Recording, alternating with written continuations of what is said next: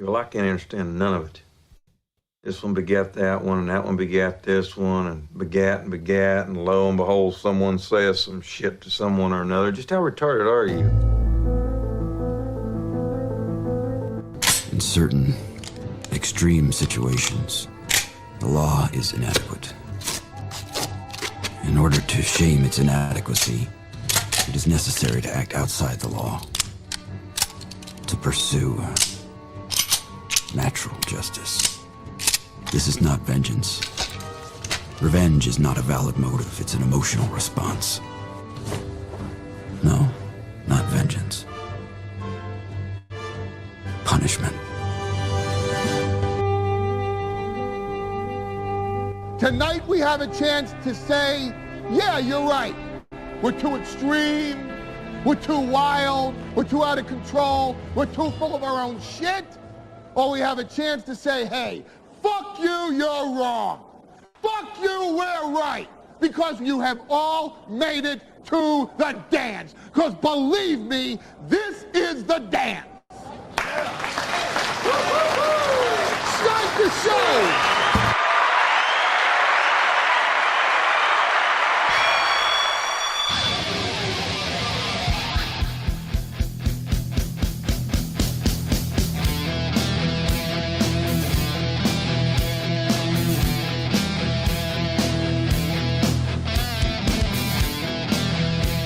Good morning. Don't mind me. I'm just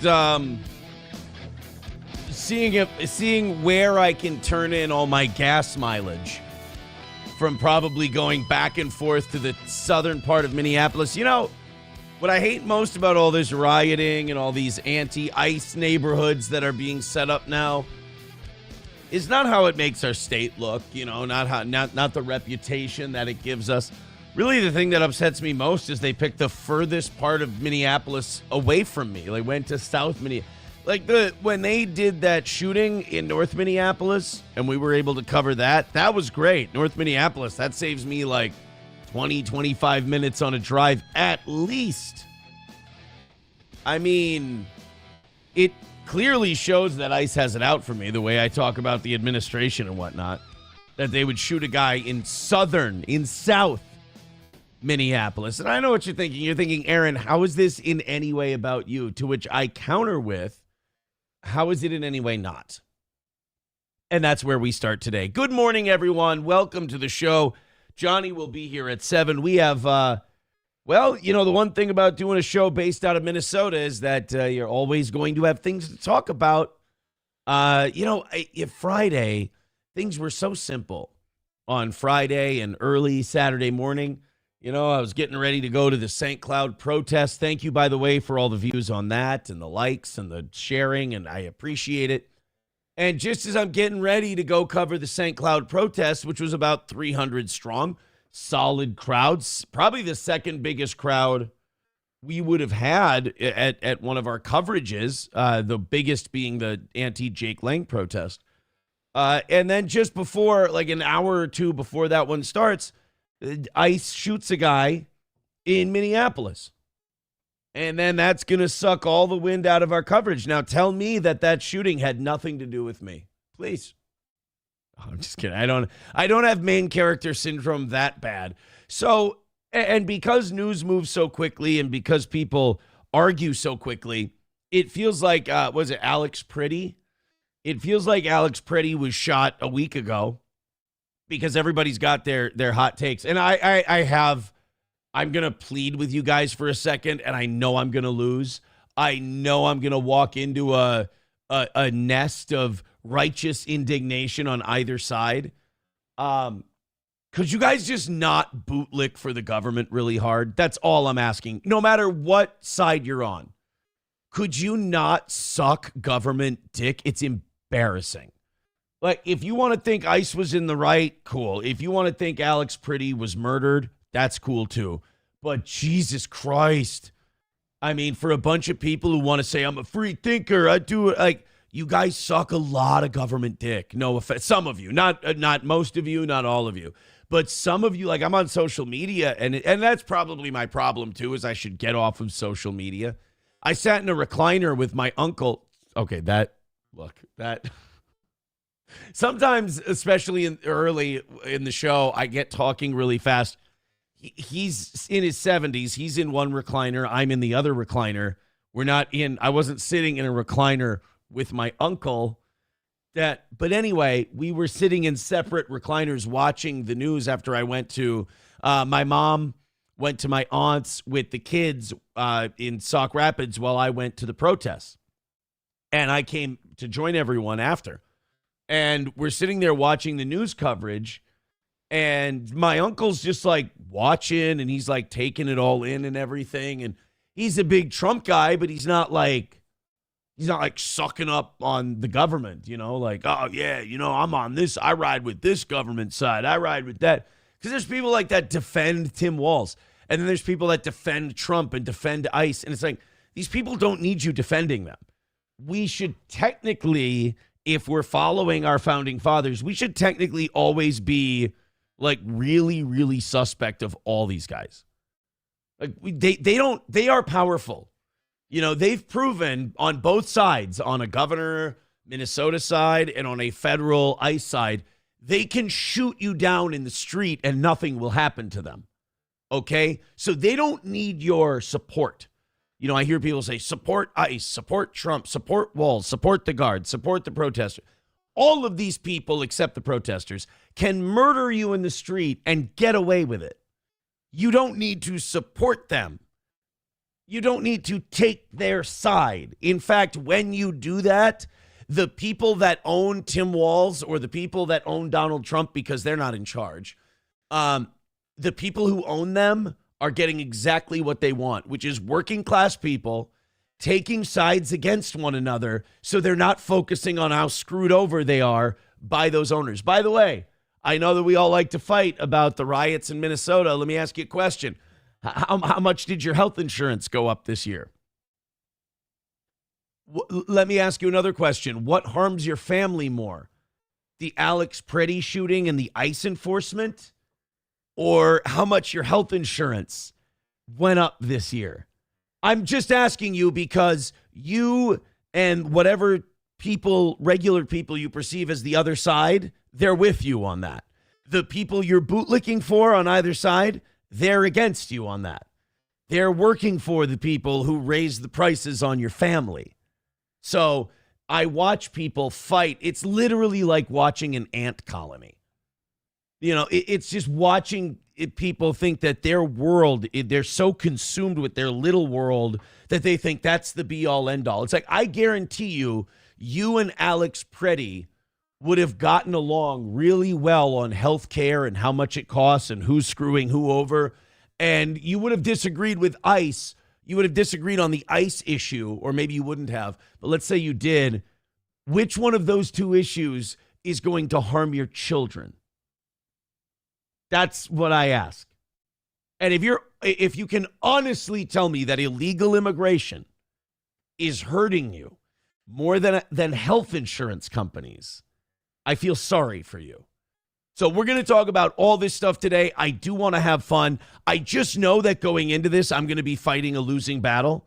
And look, for 20 years, me being on the air, I've fought losing battles proudly. I have no problem with the debate. I have no problem with my own audience yelling at me. It's better than being Glenn Beck. It's better than being Nick Sorter. It's better than being pick a guy on the left. I mean, the left, isn't it weird that the left like almost seems irrelevant commentary-wise? Like, who is there? Kyle Kukulinski? That's it. And unless you're like really deep into the internet, you have no idea who that is. Sam Cedar? Nobody knows who that is outside of the internet. So like the left is almost irrelevant at this point. It's the right that ends up fighting with each other. But I like that fight. I think it's good. I think it's healthy. I think the more angry people get, the more of a conversation we get to have. But it's like, I'm not going to tolerate the arrogance of bootlickers, like people who side with the government on any side of this and then act like they're superior or they're smarter. You're cattle. You're being penned in to where they want you to be penned in. Ask yourself always, and you did a good job of asking yourself this during the Biden administration. I want you to keep that up. Just because you voted for them or just because you picked them doesn't mean they're on your side. Doesn't mean they give a shit about you. And what we're learning is the ones that claim they give a shit about you most don't give a shit about you. Let me give you an example. Since all this stuff started happening in Minnesota, how many Epstein files have been released? You don't think that's by design? How many countries' leaders have we kidnapped in the middle of the night? You don't think that's by design? Let me ask you a question. What's going on in Iran right now? Exactly. Gaza kind of fell off the front page of the news, didn't it? There's 130,000 illegals in Minnesota. 130,000. That's it. And ICE could, and we'll talk about this more later in the show, but ICE could do all of this enforcement in plain clothes like detectives. They could.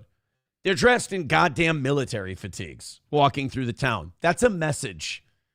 That's a message being sent. So, I mean, I don't fall for the I back the blue or support the troops or support ICE or hate the troops or hate ICE. They're not, as Patrice O'Neill once said, they're not an entity to be supported or not supported. They are. These are guys walking around with the ability to blow your fucking head off and get away with it. They don't need your support. They don't care about your anger. They are, they be, they do. I wish I knew the Latin for that. That would be a, you know what? Here.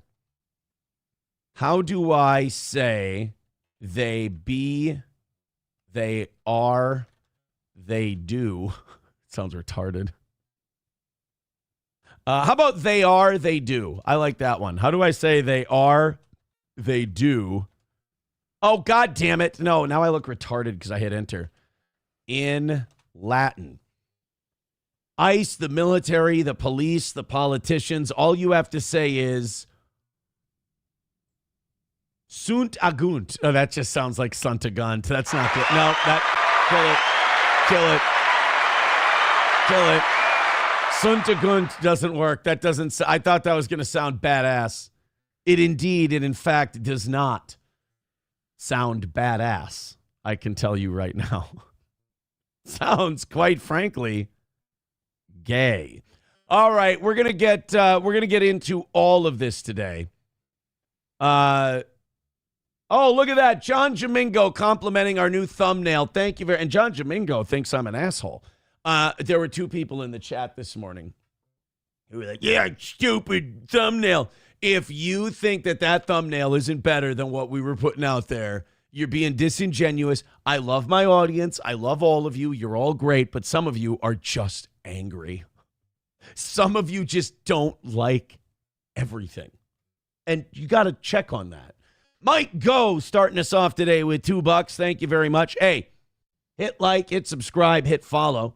Mike Go with $2 says, Seahawks. God damn it. You know, I am so happy for Sam Darnold, but of course this is how it works for the Minnesota Vikings. The Super Bowl is going to be the quarterback we wanted to trade for in Drake May in the 2024 draft. That's why we got an extra first-round pick. We were going to mortgage the farm, give it to the Patriots, move up to 2, and take Drake May. The Patriots said, not for sale. Worked out for him. And then Sam Darnold, our quarterback last year, is going to the Super Bowl. Now, people are like, oh, you made the wrong call. You'd be in the Super Bowl this year. That is not what that means. That does not mean that the Vikings would be in the Super Bowl had we kept Sam Darnold. In fact, somebody tweeted about it yesterday. They said, don't worry, guys. The Vikings would have found a way to screw this up. Exactly. Rise 12th man. Let's effing go. Super Bowl, baby. Hey, Toe. What's got you laughing today? Home run, Jefferson. Go to break. You know what's got me laughing today? First of all, thank you. New glasses. Yes. By the way, that Zenny, do it. It's fine. These were $30, and I can't tell the difference between them and, I didn't even run these through insurance. I should, just to see them go fuck yourself.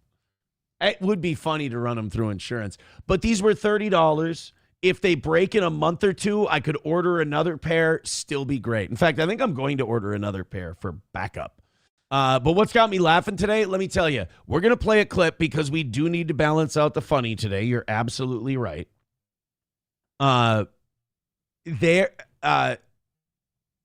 there is a clip of a Somali woman giving a press conference with the state of Minnesota talking about what Somali culture is.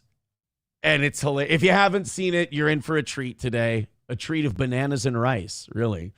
Stephon Diggs and Sam Darnold are in the Super Bowl, says annoyed Wawa supervisor. The Vikings should try and go get players like these. All right, wait, shut up.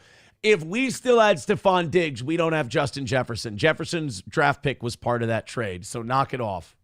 Not doing this. Not doing this today. I'm not going to get down into that level, all right? I'm happy for Sam Darnold. Good for him.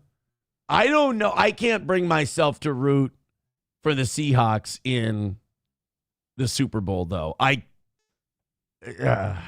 like Drake May. Remember, I liked Jaden Daniels, Drake May, and J.J. McCarthy in that draft. And 2 out of the 3 of them have played in the conference championship game in their career. Joey Caravello with $2 says, I'm back. I'm sure you all missed me deeply. Did you see the Jew face on that mofo who got clipped? God damn it. I'm not going to read the rest of that, Joey. That is not safe for YouTube. That is not safe. Nick, last name Gers Rigging, with $10, says the bootlickers have been out in heavy force this weekend. Ironic that they're anti-2A until now. Well, yeah, and, just like Philando Castile, everybody's real big on the Second Amendment until somebody practices it. And by the way, that guy did not draw his weapon. I'm sorry that doesn't fit the narrative, but let's be very clear about this. They disarmed that guy. Here's the theory I'm going with, and we'll watch the slowed down video today. I think that SIG accidentally discharged because you see the agent holding it before they shoot this. They had already disarmed him. He didn't have a weapon at all. It was an unarmed man was executed. Now, how smart is it to bring a concealed weapon to a protest? I don't think it's smart, but I don't think you should be murdered in the street for it. All right? That's like saying, that guy got killed in a robbery, but, everyone knows not to go to the grocery store on a full stomach. It's like, that's a stupid take. But I think it looks like in the slowed down video, now if you slow stuff down enough, you can make yourself see anything. That SIG may have accidentally discharged, and those officers panicked and killed a guy. But don't worry, nobody's going to get taken in. But yeah, as far as the bootlicking goes, yeah, it's pretty bad on all sides. It's pretty bad. You remember, you can still hate the government, you guys. Can still hate the government. They're not working for you. I don't care if you're a conservative or a liberal. I promise you these people aren't working for you. They do not have your best interests at heart. And for those of you who go, yeah, Trump's enforcing immigration. Yeah. How much immigration is he enforcing on big corporate billionaires who benefit from illegal labor? Why do you think he's going, only the ones with a criminal record? Yeah, exactly. Exactly. Thank you, Nick. Appreciate it. Fuck you, dude, says pretty brave to carry a P320. And a male nurse. You wouldn't think he had it in him, but male nurse carrying a gun. I mean, kind of badass. I gotta admit, I don't really care about someone's politics.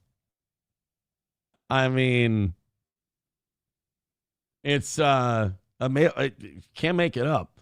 Let's go to the text. There was a home invasion in Shoreview over the weekend. Aaron, what did you do? I didn't do anything. Also, we're going to have today an autism. Was it an autism center or a daycare? I just want to make sure. I think it was a daycare. St. Cloud daycare. A daycare in St. Cloud shut down amid a fraud investigation. No, it's Star Autism Center. I thought it was Star Daycare. December 31st, it was reported a few days ago. Star Autism Center in St. Cloud shutting down amid a fraud scandal. I can't believe it. It's a wild turn of events here in St. Cloud. Yeah, people are saying the P320 should be recalled, but they were sent to so many militaries. Yeah, right? It's almost like the companies that make those for the government never get held accountable in any way, shape, or form. But I'm sure I'm just being libto. It's not like I voted for the guy who's currently in office. Mr. Stellar gifting a membership on YouTube. You know, I thought about this yesterday. I thought about maybe having a YouTube versus Rumble membership off. That could be kind of fun. Hit the like button, hit subscribe, hit follow. I appreciate it. 45 away from 500 this week. I think this is the week we hit 600. I really do. Aaron, you're delusional. That's not me doing an impression of you. That's me talking to myself. Hit like, hit subscribe, hit follow, and let's knock it out of the freaking park today, guys. I appreciate your presence. Let's get into some stuff because we're going to get into all the protest things later. It's very early in the morning, and people are already fired up. And again, I want to say in advance, you're going to hate my take. Why? Because my take is of independent thought. It is not of one side or the other, and I apologize, but most of you made up your mind about this shooting before this shooting ever happened. All right? And the angrier you get at me, the more I know. You know, what do they say? You catch the most flack when you're right over the target? Yeah. The people who fight that notion the most are the ones who are feeling guilty in the back of their mind about their take.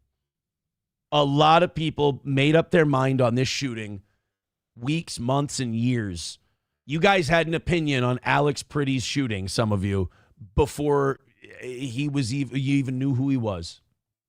For sure. Let's go into the Paul Allen situation. Speaking of football, you know, I've always thought Paul Allen was a douche. I've always thought Paul Allen was like kind of phony, and I always thought he was kind of a cartoon character. I kind of disliked the way he called Vikings games for years and years. And I always thought that I would enjoy Paul Allen getting smacked the hell down off his pedestal. I always thought I would enjoy Paul Allen kind of, you know, the character getting exposed and people wanting him gone. Paul Allen is a big sports talk personality here in Minnesota. He's got more listeners and viewers than your favorite YouTuber. He's the biggest sports talk radio guy in town, arguably. And he's also the play-by-play voice of the Minnesota Vikings. And after the Minneapolis Miracle, I said, I respect him. I'm not going to be such a hater bitch. You know, Paul Allen's fine. But I always kind of thought it would be nice if people knew what a phony baloney with a pony named Tony that this guy is. And now that it's happening, now that people are going after him, I got to be honest, this feels good too. I feel bad for him. And I think it's unfair. So it'll be interesting at 9 a.m. to see if he's on the air today. It'll be interesting at 9 a.m. to see if he addresses any of this controversy. But on Friday morning's show, Paul Allen was talking about the weather we're going to be having. Very Midwestern way to start your show. You know, crazy cold, but we're going to have a cold snap. It's pretty wild. You know, we'll hear about the exploding trees. You know, that kind of shit. And then he made a crack about paid protesters. And if I made that crack on my show, which I have many times, and I believe that, you know, there are paid protesters. I don't think that's a controversial take. By the way, a couple right-wing guys infiltrated these, what's that thing that drug addicts use? Not drugs, the chat thing. Signal. They infiltrated some of the protesters' Signal group chats. And it turns out like they're organizing doxing of officers and agents. And Peggy Flanagan, our lieutenant governor, is right in there giving information. They're doxing ICE agents, all kinds of stuff in these Signal group chats.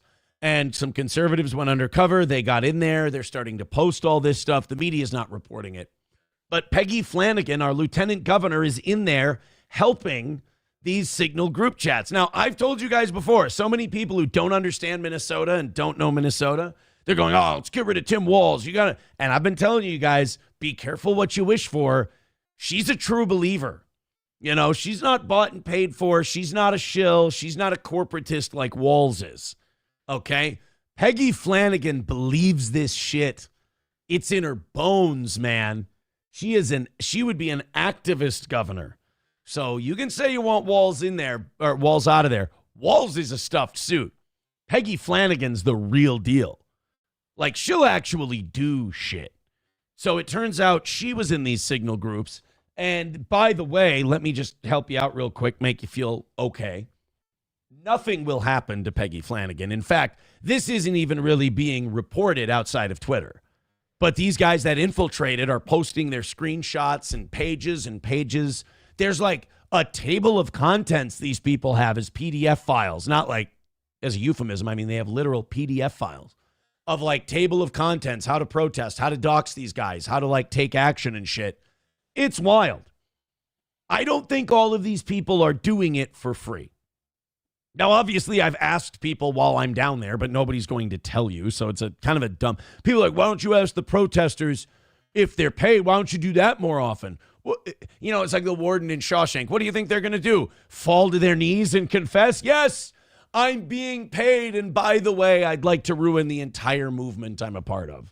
No, they're not. I talked to a guy live on stream. He came in from Rhode Island. I'm like, on your own dime or are you being paid?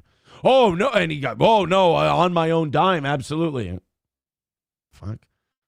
So you're either being paid or you're a retard. I'd like to give you the respect of saying that you're paid.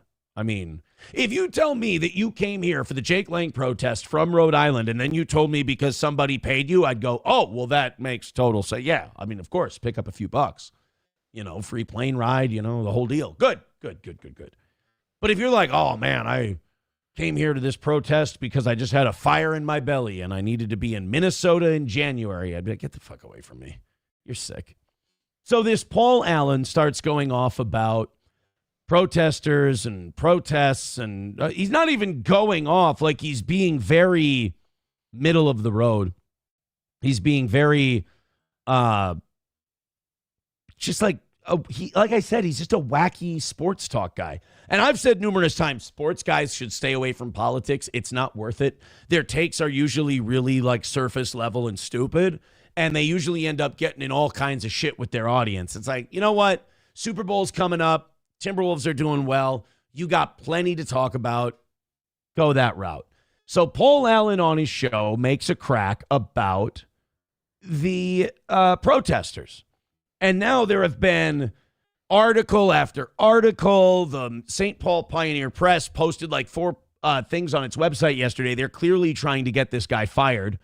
Internet radio blogs are, you know, it's kind of like when I had the Iowa thing, like All Access and Radio Insight and all these websites.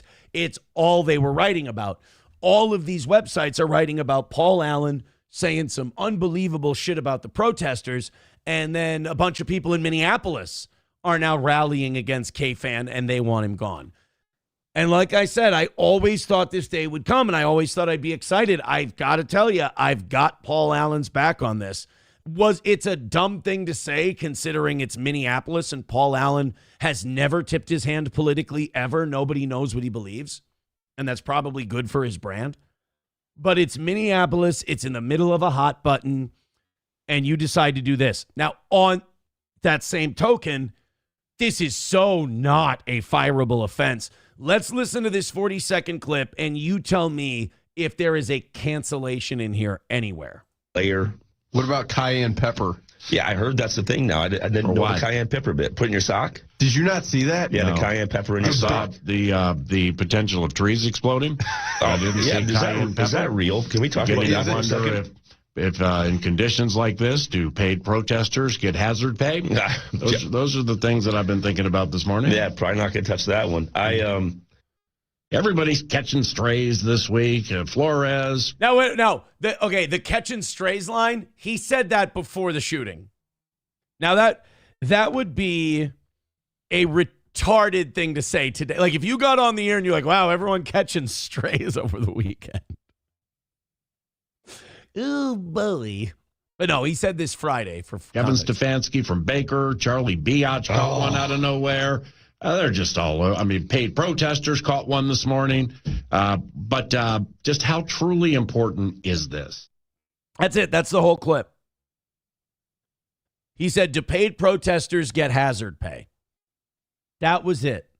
And some big Twitter account, all the big radio message boards. Minnesota Vikings play-by-play announcer Paul Allen pushed the paid protester conspiracy during Friday's episode of his show. In conditions like this, do paid protesters get hazard pay? Those are the things that I've been thinking about this morning. All right. It was a hacky sports guy's attempt to be funny. Did it work? Of course not. He's a retard. I've never thought this guy was particularly funny or interesting or anything else, but he called good play-by-play games for the Vikings, so you're not going to kick him off his show. He's got a high-profile gig, and people want to listen to him. And that should be all that matters. And more people are going to listen to him today than maybe has in the last 5, 10 years, 9 years since the Minneapolis Miracle. He'll probably have his biggest audience since the Monday after the Minneapolis Miracle. So his biggest show in almost a decade. Lean into it. Everybody has the attention span of a gnat with Down syndrome. Nobody's going to remember this in a day or two. Let it go. A bunch of people will bitch. They'll whine and they'll complain. They're not going to do anything. All right? It's not 2014. We're not unsure of how these mobs work anymore. They've got less attention span than they did then, and they didn't have enough attention span to do damage back then. It was the threat of them doing damage. It was, we'll pull the trigger on your company, and then you find out the gun's not loaded somewhere around 2017, 2018. And then that whole movement kind of started on the downslope again, picked up a little during COVID, and then went away again just as quick.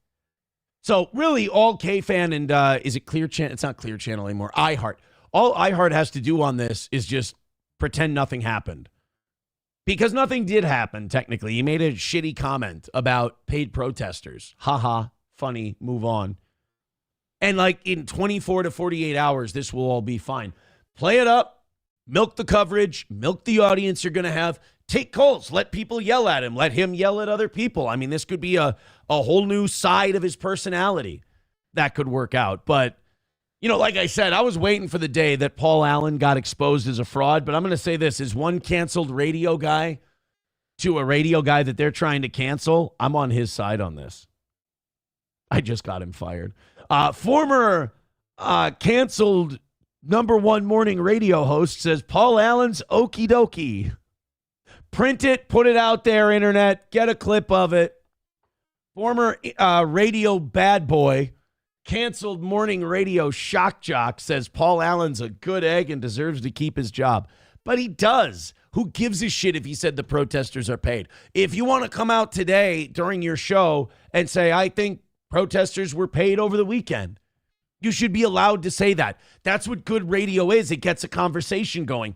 Paul Allen accidentally did the best radio of his life Friday because it's the most interesting he's ever been. People want to tune in and find out what's going to happen today at 9 o'clock. So leave him alone. If they fire him, it's stupid. It's back to 2014. It's Don Imus shit in 08 or whenever that was. Knock it off. You're smarter than this. Let it go. $2 from Joey Caravello says, Aaron, what will it take to send you over the edge into extremism? I think you'd be useful to spread propaganda. I'm not useful to spread propaganda because I think independently. When shit happens, I actually think about it and make a decision after I've gathered everything. I don't sit there and go, well, I like Trump, or I like Walz, or I hate Trump, or I hate Walz. If that's where your decision comes from, you got to elevate your game up here. I mean, you're working from a monkey brain at that point. You're working from an orangutan brain, if you will. And like a lot of you are way too smart to think that this is all there is to the story. A lot of you are way too smart. It is so mentally ill to me to watch people have total distrust of the government. And then after one fucking election, they go, well, all our problems are over. What? Because a new bought and paid for guy is in there? Huh. I told you guys last week, find out whose pocketbook benefits from all that and then work backwards from there. Again, how many Epstein files have been released since all this happened? How many foreign incursions have we gone into? At least one, probably more. Probably a little more bombs dropping in Syria. Oh, by the way, yeah, we're bombing Syria. You didn't know that. Israel's bombing them too. Israel's bombing Lebanon. They're bombing Syria. They're still violating the Gaza peace treaty. So, yeah. Figure out who all of this shit benefits and then figure out what's up. Why does ICE need to be out in the street in military fatigues? It looks like an occupation. And I'm pro enforcing immigration laws. I want illegals deported. Again, I'm more extreme than Trump on this. Trump's a pussy on immigration. Trump doesn't want to upset his billionaire donors, so he doesn't want to deport all illegals. I saw him bragging the other day, we've deported 1.2 illegals in the first year of my term. Okay, that's 4.8 for your whole term. That's not even a dent, dude. If he ends up at 1.2 million deportations a year, he's a failure. Write it down. I was looking for 20 million. 20 million is the number he needs to hit. If he's under 20 million, he lied to you. He lied and he didn't deport shit. So, yeah, we'll talk about all of it today. In fact, I think we're getting into it now. We got the Paul Allen thing all taken care of. Yeah, here we go. Now, I have to be careful how much of this I show because of YouTube. I have to be careful how much of this video I expose to the world because YouTube's they're very finicky. They're very picky about, the shootings and stuff like that. But yeah, hey, since all this has been happening, how about all that fraud, huh? Yeah, you know how much we've accomplished on all that fraud since all this happened. The guy who was actually prosecuting the fraud and doing something about it got fired. The administration, he says resigned. They're claiming they kicked him to the curb. And I'll tell you why, guys. The real reason is because he was actually doing something about it. He was arresting people. He was bringing charges against people. He knocked out the Feeding Our Future scandal. And he was going to keep doing it on autism and daycare. Well, guess what? If he does that, the Trump administration and the Walz administration can't pretend they're against each other to get you guys to fight with one another so you don't pull a Luigi Mangione on the people who are hurting your family. That's what it's about. And I'm sorry to be the guy to tell the kids there's no Santa Claus, but I'm really getting tired of watching my neighbors fight with each other when they're being penned in like cattle and they think they're so goddamn smart. It's really the arrogance that gets me. The arrogance of these libs or all these Trumpers. You guys understand you're on the same side, right? And all of this shit is purposely a hot button issue to make sure that you guys don't fight back against your overlord. This is the theme. This is what John Carpenter was trying to tell you in They Live. But, let's fight with each other over shit that ultimately we can take care of later. We can take care of this later. Like some of these ICE guys are in blue jeans. Cool. Put on a suit and an overcoat too, and then make your bust that way. It looks like the goddamn IDF is in the streets. They draw attention to themselves, and it's intentional. It's a Trump dick wave operation is what it is. Coltrane with $1 says, wait. You complain about their enforcement, but then say he needs to get more. How the fuck do you think it's going to look if he ramps it up? You make no sense. I understand it makes no sense if you think I'm saying they should be doing it exactly the way they're doing it, but use your ears and you'll hear me, Jake. They can't go around in fatigues marching around in the street. That's them just waving their dicks around. That's not them doing God-honest immigration work. Barack Obama deported more people than Donald Trump ever will. Did you ever see ICE agents in the streets? There were sanctuary cities under Barack Obama. He had them. He had to fight with the same shit that Trump's fighting with. And he deported more people. I mean, he makes Trump look like a chump on immigration. Bill Clinton, too. Bill Clinton would be right wing if he were in office today.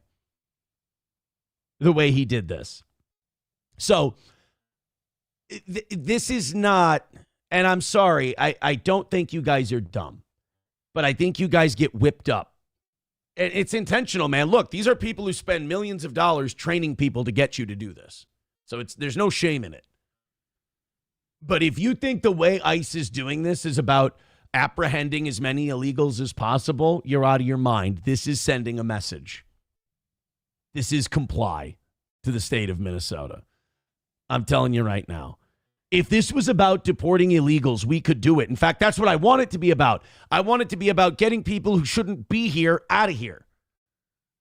I mean, shit, they've done more damage to citizens in Minnesota than they have illegals at this point. Papa Shab says it's gay and really performative on all sides. The deportation numbers aren't high enough, and the protesters are brainwashed idiots who base their lives on the media that they consume. That's why I said at the beginning of today's show, forget the left. The left is irrelevant, all right? The left has zero power. This is a temper tantrum. Hey, notice we don't see this shit in St. Cloud. It's because they're going out in small groups around the city and just grabbing people. Grab a couple here, grab a couple there, grab a couple there, grab a couple there. Let's go to Coltrane with $1. Says the reason you didn't see the amount getting out under Obama is because the states and cities cooperated. Incorrect. Sanctuary cities began under Barack Obama precisely because he deported so many people. Obama sued Arizona over the feds' power to enforce it. Why did he have to sue over the feds? Come on, let's keep going here. Let's keep pulling at that thread. You're on it. You're almost there. Why did he have to sue Arizona over enforcement? Because they were doing what Minnesota does. $1 from Jfish. He says they are using illegals as an excuse to install a police state and use it against you. Guys, the shit Trump's doing, Gavin Newsom's going to be able to do. AOC is going to be allowed to do it. All right? When have you ever seen an administration gain more power, use more influence, and then the next administration uses less? Remember when George W. Bush was a dictator? George W. Bush would be the Roman Republic at this point. Plankton says $1. Hey, dickhead, most of Obama's deportations were turnarounds at the border. That's good too, isn't it? And they weren't all deportations at the border. He was deporting more people inside the United States than Trump has so far. How many deportations did Obama do? 3 million people. Deported 3 million people just in here, that were in the United States, not turnarounds at the border. That's not a deportation, by the way, turnarounds at the border. A deportation is when you're here illegally, and we do the process of sending you back. So 3 million people from inside the United States. That's about 3 times what Trump's done so far. And maybe Trump will beat that number. We'll see. Hopefully he does. Hopefully he does. Yeah, Jfish says they are still bringing in illegals by NGOs. Oh, yeah, your precious Republicans and your precious Trump, by the way. Let's bring this story up. I'm not trying to shit on you guys or be left or right. I'm trying to teach you guys that the left-right dynamic is horseshit. And I think you guys I wouldn't waste my breath on you if I didn't think you were smart enough to grasp this shit. All right? I wouldn't waste my breath. You know what I could do with all the views I've been getting lately? I could just jump on the right-wing train and I could ride that down. I could lie to all you guys. I could bullshit you, make you feel good, and I could just be fucking killing it right now. I couldn't sleep at night. I'm one of those people. I could not sleep at night if that's the horse shit that I fed you. But you guys got to open up a little bit and be... It's you don't have to buy what I'm selling, but you got to keep your brain open to the fact that maybe these people are fucking lying to you. You know, I like the way you were 2 years ago. You guys were awesome 2 years ago. Everyone was full of shit. Everyone was covering for something. Everyone had an ulterior motive. Guess what? That didn't change because you filled out a piece of paper in a little space one day. All right? Nothing changed. There's no draining of the swamp. There's no getting rid of the deep state. All right? They're still there, and they're in charge. All the people you hated under Biden are still in charge under Trump.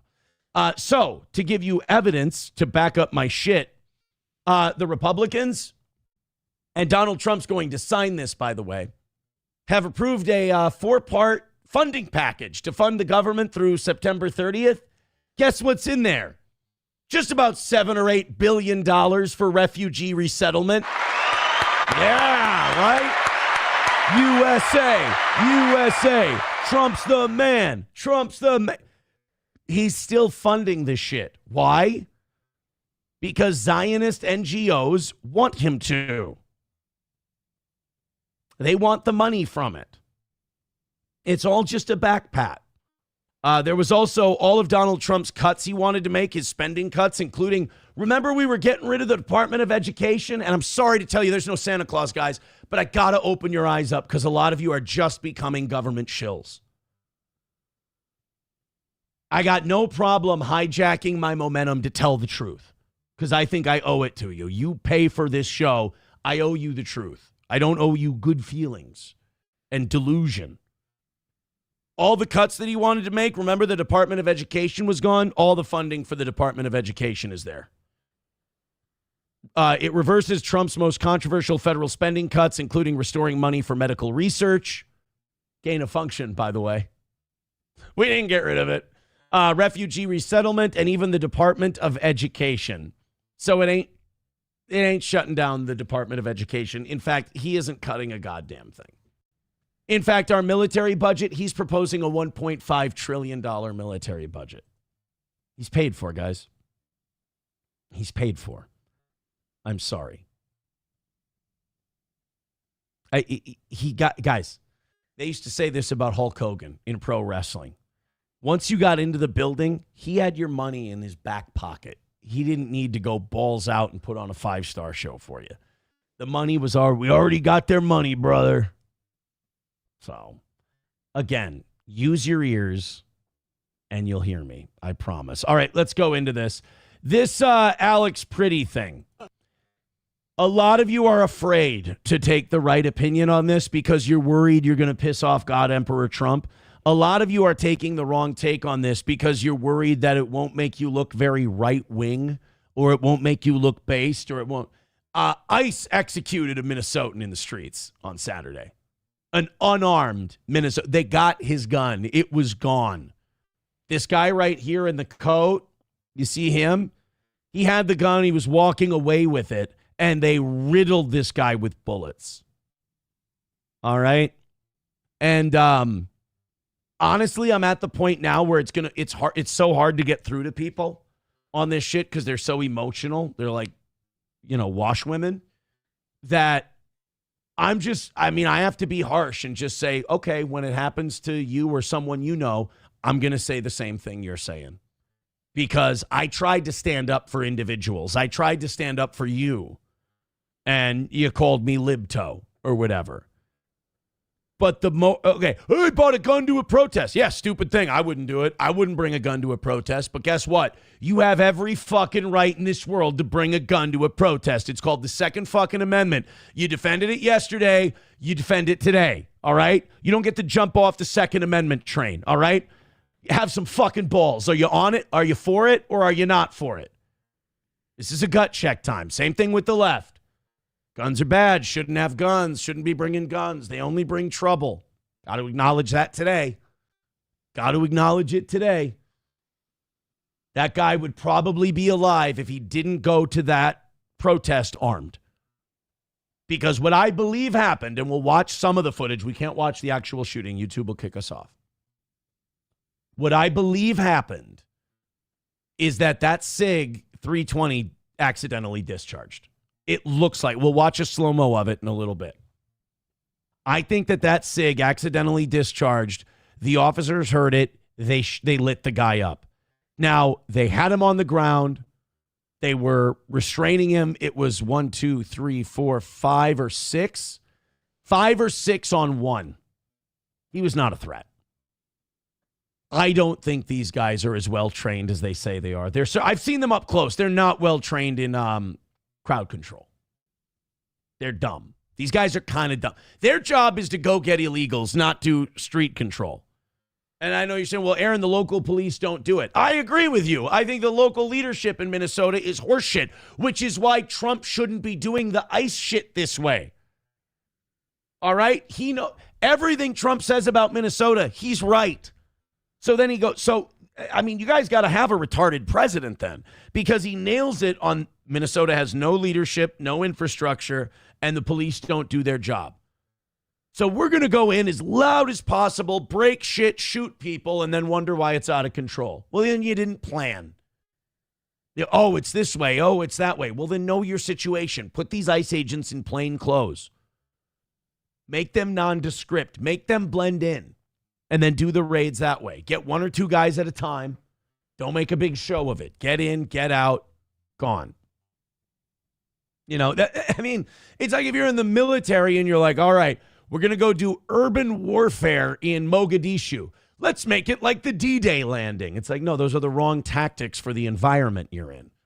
You don't get to do the wrong tactics for the environment you're in and then use the excuse of, well, look at the environment we're in. Right. Why didn't you do something different? So this Preddy guy, I know you have to hate him. I know that Trump says he's bad and Kristi Noem says he's bad. Kristi Noem lied to you, by the way. Kristi Noem lied about what this was. The DHS said that this guy came there to slaughter law enforcement. And if you're buying that right now, if you're watching me right now, again, keep your mind open. I've got your mind open. All right, I'm the zinc tablet before the ivermectin comes in. I'm opening up the pathways. Let me in. Kristi Noem lied about that. That guy was not there to shoot up ICE agents. That was a lie. The federal government shot a guy. They fucked up, and they lied to you about why. All right, you need to start from there because these are the same people lying about every other fucking thing. That's important. Honestly. So now before this, ICE agents shoved this woman, whichever, I think she's the woman. They're both slight of shoulder, obviously. But they shoved this woman and he stepped in. Dumb thing to do. Mistake. Shouldn't be killed over it. So then they have this guy down on he's right there. He's down on the ground. That is not shooting anyone. And this guy comes in. Where's our jacket guy? There he is. Watch this guy. This guy disarms him. He comes in. There. He got the gun. This guy has the gun. And as soon as he walks away, I think this gun discharges. Okay. Now I'm going to kill it from there. That's a bad choice of words. I can't show the rest of this because this guy's going to get shot. But 4, 5, 6, 7, 8, 9, 10, 11, 12. 12 shots. 12 shots. They capped this guy. He was on the ground. I still can't show you because their guns are drawn, and we've gotten strikes on YouTube for that before. If you think that's a good shot, I'm sorry, guys. You're a bootlicker. You're a lib. You're a lib. If you think this was a good shot, you're a big government lib. You are no different than the people who said, take your vaccine for COVID, put on your you guys are, put on your mask, take your vaccine.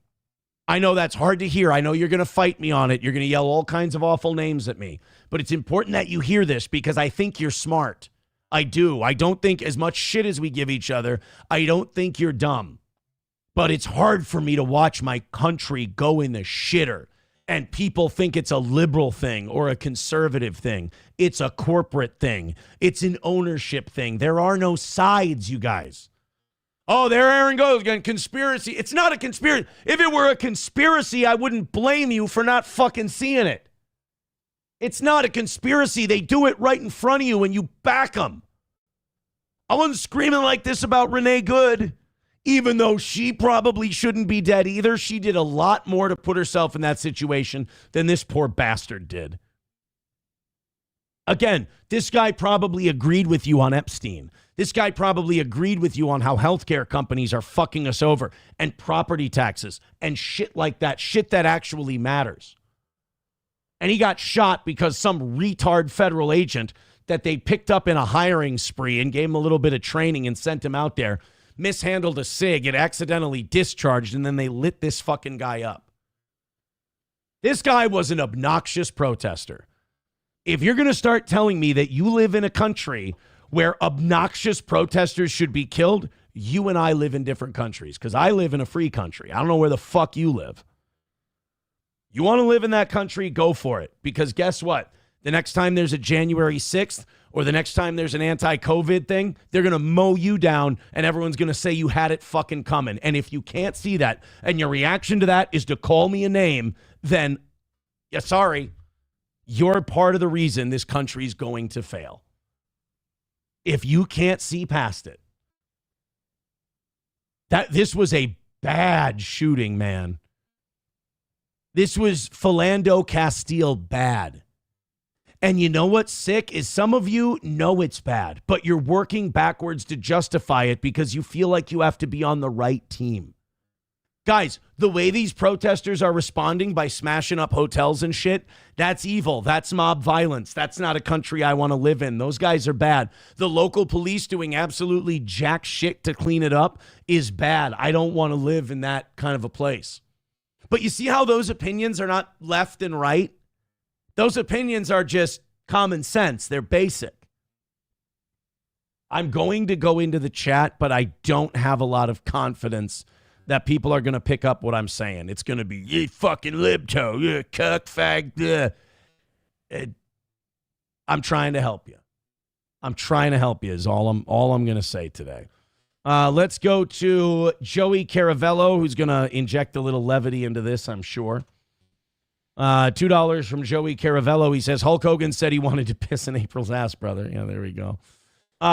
Patrice O'Neill said this to Bob Saget once. I'm going to say it to Joey Caravello. Say some shit attached to the shit he just said. Silverwolf with $1 says, I'm not going to make you feel good. I'm just going to tell you the truth. Bold move, Cotton. Let's see if it plays out during the last 5 minutes of the show.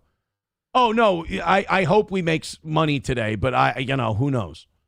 I'd like to see everybody drop in a membership and $20 and all that. That would make my dream come true. I have very small dreams. I want a shitload of contributions to get us to our number and we win. I want a lot of memberships so we get to 500. Is it going to happen? Probably not. Are we crushing it in views and gaining more subscribers? Yup. Is it probably going to be the same kind of show it is every day? Yeah. Do I love this shit? I live for this shit. My blood is fucking pumping like crazy right now. I'm fired up to do a show. This first hour went by really quick. And now we're going to talk to the audience for a little bit here and see what you guys think. Cocktiff says, Aaron is simping for this dumbass. Unbelievable. Guys, I'm going to read these comments. I'm going to expose it. And I'm going to show you guys just how far away from the mark you are. I'm going to show, because there's a lot of fake patriots out there. A lot of fake patriots out there. And I'm not calling Cocktiff that. But if you don't see that it's bigger than this shooting, I feel sorry for you, man. I really, because you got this beautiful gift from God. You see this? You got this beautiful gift from God, this big brain, and you're just not fucking using it. You let them you call everyone else sheep, but you let yourself get penned in. Let me ask you a question. Since this ICE shit started, when have you taken a position against ICE or against Trump?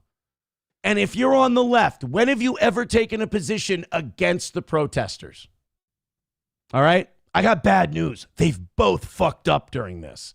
I've seen it with my own fucking eyeballs. So don't gaslight me and tell me I haven't. I've been there.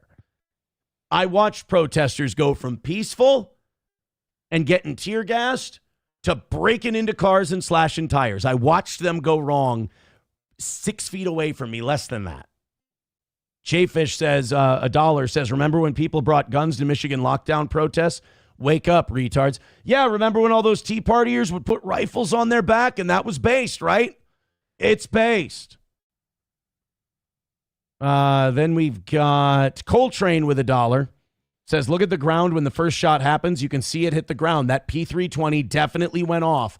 But in the split second, the officers probably had no clue it was gone, but knew he had one. Private citizens get prosecuted for accidents all the time.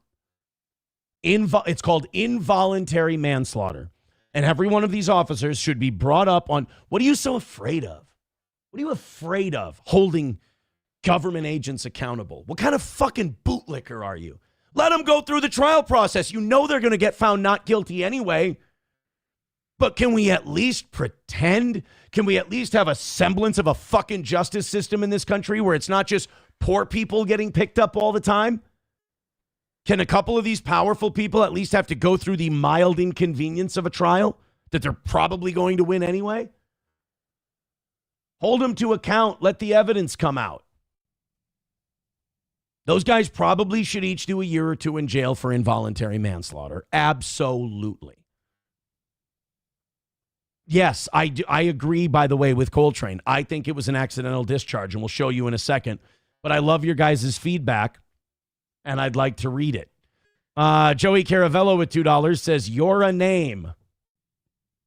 He's trying, guys, he's trying to say stuff that is like to do with what we're talking about. And Joey, don't think I don't appreciate it, buddy. Nick, I'll do it again. I'll be very careful.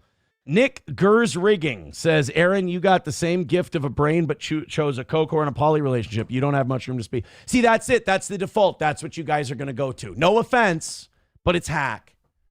And you're not doing it because it's what you feel. You're doing it because I'm getting to you. You're doing it because I'm right. And you're doing it because you have to deflect. I understand. I get it. And I'll read it all day because I know where it comes from. Balls Deep with $2 says coffin dance. There we go. Gifted membership from Scuba Nerd. Thank you very much, Scuba Nerd. 44 memberships from 500. Yeah, like I said, guys, killer show, awesome show, unbelievable show so far today. Keep throwing those in. Keep throwing those in. I appreciate it. Let's go. That's it for all the Rumble rants and super chats and all that. Make sure we're good on all the other stuff. Looks like we are. Thank you guys so much. Yeah, I'm very interested to hear your thoughts. You don't fight with law enforcement while armed. That's just the fact. Like, you don't drive a car at law enforcement. Look, if you think he deserves to die, just say, like, this is how I know that people are defending Trump over defending what they believe. Because you don't just come out, just have confidence. Go, say Alex Pretty deserved to die. There you go. Just say that. And if you don't think that, then don't come up with copes to justify it. All right? Alex, all you have to say, well, you shouldn't bring a this to that. You shouldn't. Just say Alex Pretty deserved to die. And if you want to defend that ground, then go ahead and defend that ground. I'll shred you like cheddar cheese. But that's not your fault. You took an indefensible position. I can't help you. I think you're smarter than that. Like, everyone thinks that if you don't think he deserved to die or it's fucked up, that somehow you believe everything he believed and you defend everything he defended. Quit being so fucking insecure, please. Redman says Alex Pretty deserved to die. Yeah, see, I just don't agree with that. I don't live in that country. Whatever country you think you live in, I don't live there. I live in Thomas Jefferson's country. That's where I want to be, is the country Thomas Jefferson dreamed of. You know?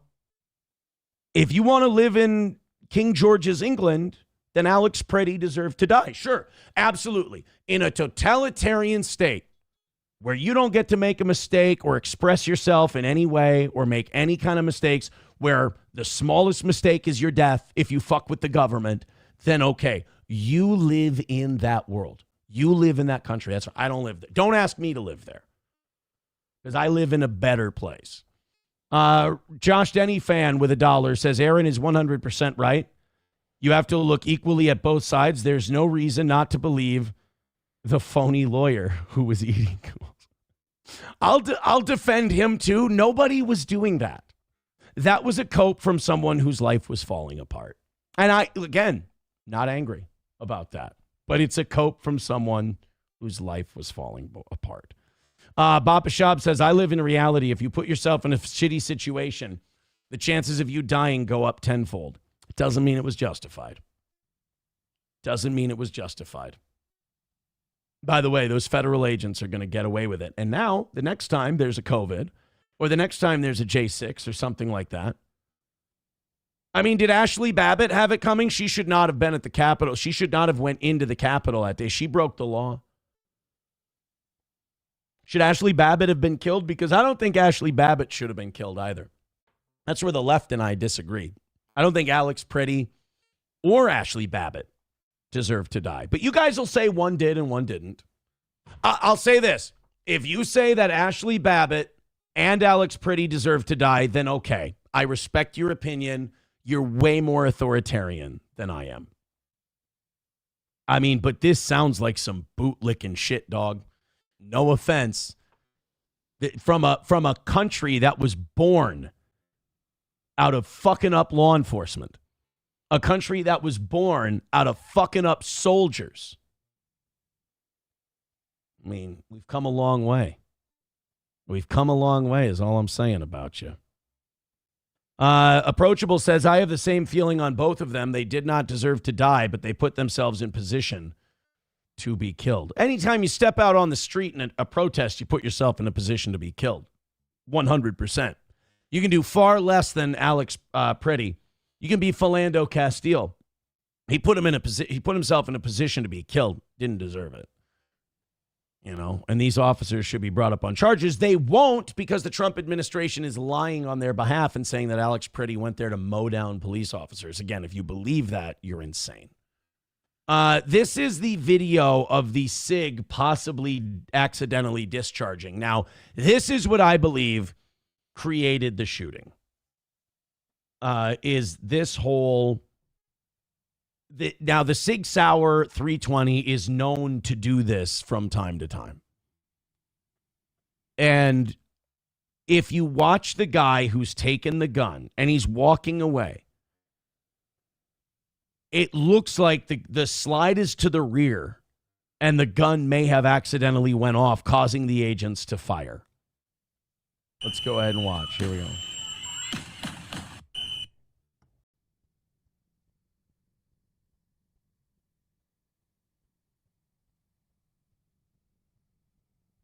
There, that projectile. That projectile that came out.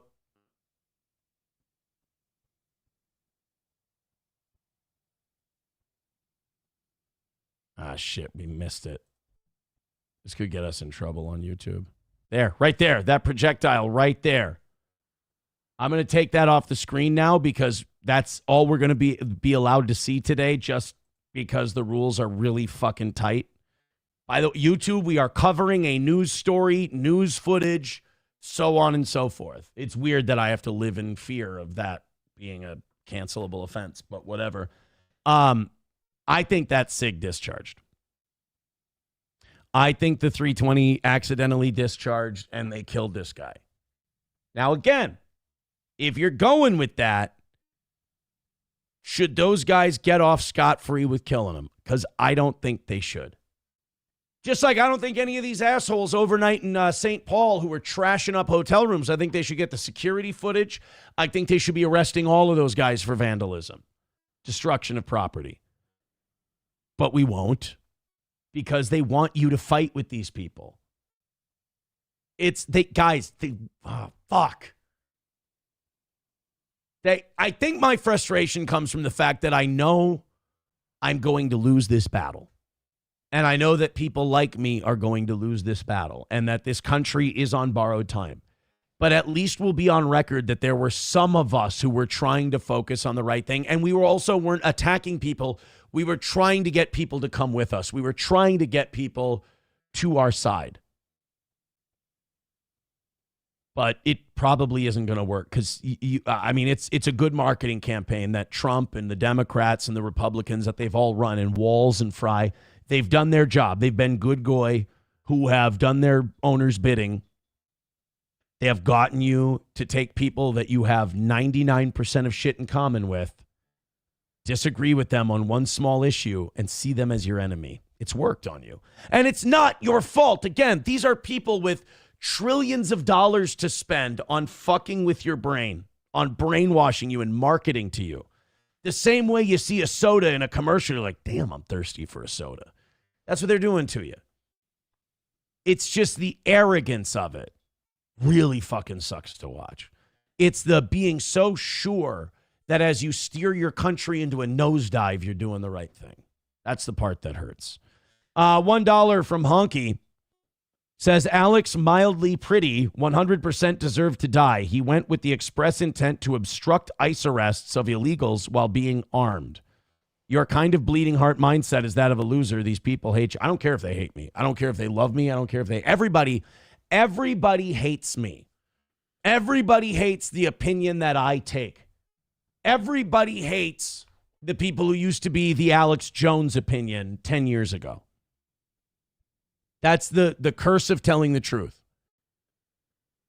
The curse of telling the truth is that everyone's going to hate you. Again, dude, I could be running up the ranks of conservative creators if I just sucked Trump cock. But he's doing evil shit around the world, and he's covering it up. And I'm sorry, I live in Minnesota. He's using my state to do it. He's running his distraction campaign in my fucking state. Do you know how many illegals there are in California right now? He shouldn't even be in Minnesota yet. This shit should be happening over there. But this is an establishment of dominance. You can't do it in California. It'll cost the country too much. You do it in little Minnesota, we can run our distractions. We can have our wars. We can have our... Dude, it's all to cover for the fact that he fucked you. That you voted for certain shit. I did too. And he's gone back on all of it. The Department of Education is not getting cut. He just voted to fund it. Refugee resettlement is going as strong as ever. He's going to sign it into law this week. So what'd you win? What'd you win? I ask you. Luke Skybucker said, I'm done with you. I know. I know. Truth hurts. Facts hurt. Reality sucks to find out you don't have as much control as you think you do. You're done with me. That's fine. Art said, Aaron, would you teach your son to do what Alex Pretty did? Of course not. So now he should die. That's the small brain shit I don't get with you people. There's a lot of shit I would tell my son not to do. I wouldn't tell my son to be out after midnight. Wouldn't tell my son to be out after 10 o'clock for that matter. Oh, well, then he should die. Listen to yourselves, guys. You're trying to stand up for an administration. And in doing that, you sound like a baboon. I don't want you to sound like a baboon because I think you're smarter than a baboon. All right, let's bring Johnny in. Johnny, what's going on? You filthy right-wing, also liberal, also Nazi. Nothing's going on. I'm still alive because I was smart enough not to go to a protest, so I deserve to live. If they're still having the anti-ice zones, they blocked off. We'll play that video. Then I'm going to go there today after the show and check it out and talk to people. If it weren't slippery out, I can go too. But ice is really horrible for me. Not like not the police force, the literal force of nature. And my wheels don't roll well on ice. Yeah. I just, I got to tell you, I think Donald Trump is finishing the job Joe Biden started. I do. Yep. We got duped if we voted for him. Yeah. I didn't even vote, but I supported Trump. So, yeah, we got duped. I just, it's too bad that having a show on the internet means bootlick or lose.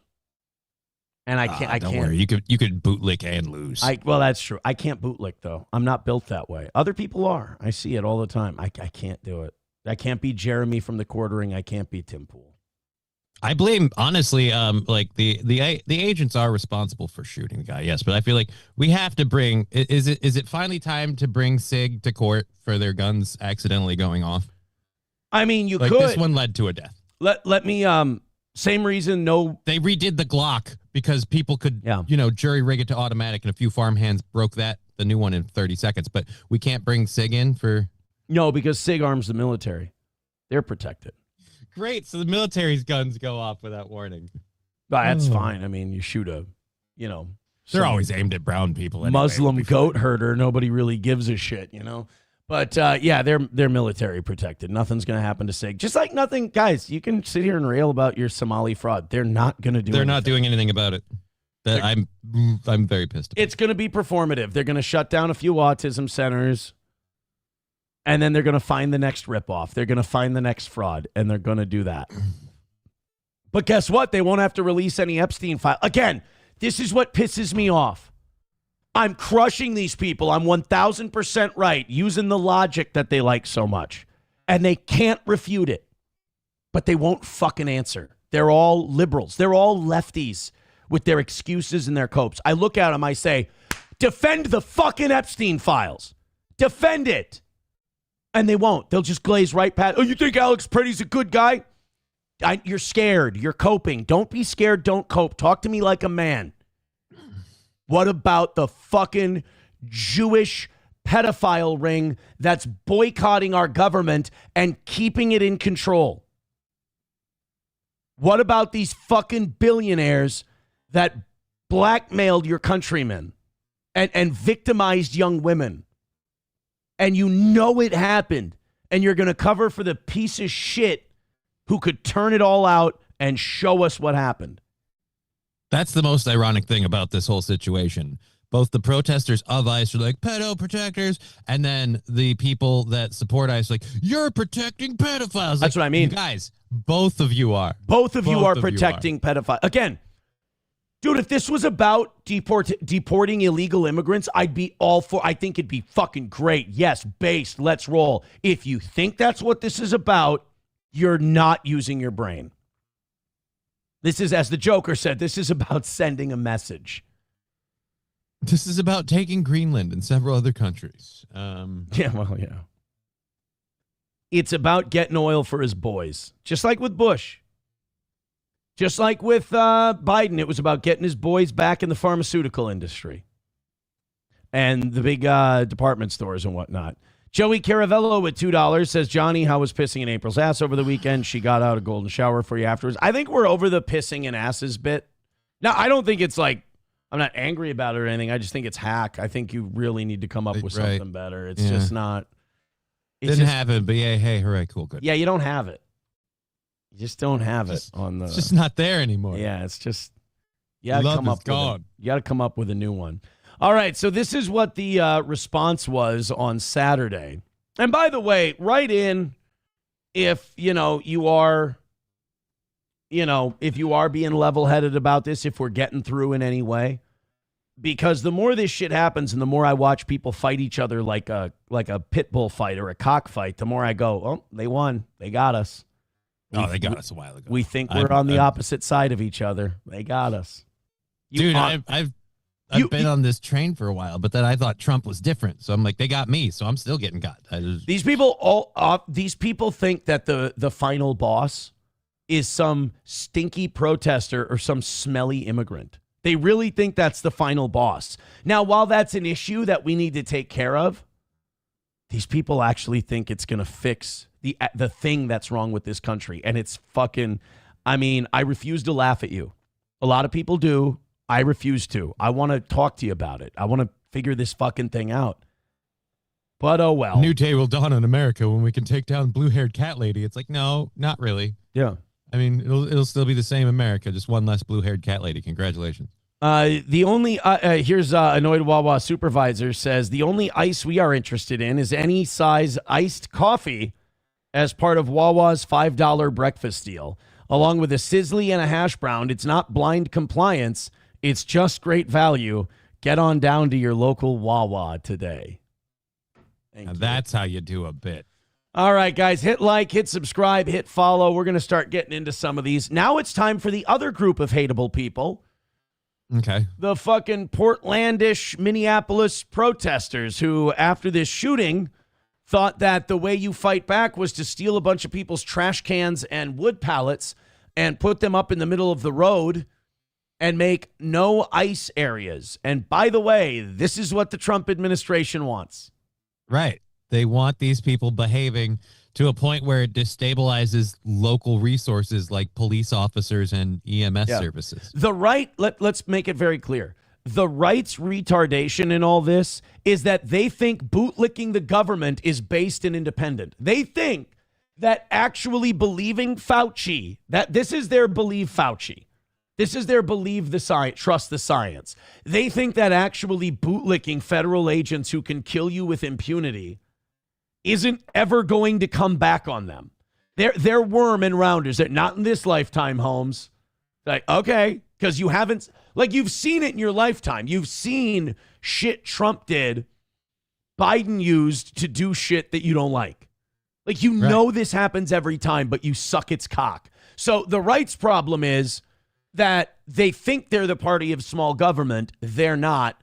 They're the bootlickers. The left's problem is they think that by throwing their temper tantrum, they think they're doing anything but creating the conflict and creating the easily hateable enemy that they are and creating the division and the fight that allows the elites and the people they hate to do everything they want to fuck them over with impunity. Right. Like you said earlier, if we just worked with ICE when we arrested an illegal immigrant who got arrested committing a crime, like say burglary. Or burglary. Yeah. I think if you're burglary, you should definitely be disciplined. Especially if it has a side of fries. So you have to think if we just would have done like that kind of stuff, there wouldn't be a reason to come in here. It'd be like, why are you guys sending ICE? We already gave you everybody that causes a problem. Yeah. Other than that, we don't have a problem with apparently this state doesn't have a problem with illegal immigrants who don't cause any problems. So I wouldn't think ICE would have to come here, but we left that door open. They came in. Now they're doing this stuff. And like we said, this is also you don't have areas that have emergency services. Watch drugs and crime go up in here. And also all of these people that are doing this shit, Trump ain't leaving. ICE ain't leaving. You got to come to the table and figure something out. Like if you're Jacob Fry and you care about your people, you go, all right, the sanctuary shit is so 2008. It's not viable anymore. Let's sit down with Bavino. Let's sit down with Homan. Let's sit down with Kristi Noem. Let's figure out a way we can report to you guys our criminal illegals. And let's work out a deal where ICE leaves the streets. We turn over our criminal illegals. But we don't have to report to you like people who overstay their visa. Like just elite, like passive illegal. Because the Trump administration has admitted they lied to those of us who voted for him. They're not going after any of those people. They already admitted they lied about that in the campaign. So because I was under the understanding they were going after any illegal immigrant with a criminal record. So are they going after just regular illegal immigrants or just... No. So what Fry could do is he could come to the table and he could say, Minneapolis is going to report to you. Mm-hmm. And then ICE could say, all right, we'll get our troops off the streets. We'll work with you. We'll go you guys will detain these people. Local police will detain them. And then ICE will come get them. That would work great. But they're not going to do that because these guys are probably playing for the same team. Well, yeah, we're going to ask a lot less questions about Fry, the state of Minneapolis, and now both Walz and Fry have a great scapegoat for any problems right now in Minneapolis. Well, the disruption because of the federal government. We're not going to look into Walz and any of his possible corruption, and if we do, this is just going to be more striking back because we stood up to the federal government. And the people that support Walz will believe that and immediately go, no, Walz never did anything wrong. It's because he stood up to Trump that they made this stuff up. Like, okay. So let's watch. Meanwhile, back in January 6th, the shoes were on the other feet, and everybody was on and the I'm other side. sorry not to give the left as much shit, but I just see them as dumber than the people on the right. I think the people on the right have this selective intelligence that I wish they'd apply to everything, and I wish they'd stop being so trusting of people who just claim they're on their side. Like, they're the people who sell their drugs to an undercover cop because they're a very trusting soul. Shit Show with 199 says, Aaron trying out another on-air personality dork. Yeah, no, this is how I've always been. Sorry, newcomer. Balls Deep with $2 says, selective law enforcement has consequences. Bingo. Bingo. So this is how people in Minneapolis responded to the Alex Pretty shooting. I got to say, I don't think they realize how much they hit it on the head using nothing but trash to build their little chop, to build their, what do you call that? Their not freedom zone, their autonomous zone. They used garbage. By the way, local businesses, their community members, their neighbors now not able to get their dumpsters picked up and their trash moved away because they got to put them in the middle of the street. Wait till you guys are done. Yeah. Fires in the street. Looks like fucking Mogadishu. And let me ask you this question. If none of these protesters are paid, where is all this shit coming from all of a sudden at a moment's notice? We've got fireplaces. We've got fire rings. Everybody went down. They just bought out the hardware Hank. I'm sorry. I find it hard to believe that a lot of this shit wasn't ready. It's like, why is all this stuff so easily gettable? Because there's literally financial interests in keeping this moving, and so they're ready to, at a moment's notice, support the stuff. That's why a lot of times they'll have matching shirts and signs. It's like, oh, no, we didn't go to Kinko's for this. Like, literally, this stuff was brought in on boxes.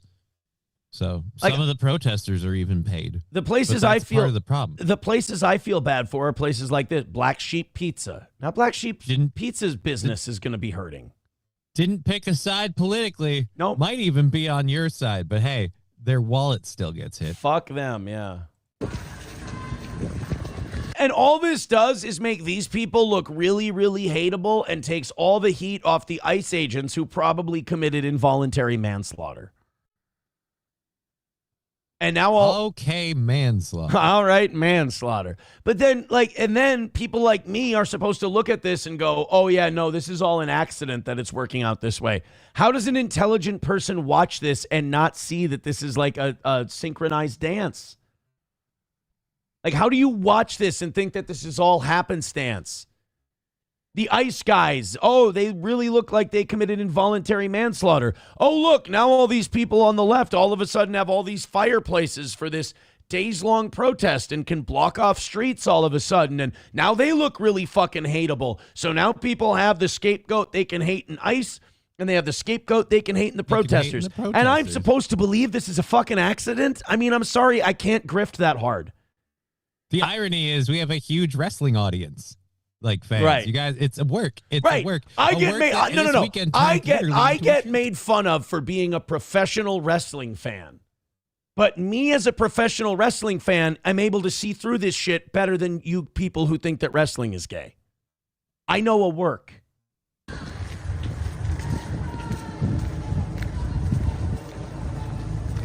Two words that make this all work: useful idiots.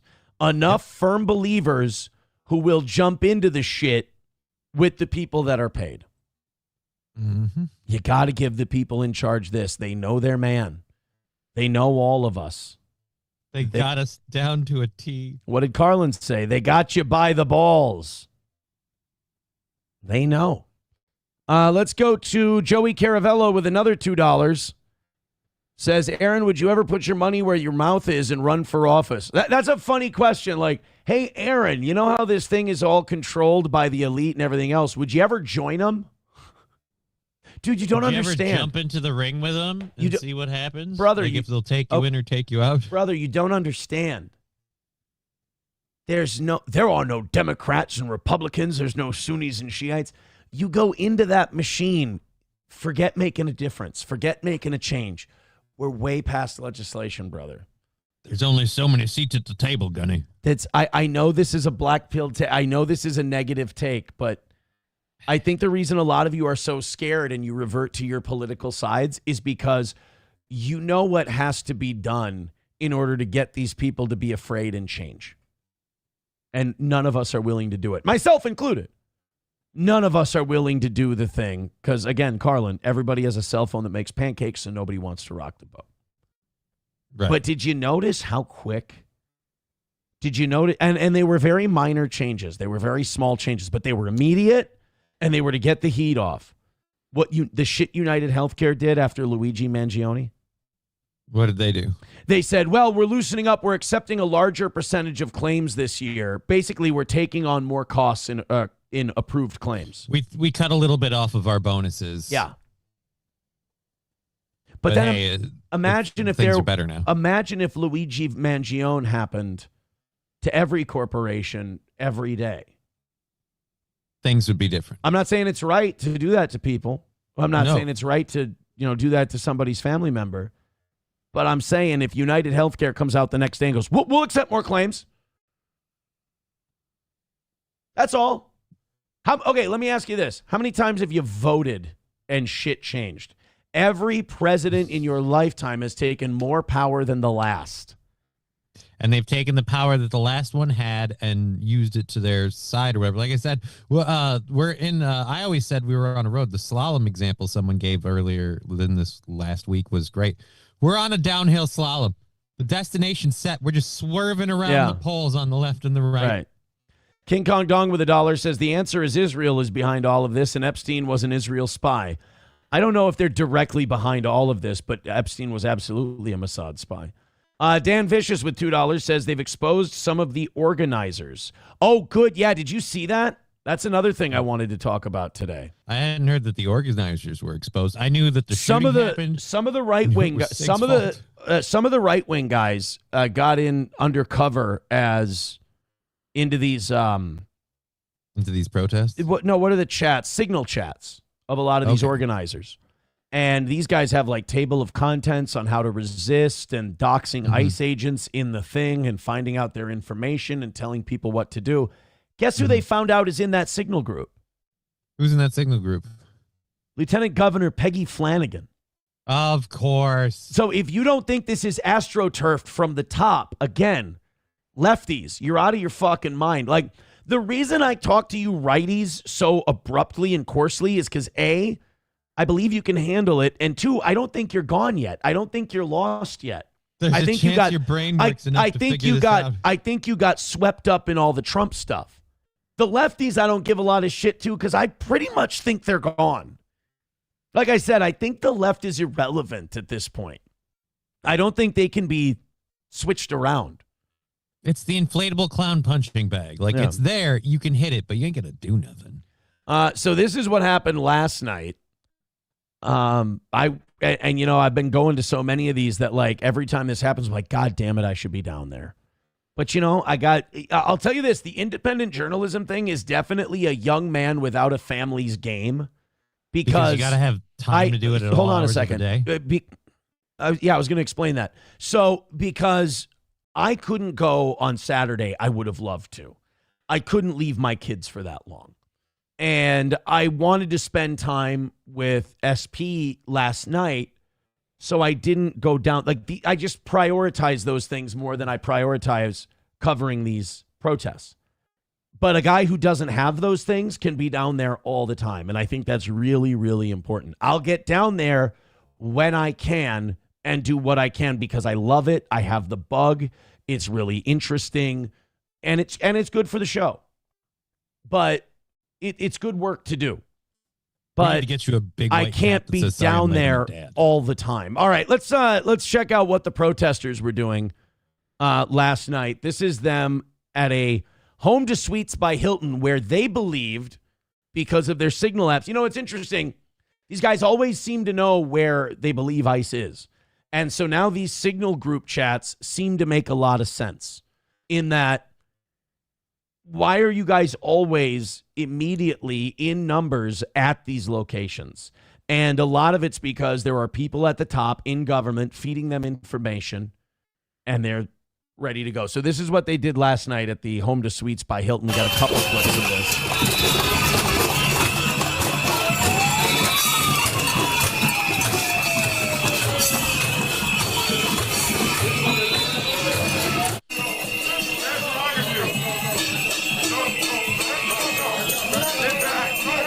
By the way, you ask me, this is the difference between guys in the community who are protesting and paid protesters, paid agitators. I think these, and I've seen them up close and personal. I've interviewed them. I've talked to them. You can tell by the vibe of them.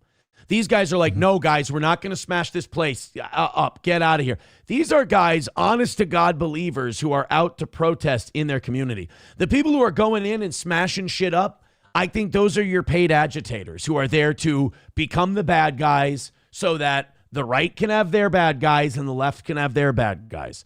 These paid agitators, these paid agitators are not on one side or the other.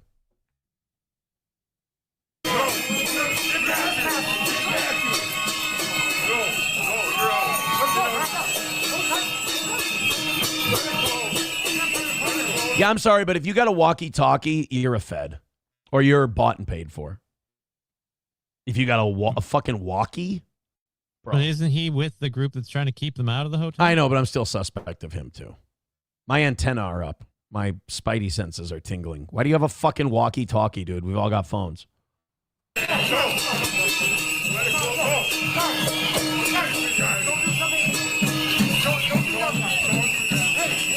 Oh, this guy might work for the hotel, though, too. That could be. Or I could be an asshole.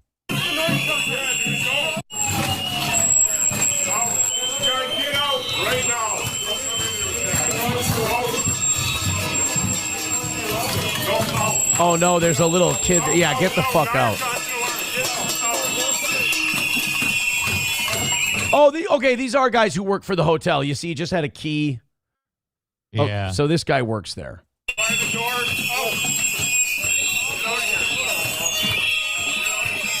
They spray painted the doors. Yeah. All these people are local. Everything's local, and everybody's hospital. Out of here.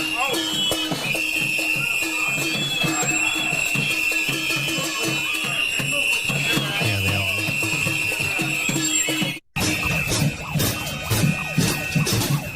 God, I hate these people. Like, I understand why you guys let your emotions get the best of you, and you're like, yeah, fuck Alex Pretty, he deserved it. Like, I just can't go there because I know he didn't deserve to die. But I understand why you are like, oh, fuck these people. I get the guttural, visceral hatred. You do have to fight that back to kind of see the bigger picture. But yeah, a lot of these people are paid because they're trying to get you to hate them so that you will hate the people who actually do give a shit and don't do shit like this.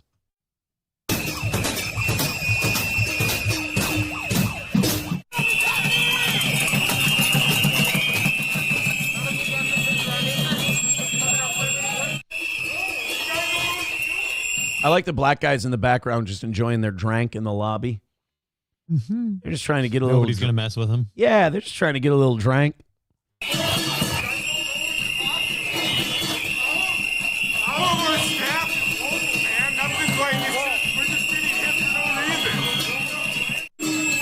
What that guy said was all of our staff are local, man. Like, what he's trying to say is, like, these are your community members, and you're trying to hurt them. Right. You're punching your fellow neighbors in the face because they work at a hotel.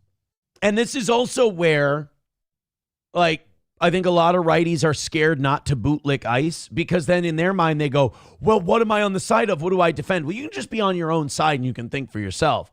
But a lot of them see this shit and they say things like, where are the Minneapolis police? Where are the Hennepin County police? Where are the state troopers? To which I would respond, you're right.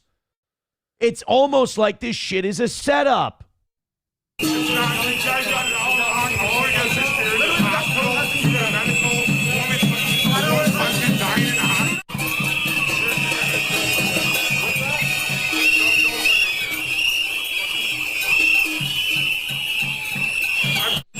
Like, you don't think I want to jam every one of those whistles up whoever's blowing them's ass? Right. Of course I do, but these people are lost, man. They're gone. Anybody that lives near there certainly wants to. And you have such non-leadership all over the state and the country, like just all of them. Just no leadership, no balls whatsoever. And everybody seemingly okay with it. I think I don't even think it's a no balls thing. I think literally Tim Walz and Fry and them, they want this disorder, so it's a scapegoat for anything they need it for. Donald Trump's administration is clearly using it as their scapegoat for whatever they need it for. So, but hey, at least we get to be the joke of the punchline. Yeah, right. Ryobi with $1 says, Johnny, today is an errand day. Don't speak unless spoken to, not personal. I just have a lot of feelings. I get it. On a Wall with $1 says, and then Walls cries because the feds aren't sharing information. He's crying to you publicly, but these guys are all taking their marching orders. $1 from Onawall says, AP deserved to die is a straw man. Yes. Thank you. That's what I mean. Like the whole concept of like he deserved to die. And I know what you're trying to say, but you're right, but just not in the way you think that you're right. Alex Pretty is a straw man for this entire debate. Like, if there's no politics behind what happened to Alex Pretty, of course everybody would say, holy shit, they fucking murdered that guy. Right. Like, that was an unarmed man. They had taken his gun away, and they fucking unloaded on him. They executed him. But because you got Trump, but because you got Walz and Fry and immigration, now this guy's life and death is a political football instead of just looking at it as a human being.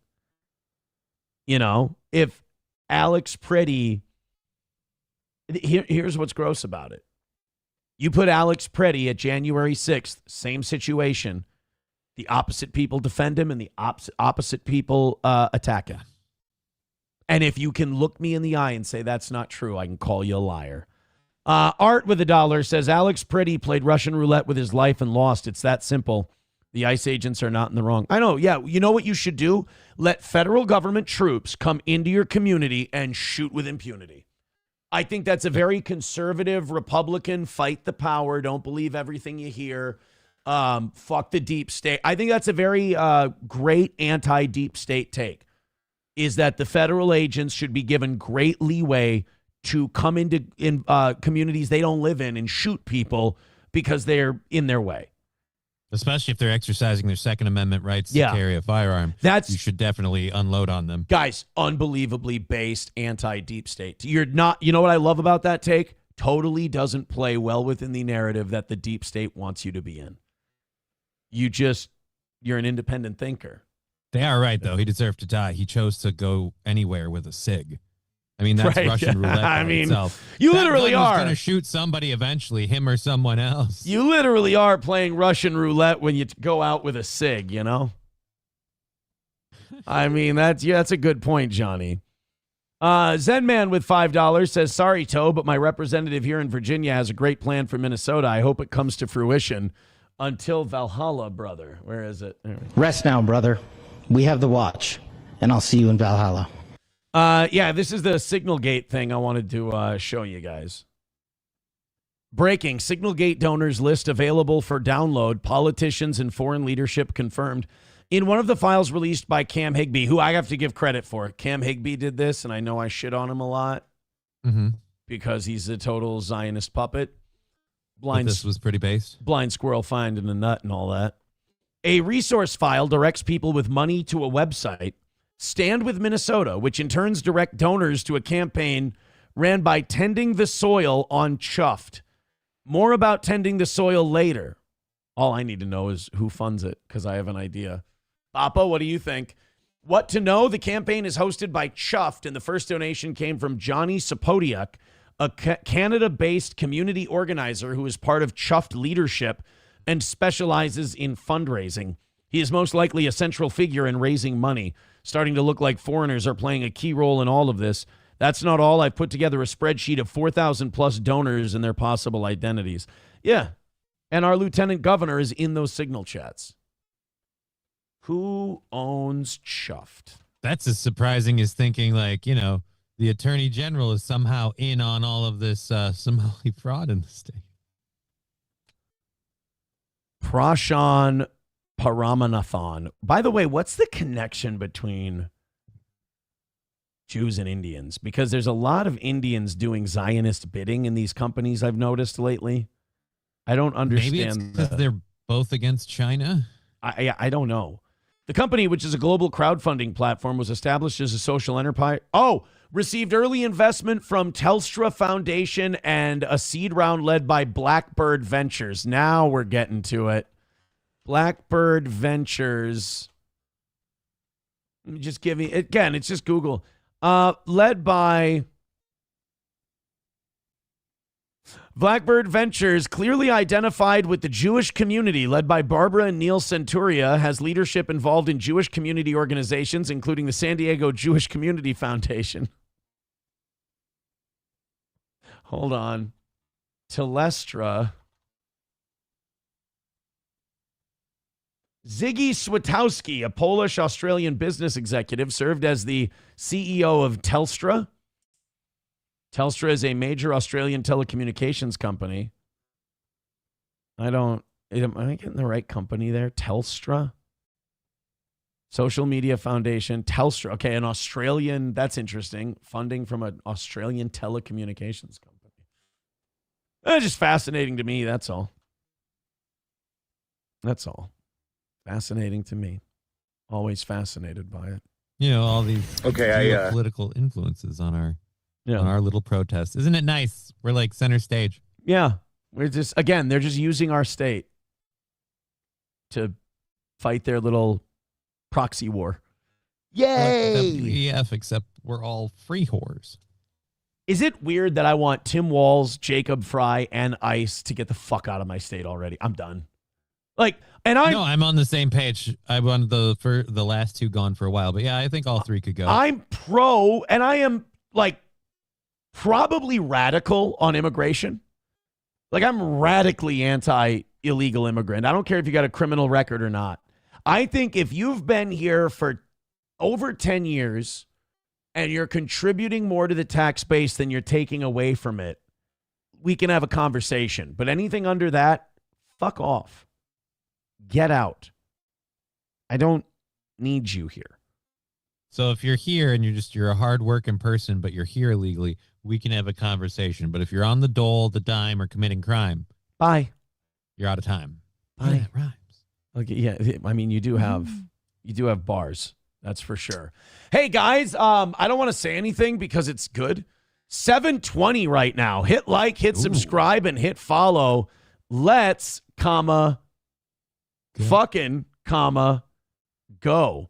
Memberships, a couple of contributions here and there. You guys have been doing very nice with your generosity. Keep it up.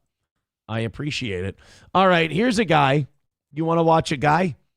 Yeah. Somebody sent this guy in. They said he's got the compromise for Minnesota. I'm willing to hear anything. Let's check. Let's see what Nick J. Freitas says. I think I have a compromise for this whole Minnesota thing. Not everyone's going to be happy. That's what happens with compromises, but just hear me out. We give Minnesota to Canada in exchange for Alberta. Now, wait, just listen. Canada gets what it likes, Marxists and refugees which defraud their welfare system. And America gets what it likes, normal people, and oil, lots of oil. Yeah, the Alberta tar sands are loaded. Oh, but my God. I believe the Alberta tar sands are the largest deposit of oil in the world. Like, they've got more than Saudi Arabia. So we're taking Alberta. Okay. How much oil is in the Alberta oil? Not tar sands, oil sands. Aaron, you retard. With total in place estimated around 1.8 trillion barrels. But the economically recoverable proven reserves are about 160 to 170 billion using current technology, making it the third largest oil reserve globally after Venezuela and Saudi Arabia. So that's just with the 160 to 170 billion. You get the 1.8 trillion. That might be more oil reserves than in the entire world combined. Like, you could run the world on the Alberta tar sands. The problem is the technology we have right now can't get at the 1.8 trillion. So, like, and the place that has the tar sands is governed by a country that's not interested in getting at the 1.8 trillion. That's the other thing too. Kind of like Greenland and Denmark. Yeah, 1.8 trillion barrels of oil. I hate that guy's compromise, by the way. Fuck him. He's an idiot. That guy's dumb. That guy just wanted to make a short or a reel. Guys, stop. Stop buying into the people who want to make a cue. Anytime a guy makes like a 20 or 30 second short and he's like, I've got a solution for all of this, I always skip it. I'm like, whatever, faggot. Get away from me.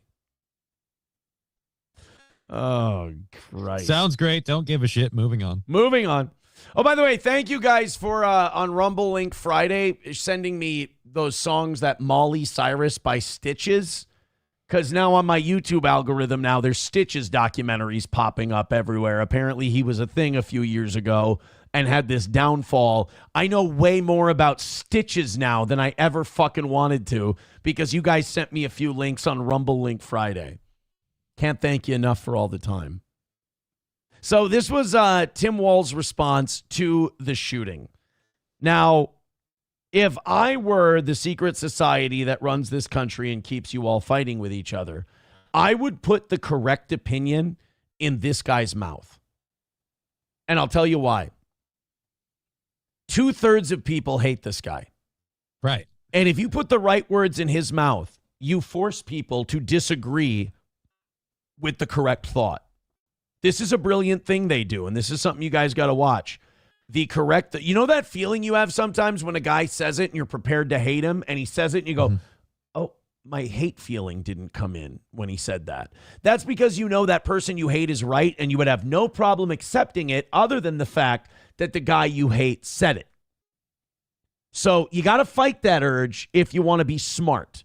Now, if you want to feel good and you want to have that rage boner, then just go ahead and skip that feeling and just hate the guy's guts and everything he says is retarded. But if I were secretly funding a false left-right dynamic in a country so that my billionaire buddies could make away with fuckloads of working class people's money, I would put a popular thought in an unpopular figure's mouth.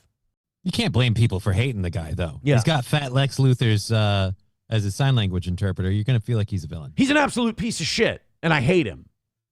But just like with Trump, half the country hates him. And he says things like, I think we should drop your credit card rates to 10%. Now I like what he said. That's an amazing thing. But you hate the guy, so you have to find a way to simp for the banks. Again. We've spent all this time fighting Trump derangement syndrome. I can't be deranged against the person. Precisely. So let's see what Tim Walz has to say about Saturday. To Americans who are watching this right now, and I don't know. I also hate his sign language interpreter. I don't know what her thing is, but there's a thing with this person. I really don't like this person. Like the attention seeking with the dramatics of their sign language, and their face is so hateable. Like, I don't know if they're Asian or white or Latino or biracial. It's bothering me. Their haircut. I thought they were a pod person. It's Pat, but bald. Right. I was just going to say, it's like somehow more non-binary Pat. You're watching it with curiosity, bewilderment, horror, scorn, or sympathy. I've got a question for all of you. What side do you want to be on? This looks like when I put the Ja Rule, Bobby Brown, Thug Lovin' video on mute. It's the same face.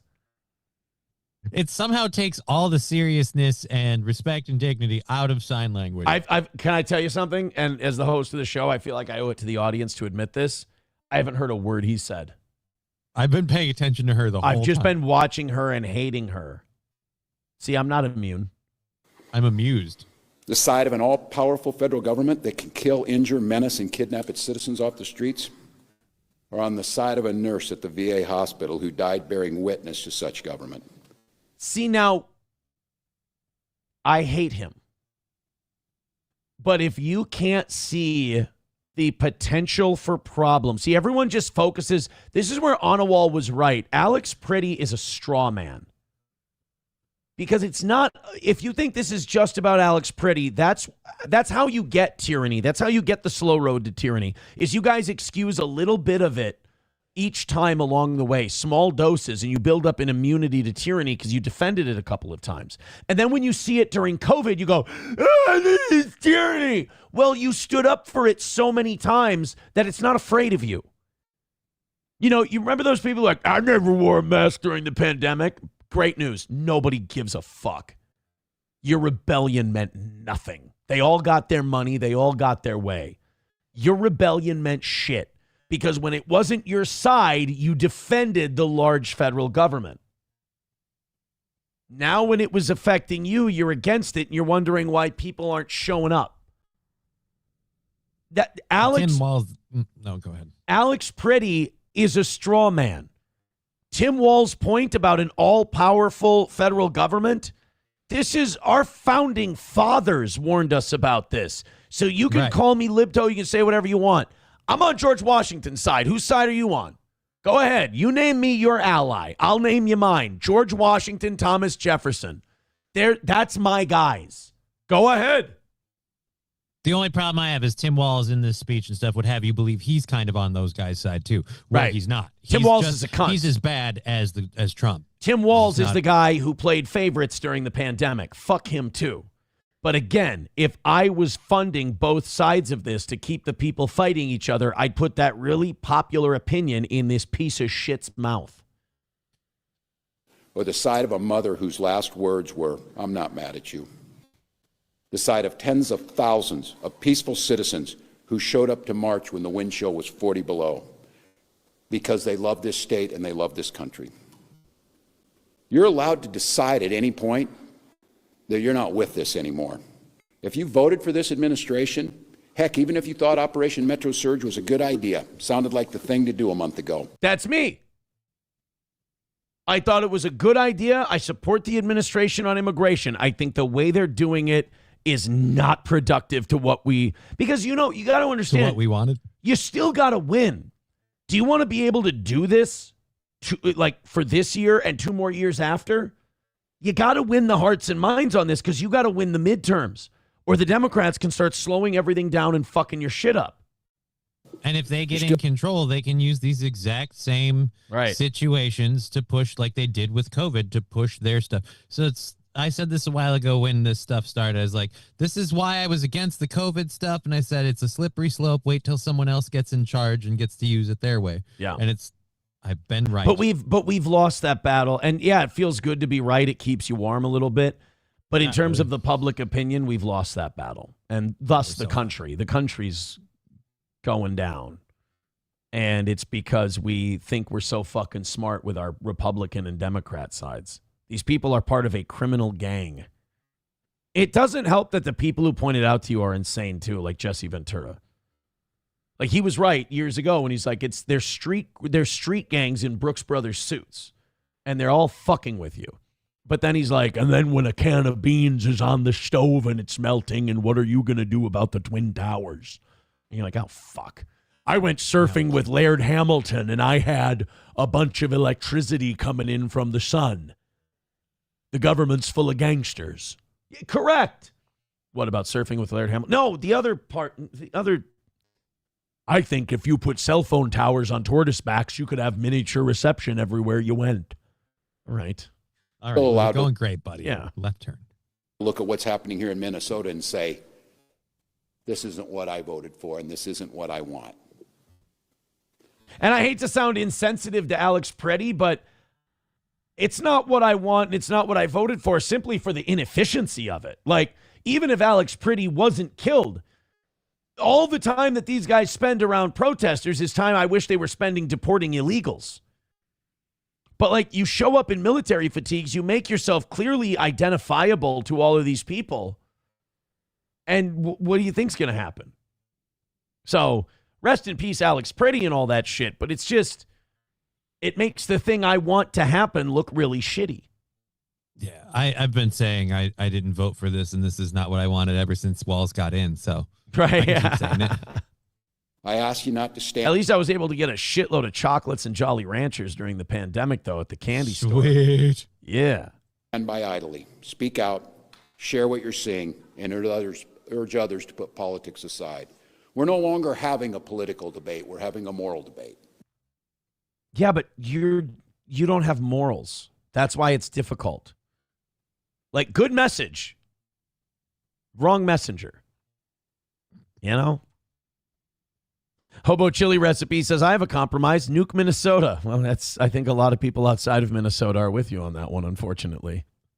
44 memberships away from 500 today. God, we are doing a really good show for you. Throw a couple memberships our way. Johnny, I can say PayPal and Venmo are broken. Oh, they're broken? They must be. PayPal and Venmo must be broken today, unless we run a little test. Maybe I'm not doing a good job. Let's continue on. This is Tim Walz making a good point. And again, if I were in charge and I were funding all this, I would put this opinion in a really unpopular guy's mouth. Again, you cannot debate me on this. When I point it out to you and you finally realize it, please have the humility to go, oh my God, Aaron, that makes total sense. It makes a lot more sense than these guys are all acting independently and it's just ending up this way. I would put this thought in a really unpopular guy's mouth if I were trying to sow division. Oh, yeah, Pam Bondi wrote him a letter. Pam Bondi's a fucking embarrassment. She needs to resign. Oh, geez. Oh, my God. That's horrific. Stop it. It's the ghost of Forehead Future. Well, first of all, it's not a serious attempt, and the Attorney General sent that in. I would thank the local folks and Commissioner Snell. Thank you to you and your team over there. In that letter, they talked about, you need to hand people over who are in your jails. They're taking credit for people that we've had in jail for a long time. We always hand them over, and the commissioner very clearly. So they're lying. They're lying. This has nothing to do with fraud. As the Attorney General said, they're not sending us forensic accountants. And these are things that have been... the one guy who was looking into it and doing a really good job, you fired him. So that's nice. We're dealing with now and have been for quite some time. So look, it's not a serious attempt to get at this. The way to fix this is get these folks out of here. We've continued to work with them. They asked us for these numbers. We provided them. We continue to show, and they're not serious. And look, I think everybody understands what the last request was, totally unrelated to anything on the voter files. This is, again, as the Attorney General said, Donald Trump telling everybody that the election was rigged, who started. Yeah, the Trump administration asked Walz, he said, we'll get ICE out of here. Give us all your election information. Like, give us all that data. Like, we want to, they want to look for fraud in Minnesota. Trump wants to see that he won Minnesota. He wants to find a shitload of fraud. Who gives a shit if Trump won Minnesota? He's in office. Can we do something about the people doing fraud that takes money and programs out of the state citizens? I could give less than two sweet F's about his ego. Right. That's the how problem. many states he won. Yeah. I have a way bigger issue with the things that actually impact myself, my friends, my family, my daughter. Can we deal with that, please? Yeah. Again, this is two guys, two retards with giant egos. Three if you add in Ellison. He's a fucker. All having a dick-waving contest at each other while the rest of us are just little pieces on a chessboard. And they're laughing at us because we're punching each other over it. Was rigged, who started all this nightmare for America, has nothing to do with it. And I would just give a pro tip to the Attorney General. There's 2 million documents in the Epstein files we're still waiting on. Go ahead and work on those. Now, see, if I wanted to sow division in the country, I would take a really popular based opinion and put it in a fucking hateable dipshit's mouth. Because guess what? I mean, I hate the guy, but he ain't wrong. He's 1,000% right. Where are they? There's a lot more shit that hurts our country in those files than there are in the illegals in Minnesota. Because guess what they're going to find out in those files? You ain't got a fucking country. How about that? That's what you're going to find out. You're going to find some scary shit in those files. I'm way more worried about the going after the voter files, though, because then I'm going to learn that, oh, no. Everybody in the state totally went along with and approved for this. Like, no, they won those elections. I'm gonna be pissed when the Epstein files are released because I'm going to be like, I got called crazy for a long time. Not fucking crazy. It's right there. You still think they're going to get released? No, of course not. King Kong Dong with $1 says the Somali flag behind him is disgusting. Where's the Minnesota flag? It was mean. It was mean to Indians. Well, I can't believe accurate, can't believe our big fans of Somalis. Plus, they had to go to Treasure Island. Yeah. So Papa Shop says you will find redacted. Yeah. What is it? What did they say? White paper dipped in black ink. That's what you'll find. Forge your city with the black ink flow when my crew ain't scared to let them files go. All right, guys, hit like, hit subscribe, hit follow. I sense 800 in our future today. Right now, 717 is the number. Keep hitting like, and if you would, please throw a little life's blood at the toe, and those are those kind and generous donations. All right, this was some wild protester shit. I didn't hear a lot about this this weekend, but I did see it on social media. Real quick, 30-second clip here. A Homeland Security agent lost a piece of his finger during protests in Minneapolis today. A DHS spokesperson says rioters attacked the officer before one person bit the officer's finger. Authorities say he is expected to lose that finger. Attorney General Pam Bondi posted on X after the incident saying the suspect who allegedly bit the finger off an HSI agent in Minnesota today has been arrested and is in custody. I have directed my federal prosecutors to file charges for this heinous assault on our brave law enforcement officer. Nah, deserve to be amputated. Yeah, you fucking deserve. Well, don't go into a protest with a gun. FAFO, my friend. Yeah, fucking around, find out. You lose your finger if you go into a protest with a gun like that. We never question that, by the way. All the government people that have a license to shoot you. We never tell them that they deserve what they got going into a hostile area with a gun. It's only citizens who want to exercise their Second Amendment right. They're the only ones who deserve to get shot. Interesting. Yeah, they bit off his fucking finger. I hear the problem was they could have saved the finger, but they put it in milk. Oh, no. Call back to last Why? week. Oh, no. Because they were listening to our show and they found out about the confusion for the ice and the milk. And, hell, here we are now. Here we are. You hate to see that happen. King Kong Dong with $1 says, hey, Toe, how do you feel about Sam Darnold in the Super Bowl? I'd feel a lot better if I made any money from my blabbering and my fucking program. I'd feel a lot better about it. No, I'm rooting for Sam Darnold. I like him. I like Sam. There's no reason not to like Sam Darnold. And I hope he does a good job with the Seahawks in a couple of near weeks. the damn thing. I can root for whoever I Right. want. Yeah, act like we had a chance. And then people JJ was this close, and man. people are like, "Oh, if you would have kept Darnold, wouldn't you have been in the Super Bowl?" Like, no, we would have fucked it up somehow. There would have been some like tragic, heartbreaking way we lost that lost a playoff game. We'd Some get close, and then Sam Darnold would get like horribly injured. some godforsaken issue. Roots Calhoun, who does not have a membership, let's get him one. Let's get him gifted a membership. Roots said if someone bit off Aaron's finger, he'd want to save it so he could still shove it up his own ass. That's aggressive. That's really, I don't know if that was necessary at all. Gray Duckling with $5. Thank you very much.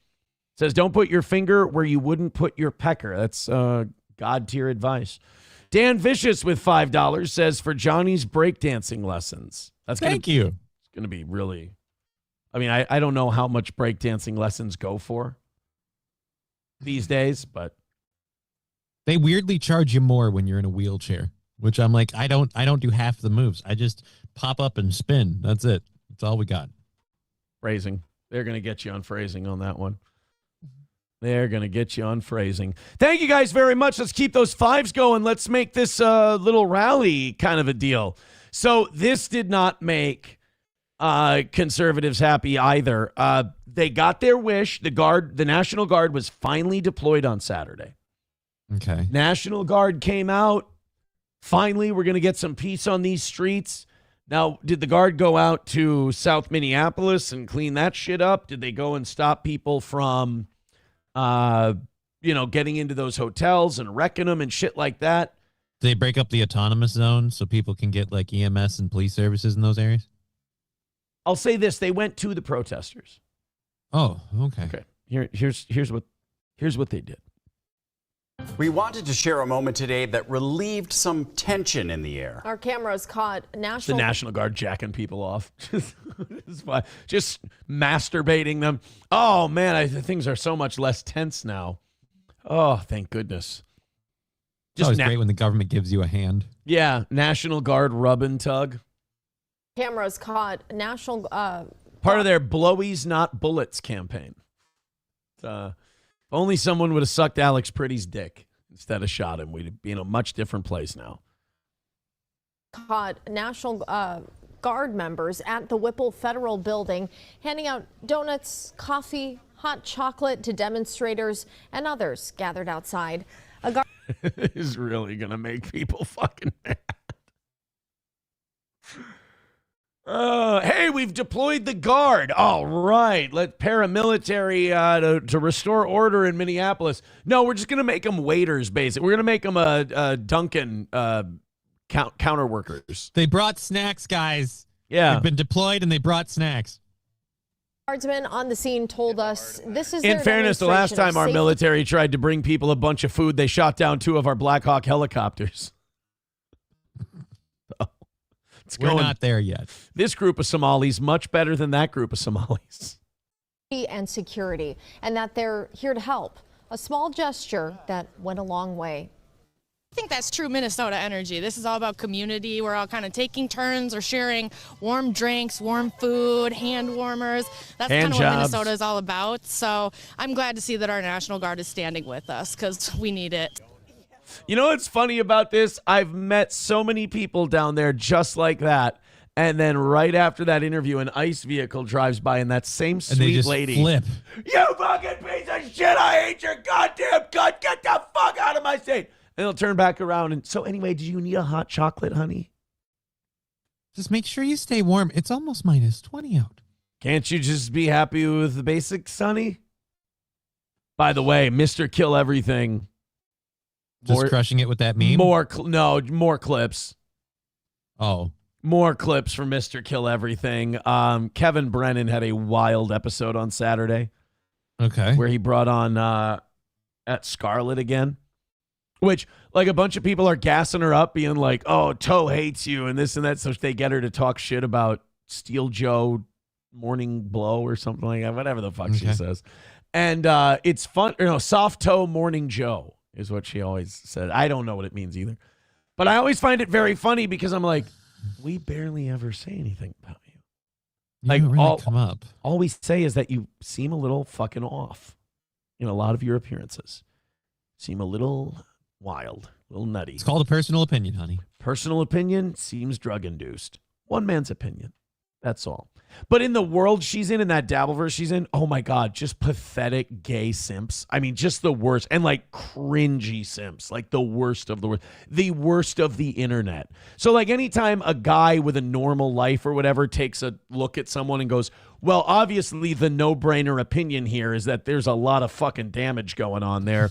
I'm uncomfortable. Like the rest of the internet go, no, she's pretty and she's mine. You're like, oh yeah, that's right. I forgot I'm not amongst the reasonable. Sorry.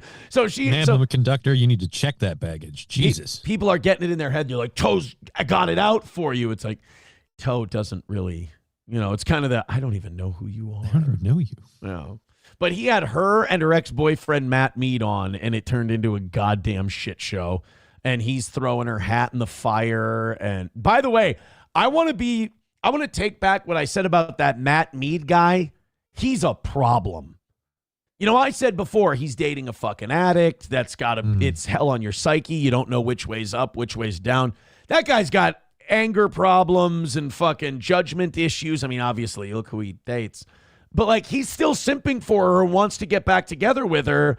Then he goes on MLC and he goes, oh yeah, I still want her back. I still want her back. And then by the end of the thing, he's like, fuck you, you bitch. And he throws an expensive hat of hers in his furnace fire. And you're like, this is all of these people are insane. The only normal one is the Lord of the Dance, the man of the hour, the greatest leader, the guy who could probably solve what's going on in Minnesota, Mr. Kill Everything. So he was on there, and he was saying that Kevin Brennan was doing all this just for money, and he was doing all this for views, and he's being disingenuous and this and that. So Mr. Kill Everything confronted Kevin Brennan during that same episode. I'm Kevin Brennan, and I'm going to open my mouth and put it over your fucking cock. And I'm going to give you fucking money for you to come in my fucking mouth. Because I am Kevin Brennan and I'm a faggot and I want you to come in my fucking mouth. That's what a bitch you become. And then he takes a victory swig. He's the man. So he was giving Kevin Brennan shit for that. And then there was this moment where MKE and Scarlett were on together, and Kevin made the mistake of telling Mr. Kill Everything to apologize. Nobody tells Mr. Kill Everything to apologize. Apologize. To Scarlett? What? Did I do something wrong with you, Scarlett? To Daddy Brennan, apologize, MKE. No, Daddy Brennan. I turned the lights down. I took a break and turned the lights down for a minute. No, Daddy Brennan's being a fucking faggot, and you. And then Kevin just cut him off. There is no better guy. Like, I am a huge fan of his, unironically. I love that guy. I'll say this. I've enjoyed the clips I've seen. They've been funny. He's the man. He's absolutely 100% the man. All right, this is probably, I play favorites, and this is most likely my favorite clip of the day. And on Saturday morning before the shooting happened, I was so excited for this because I was like, this is my clip. This is going to be a fun thing that we're going to like base the entire show around on Monday. And it's going to be just the best. It's going to be awesome. And then the shooting happened and everybody lost their mind again. And, the whole deal all went out the window. this Somali lady, and I have no idea who she is. She's just some Somali lady. She was brought to the state capitol by Jailani Hussein from CARE, who's a fucking media whore. And she was speaking out on behalf of the Somali population in Minnesota. And she gave maybe the best 45 seconds of clip to ever exist. Now, first of all, I guess we're not going to talk about why there's a giant fucking Band-Aid on her head. I don't know if she went out with like a couple of hairs exposed. But did she suffer a concussion? Because it would explain the offset eye. Well, the offset eye is going to make a lot more sense in about 45 seconds. Ladies and gentlemen, I give you a woman who is going to let us all know that we don't respect Somali culture enough, and Somali culture is a lot deeper than a lot of us think. Here we go. So I'm Somali. I'm proud to be Somali. To me, being Somali isn't just eating bananas with rice. It's a lot. It's like it's an interesting thing. It's very hard to describe what it means to be Somali and what it means to be American, but it's like a cultural fusion. It's kind of like the bananas and rice. You know, people don't really see, like, you know, it's you know, people don't think, oh, you can eat bananas with rice, but that's what it's like to be Somali and American. It's like that combination of banana and rice, but you're gonna get what I mean. Somebody came to this debate unprepared, Alex. Oh, ladies and gentlemen, I found Somali Pearl Davis. Very good. That's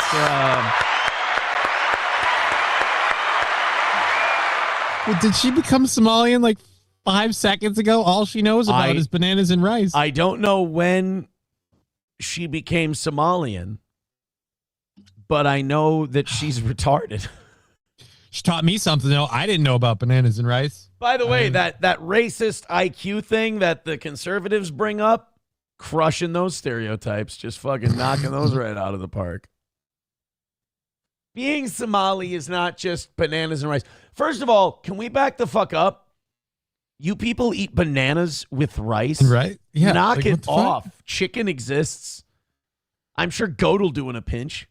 Well, have you ever had like sweet milk rice? Like you can make like a sweet rice that would make sense that bananas and fruit would be in it, but why? Why? Yeah, bananas and rice sounds like something you eat because you have to. There's not a lot of other options. This or dirt cookies, sir? Yeah. It was this or dirt cookies. A dirt cookie with banana. What are we? Yeah, we're having dirt cookies for dessert after our bananas and rice. Well, it's not just bananas and rice. It's like bananas and rice. So it's like, you'll get what I mean. No, we won't. I'm just more confused. So I don't understand. If I say that Somalia doesn't really have a very interesting culture, I suck. I'm a bad guy. But if she said Somalian culture is more than just bananas and rice, it's like bananas and rice. So she's essentially saying the same shit I am, just with more words and it takes longer to say. That's cool. That's fun. That's okay. Actually, I think she's super intelligent. You're not giving her enough credit. She's on the fly supplementing bananas and rice for all the things she can't actually. So, like, look, a lot of people think Somalian culture is just bananas and rice, but it isn't. It's also inbreeding. But instead, she realized can't say that out loud. It's also, you know, bananas and rice. And she also wanted to be like, it's also celebrating weddings by firing AK-47s up into the air. But you can't say that in a good way. So she's like, so, you know, and a lot of people think it's more than bananas and rice. And it's not just bananas and rice. It's code, you see. She starts going through all the things in Somali culture, and she goes, you know what? Fuck it, guys. It's banana and rice. That's all. It's really all it is. Why are you guys eating bananas and rice? You understand that's baby food. You guys eat baby food. Stop. Do it. They love hummus, too. I got bad news for you. The consistency of that stuff. Baby food. I mean, I don't mind hummus as a dip. Right. But bananas and rice. Do you dip the banana in the rice? When you have a 3-month-old with a starch deficiency, you feed it bananas and rice.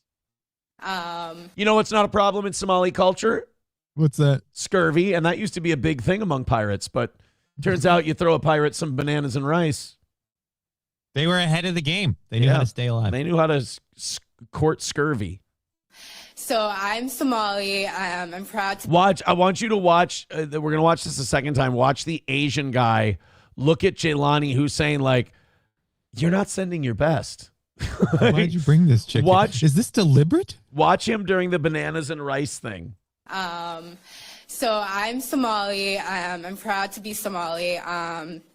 To me, being Somali isn't just eating bananas with rice. It's a lot. It's like it's an interesting thing. It's very hard to describe what it means to be Somali and what it means to be American. But it's like a cultural fusion. It's kind of like the bananas and rice. Watch you him. know, people don't really see, like, you know, it's you know, people don't think, oh, you can eat bananas with rice. He's like, okay, fuck.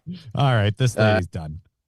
But that's what it's like to be Somali and American. It's like that combination of banana and rice. But you're gonna get what I mean. You talk like a fag, and your shit's all retarded. Notice how the guy who brought her completely unsurprised by her performance. Like, yeah, that tracks. What I don't understand is that I would have the same answer. Like, if you ask me, hey, what's Somali culture? I'd be like, I don't know, fucking bananas and rice. I don't know that. That's about it. And they'd be like, you racist, it's more than that. And then you go ask this lady, and she's like, it's pretty much just fucking bananas and rice. Veldrain with $1 says, Somali is a mix of shit and crap. Some would say that's the same thing. That's like saying bananas and bananas. Mr. Approachable says, never go to a press conference hungry. They say that all the time.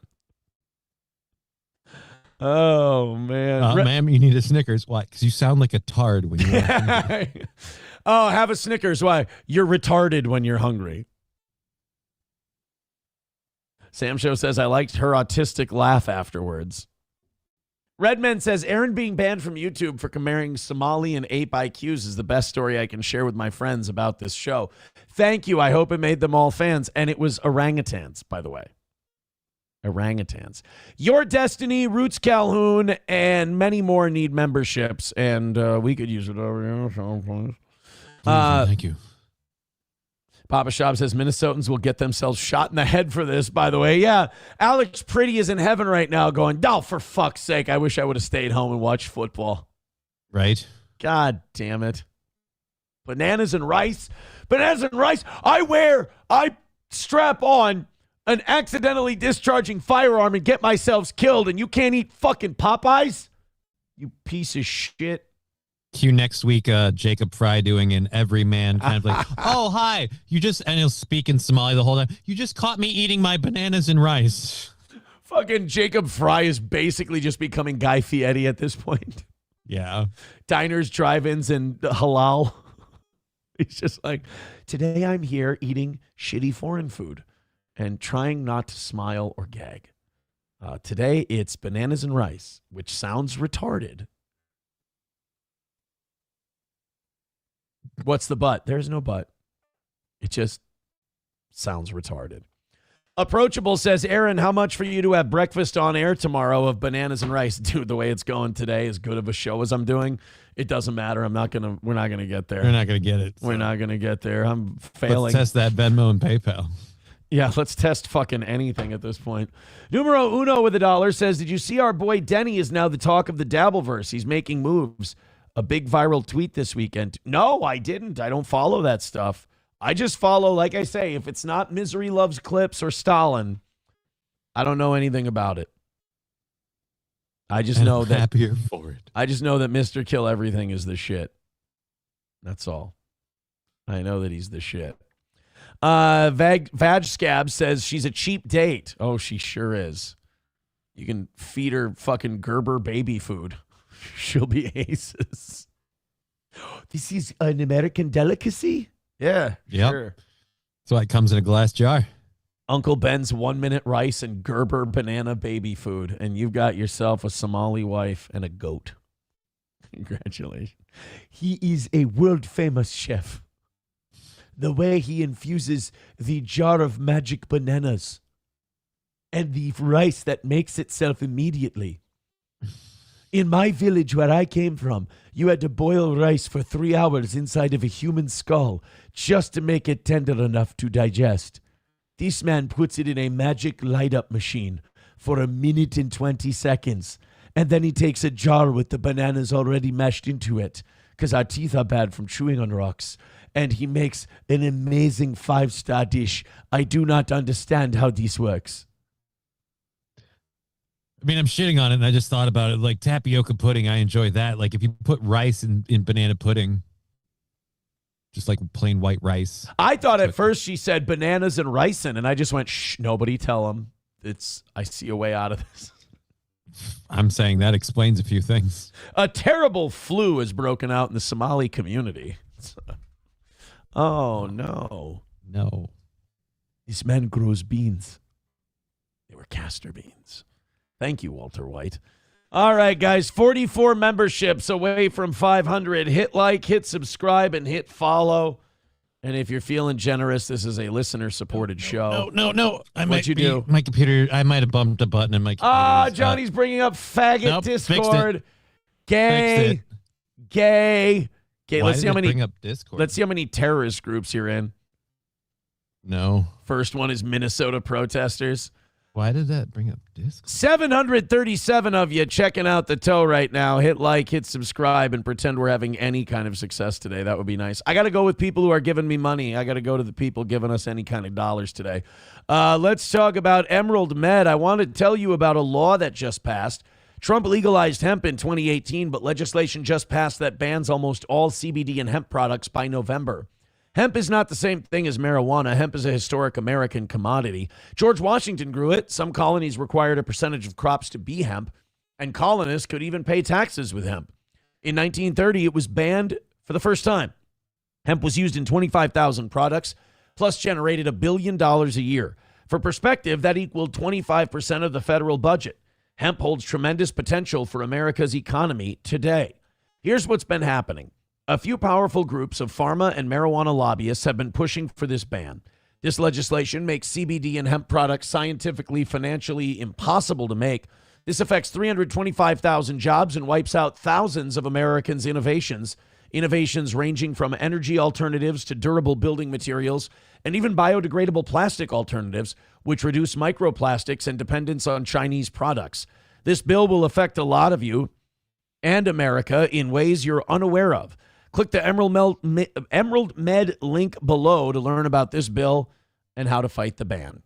The company Emerald Med, who helps support channels like ours with ads, has been fighting this ban. They fought vaccine mandates during COVID and reached 120 million views in ads fighting mandates. Now they're fighting this ban and need your help. So click below and learn more from Emerald Med. There we go. 742. Hit like, hit subscribe, hit follow. And if you're feeling generous, please donate to this program that seems to be doing it for on the finger today. Thanks, guys. Let's put Zen Man in 5th place. Thank you for the $5, Thank pal. you, Zen Man. We've renamed it the Riot Squad instead of ICE Detention. Nice. Zen Man is in the Riot Squad at $5. Thank you guys for your generosity. If we're fucking up and not doing the right shit, please tell us what to do so we can give you more of that, please. All right, let's see how the South is. Did you see the South being a bunch of fucking babies this weekend because they got a little ice? I heard about it, but that's when you've seen one Texas driver's in a snowstorm, you've seen them all. So I was like, You know, the South likes how bad is it really? The South likes to talk to us like, you know, we're bad and we're Southern and blah, blah, blah. If I can freeze a little water on the sidewalk and you go, oh my God, sorcery. My God, we're broken in half. We can't even move. You understand our state is covered in the shit for 7 months out of the year. All right? It's just exists. It's our pavement. It's Minnesota pavement. For 7 months out of the year, it's everywhere. You guys get a little bit and you go, oh my God, what is this chemical antichrist compound of water and cold temperature? You guys are retards. So the whole state's covered in the stuff. We're having Donnybrooks. What's your problem? We shoot people in negative 20-degree weather out here. All right? By the way, here's how retarded I am and how little I know about like medicine and treatment. when I heard the guy was shot in the chest, I was like, oh, it's so cold out. Like maybe he'll survive. And like he won't bleed out. And it's like, yeah, his body temperature is the same, you retard. Like he's wearing coats and he's bundled up and like, I was like, oh, the blood will freeze. No, it won't. Idiot. And by the way, if it could, that would be bad. Yeah, he would for have a been whole dead. slew of other Right, reasons. Yeah. No, for a little bit, I was like, maybe he'll survive because of how cold it is. And I was like, yeah, because that would work. Like all the people walking around, like, are they all freezing too? You fucking idiot, Aaron. Well, anyway, the South is enjoying their time in the snow, but God, you can tell they're woefully underprepared for it. This is the University of Alabama. Roll Tide right into metal.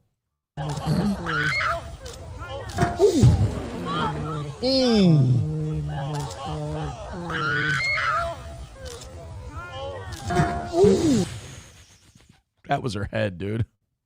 All right, first, rookie mistake. Hold on to your sled. Yeah, all right? That's number one. Hold on to your sled. That's number one. Number two, we don't go down hills where there are clear obstructions.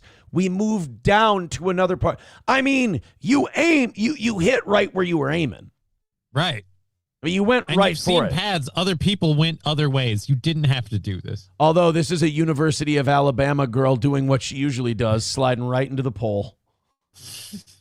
That's what those UA girls do. Roll Tide. Yeah, but that pole doesn't have a college scholarship. That's right.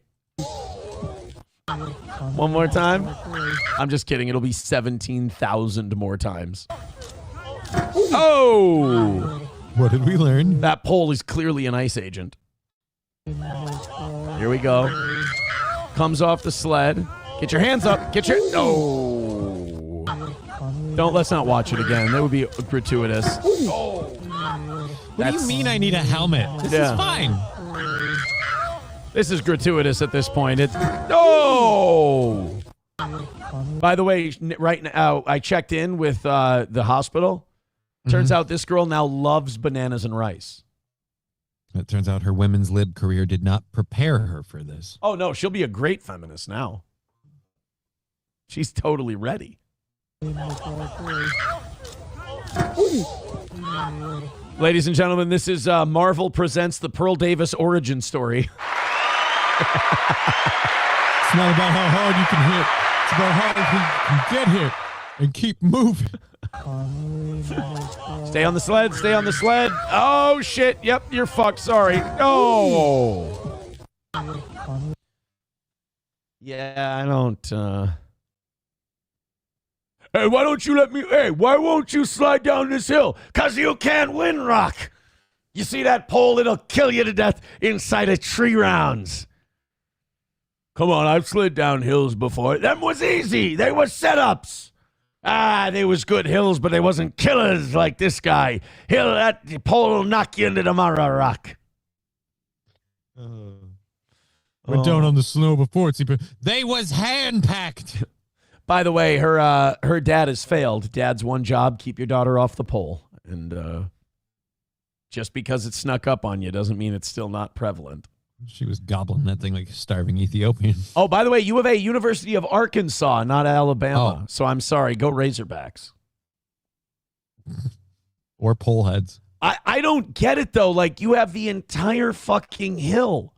The whole thing. You had one spot to avoid. One spot, and you lined up with it on your way down. You just went, I'm going to go right for this thing.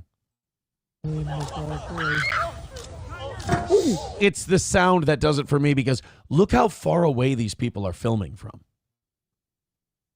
And then listen to how crystal clear. Oh.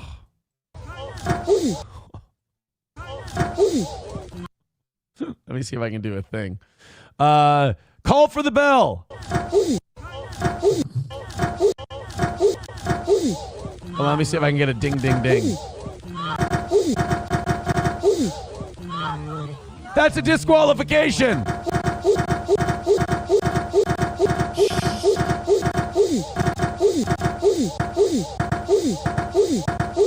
Oh, boy.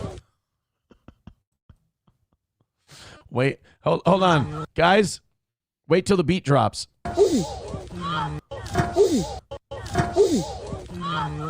Didum dum dum didim dum didu do do.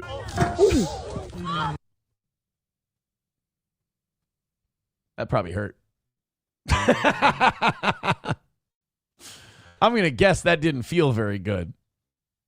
I'm going to guess you're right. Oh, fuck. The size bump you probably got on your head. She's probably so ugly now.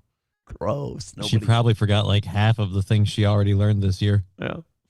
Veldrain with $1 says, oh my God, a liquid can turn into a solid. What's next? Liquid can become a gas. Next, we'll all have electric vehicles. Don't tell the Southerners that. They're not ready. One thing at a time. Trucker 18 Wheeler says, this isn't at all cruel in the slightest. I'm not making any fucking money talking for real about the news. I'm not making any money making fun of bananas and rice. So guess what? We're going to make fun of the retarded girl who sledded into a fucking pole. All right? If we're not going to make any money, I'm going to have some fun. All right? She wasn't an R word before. She certainly was after. Numbers are up. Audience members are up. The show is up. And we're not making a fucking buck. So I'm going to have a good time. You think I'm going to sit here and wallow in my defeat? My fucking crazy defeat that I can't even mention because I made some new arbitrary rule because people complained and I respond to my audience because they're generous and they give money? No, I'm going to take my L and I'm going to fucking... By the way... Laugh at this chick all the way down the hill. By the way, I do have a spoiler for the Super Bowl this year. The kick is up, and it is, off the upright, and no good. Oh, God. Oh, but wait a minute. We have another kick to end the game. Hold on. It's a triple doink, and it's good. Oh, my God, a triple doink. Oh, that one's off the crossbar. Dings off the post. Chelios on a breakaway. He's got one man to beat, and that's the goalie. Oh! Swing and a miss. Off the left pipe, and the Blackhawks lose. Aaron, Chris Chelios. I don't watch hockey. I'm sorry. I went back 30 years. You know what? That wasn't bad. Good pull. Not great, but not bad. Good pull. All right, how about this one? I can do it. Let's see what I know about hockey. All right, Avalanche on a breakaway. Here comes Forsberg. Oh, off the crossbar. Was Forsberg an Avalanche? I'm not sure if Forsberg was on the Avalanche. I was really worried you were going to say Patrick Waugh because that's the most. No, that wouldn't work. He's the goalie. Because he's a goaltender, yeah. Oh, here's an Avalanche name. Joe Sakic coming down the ice, full speed. Oh, and that one's not. Oh, Rexy, I don't think that one's got the distance. I know some hockey shit. All right, because he's with the Panthers right now. Who's with the Panthers? Forsberg. He a coach. Yeah, he was on the Avalanche. I don't know if he started with the Avalanche. Okay. He was on the Avalanche for No. But he's not playing right now. He's a coach. Forsberg. All right. There's no way he's still playing. He'd be like in his 50s or 60s. Swedish Ice Special Pocket left winger alternate captain for the Nashville Predators of the National Hockey League. No, current team, Nashville Predators, number 9 forward left wing. We're thinking of a different Forsberg then. I think I'm thinking of Peter Philippe Forsberg. Peter Forsberg. Oh, I was looking up Philippe Forsberg. I thought it was Philippe. No, okay, yeah, this is a Swedish different guy. outfit. Oh, so there's a new Forsberg in town. There's a new Forsberg, yeah, and he did play for the Avalanche, so you were right without knowing. So did Peter Forsberg. He mostly, I think, a flyer though. Okay, yeah, because this guy's 31. You want to know how old Peter Forsberg is? He played for the Quebec Nordiques. Oh, dear So he was Lord. an Avalanche before they moved. Oh yeah, he was an Avalanche. He was a flyer for 2 years, a Predator for 1 year. There's going to be a retarded. That just sounds horrible to say. Nashville, you guys are horrible. The Nashville Predators. Their logo is a laptop. The Nashville Predators. Why is your logo a cheese pizza? I don't understand. I don't get the reference. I don't really know what that means. Sloppy Slop with $5 says, "Cry me a river, dick face, and take my money." I mean, I will fucking take it. What do you think I've been saying this whole time? We're fucking taking. Pay enough. I said I was taking an L. I was trying to low-key say, look, I've been crushing it. I deserve a little something. So, yes, I will take it. And thank you for your generosity. You're a very kind, you're a remarkably kind individual for answering the call like that. Thank you very much. Camel Toe gifting a membership. She didn't say anything shitty to me when she sent it in too. Sloppy slop. Thank you, buddy. I appreciate it. Somebody too with $1 says, meanwhile in Minnesota, when it warms up, we get watered on the ice. Yeah. Root Rat says that girl suffered brain damage. She would be a perfect morning show co-host. I mean, that would be true, both of you. Yeah, we in the brain damage club. And Oz with a stroke. Really, Yeah. I only hire the brain damaged. Yeah. I should hire the bananas and rice lady. Well, shit. Now I'm worried about my job. Luxray Luxor with $1 says, okay, here's some money. The missed field goal got me to chuckle. Yeah, very funny. Very funny. Veldrain with $1 says, it's tragic. Another person hurt by ice, and ice doesn't belong here. That's true. Ice does not belong in Arkansas, and ice hurt somebody. That's terrible. That's really, you feel for people like that. All the way. Thank you guys for that fun little rally. That didn't hurt too much, did it? Nope. I hope not, and I hope you decide to keep that momentum going. We're 43 memberships away from 500. Killing it audience size-wise. We're at 734. Just don't have anything to show for it is all. This is mean of Rumble, by the way. They show you their available reads. Yeah. And one of them is a 750 minimum viewership read for $90. And I want that fucking read, but I know I can't. But you gotta break the 750. Even if I moved everybody we have over to Rumble right now, which is impossible, you can't do it. Some people don't want to go on Rumble. I would still be short by 18 people. And believe me, as soon as I cross that 750, I'd be clicking that go, go, go, go, go, so I could We're lock doing it that in. read. Lock it in. But I can't do it. I can't do it. Hit like, hit subscribe, hit follow, and throw us a buck or two here on the toe. Did you see this Alex Honnold, the climber guy? Yeah. This guy rules. He's insane. First of all, nobody should ever be like this. Like, no human being should ever aspire to be Alex Honnold. But since we have an Alex Honnold, holy shit. They put like a documentary of him doing this on like Netflix. Yeah. And it's like he's doing this climb live. I'm like, well, I can watch it on Netflix, so I'm pretty sure like Netflix isn't going to be like, and he's going to make it 3/4 of the way and then fall. Like, they're not going to do that. That's just it. I think most people watch. So if you don't know who Alex Honnold is, if I'm saying it correctly, I think you are. He's a free climber. He just doesn't wear any gear, nothing. Okay, so this is being filmed and shit. Are there nets? If this man falls, people will willfully just record his death.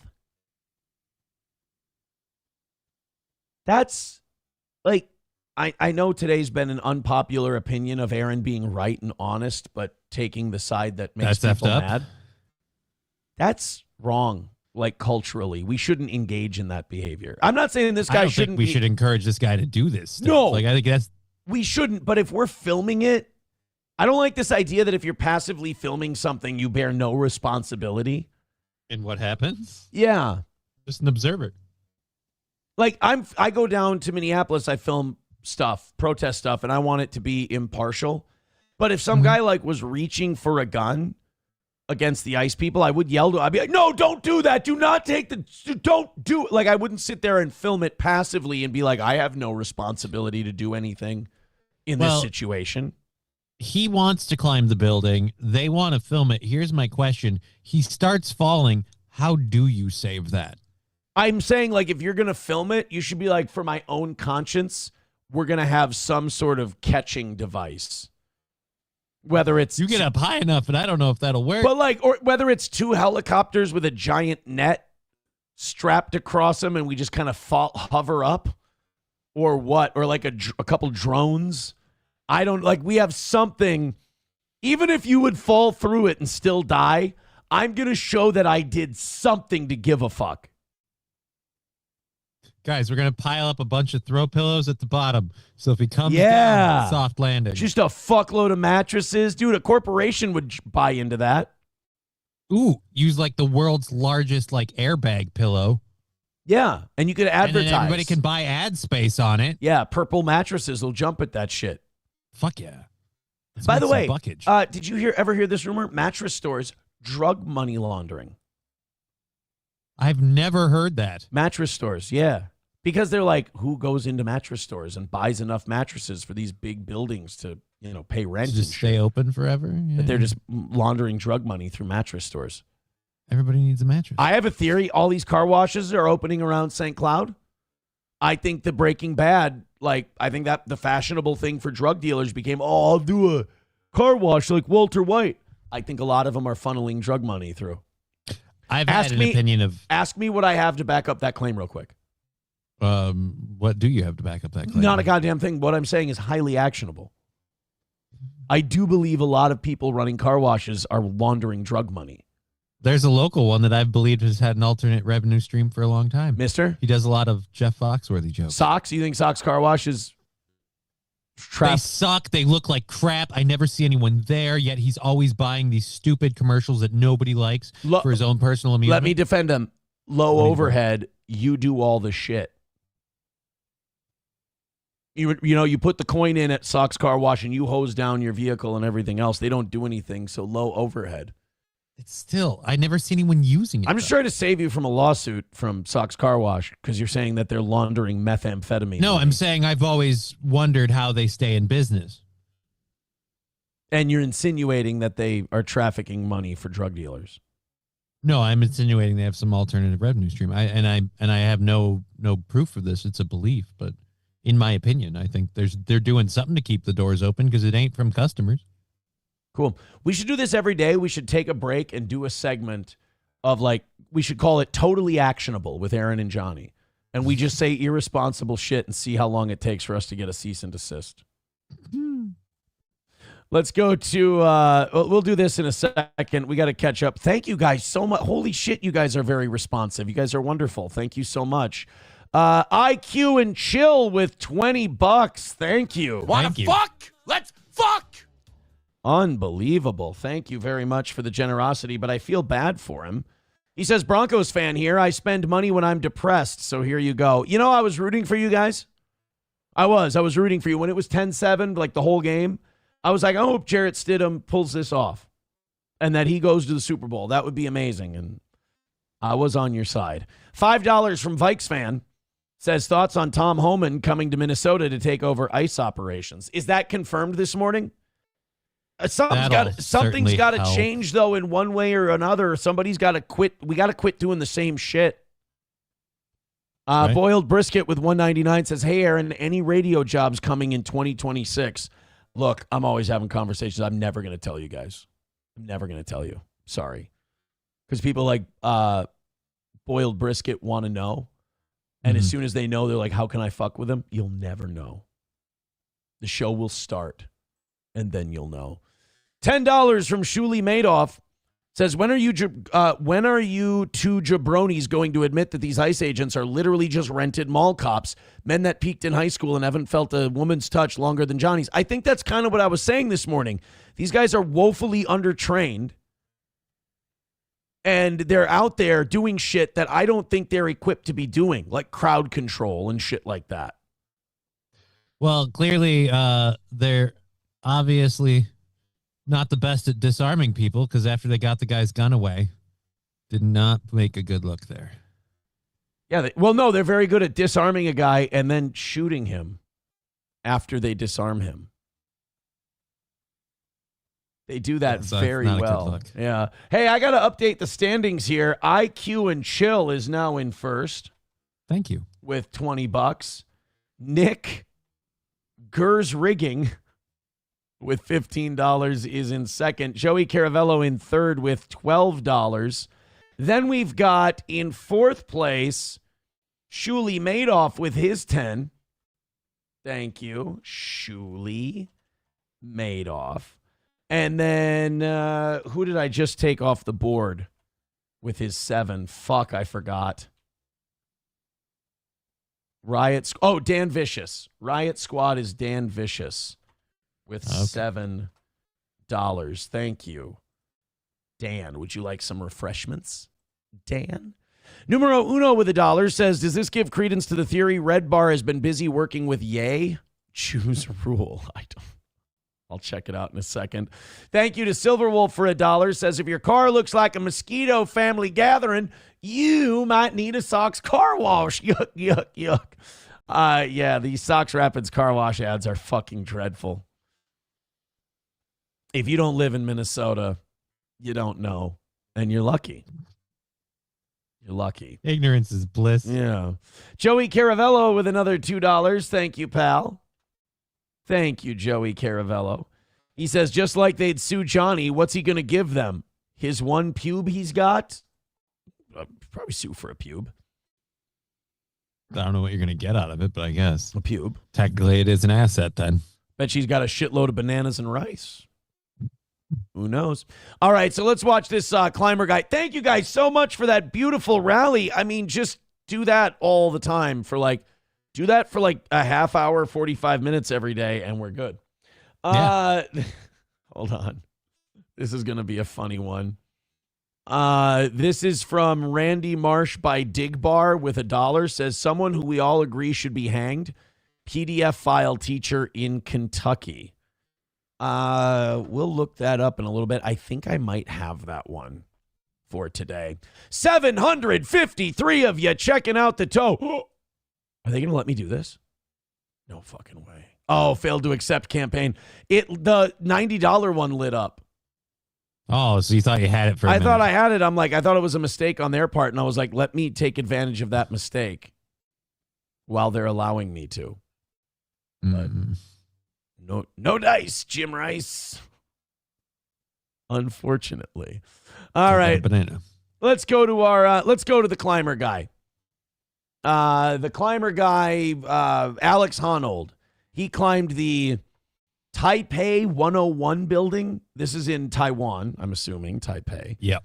And he free climbed it, meaning nothing, no ropes, no nets. And again, I do find it mildly problematic that people filmed this and recorded it and watched it, and nobody built any kind of safety net. So if this guy falls, we all just got together to watch a guy die. And you know what the disgusting part is? I would say that at least 20% of people who watch this were watching this kind of hoping that to see what would happen if this guy fell. Right. Well, that's the whole reason this is the sick part of society. Nobody wants to admit that, if we put nets along the whole thing, nobody's really going to give a shit. If he's safe to the point where, let's say, because this building has this weird jutting out, then going in and jutting out feature. Yeah. If they put a little net at the what we see at the top here is one of the jut outs. If they put nets at every one of those jut outs, so if he fell, he got caught in the net, and the most he fell is say 10 stories or whatever, nobody would give a crap. It's the fact that there's a risk of him dying is why anyone cares. And here he goes.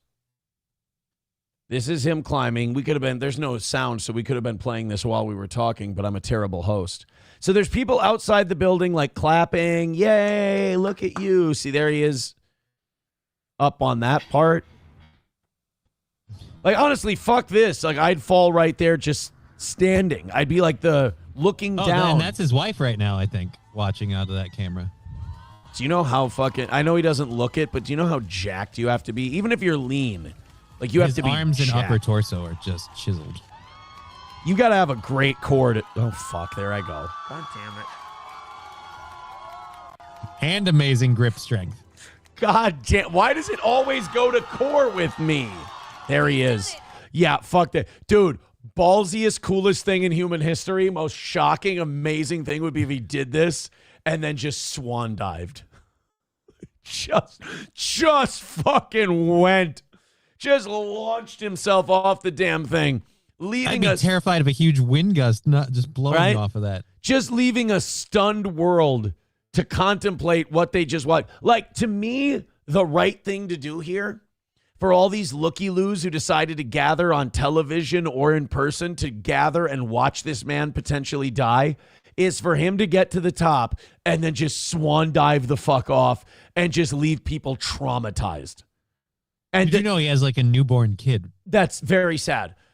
Someone without a kid should do this. And they should swan dive at the end. You know those crazy retarded Russian kids who climb satellite dishes and stuff? Yeah. Yeah. I want them to just gather a giant crowd of millions of people And then at the end go, is this what you fucking wanted? And then leap and just go, that's what you get for just being voyeuristic assholes. At least I'm honest. At least I can say what I want. I mean, yeah, but I don't know, man. If you get all the way up there and you swan dive from that thing, you realize when you hit the ground, you're going to look like someone slapped a mosquito. Like it's just a red spot in your skeleton. Right. Yeah, no, you misunderstand what I'm trying to say. It's not about what it looks like. It's about sending a message. And the message is don't foyer this shit. Because some of you are watching this hoping that this guy would fall and die. Like, I wonder what would happen. And then we film it and we watch it and nobody, like, if we're decent human beings, literally everyone watching this right now should just be gathering any mattresses and pillows they have and putting it around this building.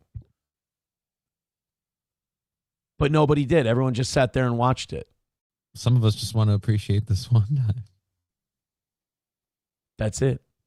Yeah, Zen Man build. Get to the top and then yell, "Are you not entertained?" And then play Chris Benoit's theme music and just swan dive right off the damn thing. But I can understand there's not a lot of you who are with me on this. A lot of you don't want this man. You're going to bounce off of like parts of the building on the way down. That's the other thing is you're not going to get a clean jump. Right? You know? Going to be a lot of bing bangs and bongs. He's going to look like a fucking pinball on his way down, you know? And that's no fun. I got to open up these 7 o'clock hour stories. I think our funniest story of the day is coming up, and it's IShowSpeed and his, like, Muhammad Ali Africa trip that he's on. Just a bunch of ashy, dark black Africans are mobbing the guy. It's out of control. We'll watch that in a little bit. First, All Care Towing, 320-253-5203. Use All Care Towing when you go in the ditch, when you get in an accident, when your vehicle won't start because it's amazingly cold outside. Make sure you use All Care Towing because in this weather, you need people who are going to be here quickly. And for you, that's All Care Towing, 320-253-5203 for All Care Towing of St. Cloud.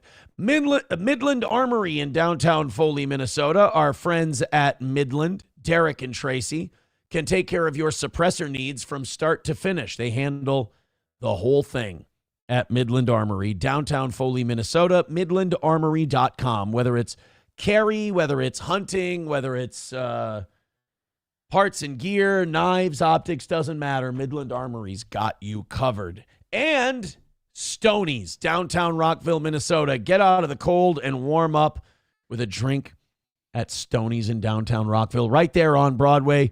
Thursdays, 250 cans, every weekend live music, and the Super Bowl is coming up. That's Stoney's in downtown Rockville, Minnesota, right there on Broadway.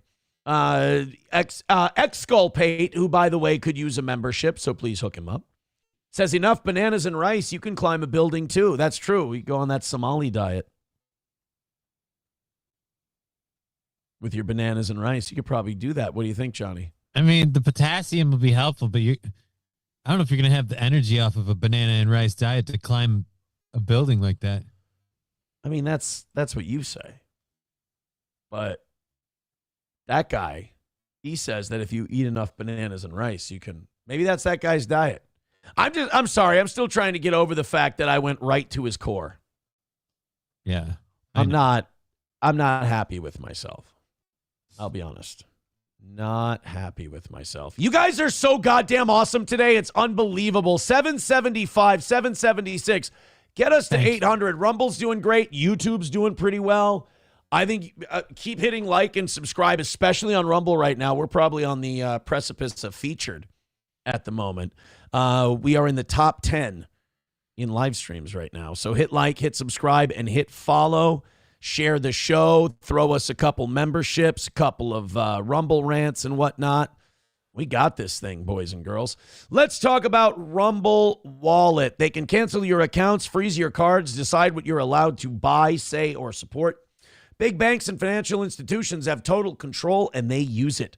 That's why financial independence matters now more than ever. Introducing Rumble Wallet, a non-custodial wallet built for real freedom. With Rumble Wallet, you can control your money, not a bank, not a government, not a tech company. Buy digital assets like Tether, Tether Gold, and Bitcoin all in one place. No permission, no middlemen, no cancel button. And when you want to support the creators you actually believe in, you can use the Rumble Wallet app to directly tip content creators fast and without interference. This isn't a credit line where they can shut it off. It's your wallet permanently. Yours to protect your future, yours to protect your family. When the system fails and when institutions turn on their own people, financial sovereignty is the difference between security and vulnerability. Rumble Wallet isn't about politics. It's about freedom, ownership, and protecting what's yours. So take control today. Download Rumble Wallet now and step away from the big banks for good. True ownership, true protection, true financial freedom. Rumble Wallet. All right. Not very many of you separating us from a huge 800 day today. Thank you very much for your support. Contribute a fuckload of memberships, and let's call it a win for the toe. Oz and I talked about a woman on Thursday that would rub pussy juice on her neck to get dates. Do you know about that? I've heard about this chick. Yeah. And I'm it's always gross. sticking my hands in my vagina. I don't think I smell like vagina. That's her. That's our girl. She's been vabbing. Or at least she led us to believe she was vabbing. Now she's come out and said, I made it all up so I could get dates. The stuff she had in the jar, not from her pussy. Whether or not she has her hands in her cunt all day, I still don't know. I'm not positive. She could still do that. Could still touch her pussy all the time. But she's not gathering the... This is the worst outcome. Like, the fluid. You're attracting dudes that are into that. And so they're going to be woefully underimpressed. Unless they think that, you know, the perfume or whatever you're rubbing on your neck is what your hoo-ha ditty smells like. And again, eventually the truth will out and it ain't going to be in your favor. I don't mean to make you nervous, but if you say hoo-ha ditty again, you're fired. Okay. Don't ever fucking say that around me again. Okay. I'll jam bananas and rice up your ass. I just didn't know. My daughter's got a late start today, so I'm gonna tell the audience. I would rather hear you say vagina than hoo-ha diddy. Diddy dum diddy do. Listen, I'm gonna tell ICE that you've got a SIG 320 on you if you ever fucking do that again. And I just want to make that really clear because I don't want it to seem personal. Strictly I do have the business. SIG, but I don't have any bullets. The damn thing keeps going off on its own. It's chewed through all my ammunition. He just hears it click throughout the day. I just want to make that perfectly clear so you're not caught off guard. Don't ever fucking do it. Fair enough. Nice word, Hayes. Don't ever fucking do it again. Thank you to Lab Glass for gifting 5 memberships on Rumble. Look at how happy I am. Wanna fuck? Let's fuck! Hey, 38 memberships away from 500. If we get to 500 memberships today, I feel good. I'll do a members only show and I'll go down to Minneapolis today. Oh, busy day for you. If we get to 500 memberships. Thank you, pal. Appreciate that. Let's put him at number 1 in the standings. So apparently, yeah, Pussy Lady is not. She wasn't for real. She said she only did it for dates, and it's worked because she's gotten at least 50. Which, again, like you said, is that really, are those the dates you want? Yeah. Are those the guys you were hoping to meet? You really want to date a guy where the first thing he does is just smell your neck to see if you reek of twat? And do you really want a guy that's into that? But that's the thing. Like, people get lonely in like any port in the storm, you know? Well, one of the things, like, either that guy is going to have to be dissatisfied with the lack of vagina aroma. There you go. Or you're going to have to start, basting yourself. Either way, nobody wins. Exactly. There are no winners in this game, only losers. 09 Canyon says, you can't take her outside. She won't go an hour without shoving a hand in her cunt. Bitch injured herself. Oh, yeah, that's the other thing. She said that she digs around so ferociously for gunk that she's scraping and cutting herself in her pussy. It's clip your fingernails. Oh. Right. Quit scraping your twat. So she said, these are her quotes. She went on My Strange Addiction. That was the show, which, by the way, is still on. She explains, quote, I was drinking a lot. I was eating a lot of processed food, and I was just genuinely unhappy and lonely. Don't see how those things are related, do you, man? At that time, I was really desperate to find a boyfriend and thought if I expose myself, if I put myself on TV, that will increase my chances of finding a relationship.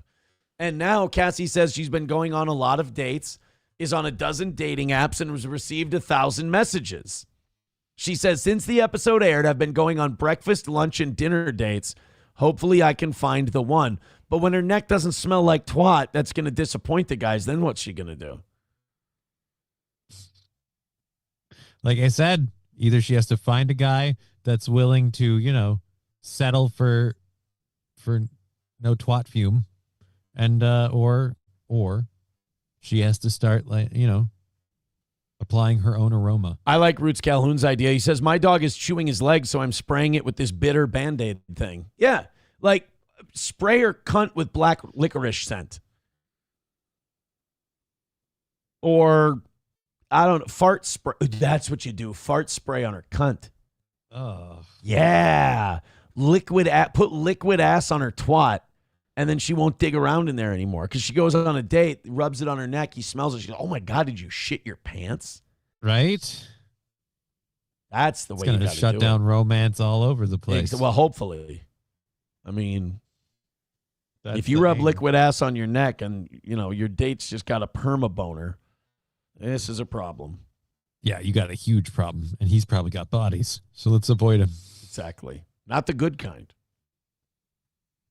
Das Object Nerve says, cunt, you mean tar box. Oh, that's right. Somebody called it tar box. Oh, because she's black. So that's wildly racist, in my opinion. Do you like this? Do you like my new neck scent?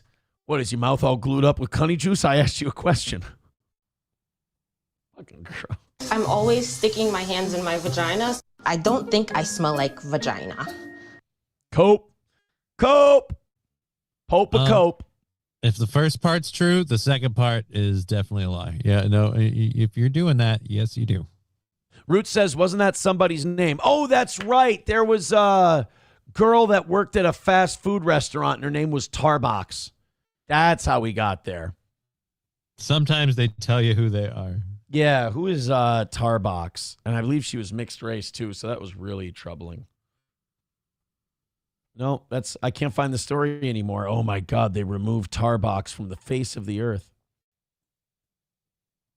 The internet doesn't want you to know she exists. They don't want you to know about old Tarbox.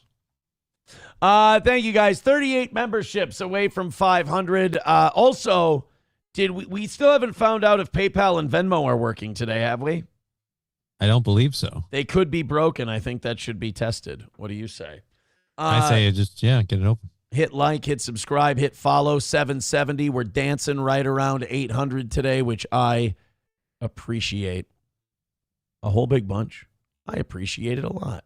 God damn it. All right, let's do the IShowSpeed thing because this is too goddamn good. So IShowSpeed is in Africa right now because, I don't know, he wants to play life on the all Madden level. And he thought it was too easy being just a rich guy in the United States. So he decided, I don't know, why don't I go be a really rich black guy in the poorest place in the world? And I don't know if he's doing this. Like, he hasn't said why he does this. Quite frankly, I don't know why IShowSpeed is so popular. Kids watch him live stream. He's basically an IRL streamer. Yeah. He's not particularly talented. He doesn't turn a phrase. He's not funny. He doesn't give great analysis. He's just a guy that a lot of kids like to watch do shit. I don't know if he's Black Mr. Beast, whatever. It doesn't matter. IShowSpeed. I will say I respect him for this. He did like full-on WWE training, and he took a Braun Breaker spear in the Royal Rumble. I mean, IShowSpeed is the victim of one of the most heinous wrestling moves of all time. Have you ever seen IShowSpeed get obliterated? I think this was like a year ago at the Royal Rumble. No, I haven't seen him So this move is one of the hardest ones to take, the spear? The way Braun Breaker does it. Okay, so it's not like, because I'm thinking of Goldberg, because he did the spear a lot. Braun Breaker runs like a 4.40. He's Scott Steiner's nephew. Right. And he does this spear. He hits the ropes really fast. Like, that's his whole gimmick. Like, he's a really, really fast dude. Mm-hmm. And he goes to one rope, shoots off to the other ropes, shoots off of those ropes, and spears you, and it's really fast. And I think these wrestler guys, when like a big celebrity comes in and they're like, yeah, fuck yeah, like for a cameo, I think they lay it on a little stiffer. Yeah, to than show most you that, moves. yeah, you think you can play here. Let's see how well you like the game. So IShowSpeed goes out for the Royal Rumble and does a fancy flip and everything else, and Braun Breaker decides, I got this. This is one of the nastiest fucking things I've seen in wrestling. Watch how fast this dude is. Watch.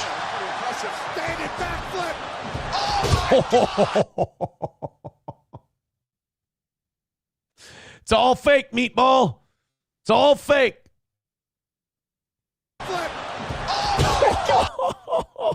That guy looks like he might be a pretty solid dude. Like, just him hitting you in general without the wind-up still would suck. He's a brick shithouse, Braun Breaker. I mean, he's Steiner blood. Right, so he has a reputation to uphold. I hit you with that spear. You got a 135% chance of me spearing the black off you. Oh, my God. Jesus. I mean, you feel like you're in a car wreck the next day. So that's what I know IShowSpeed from.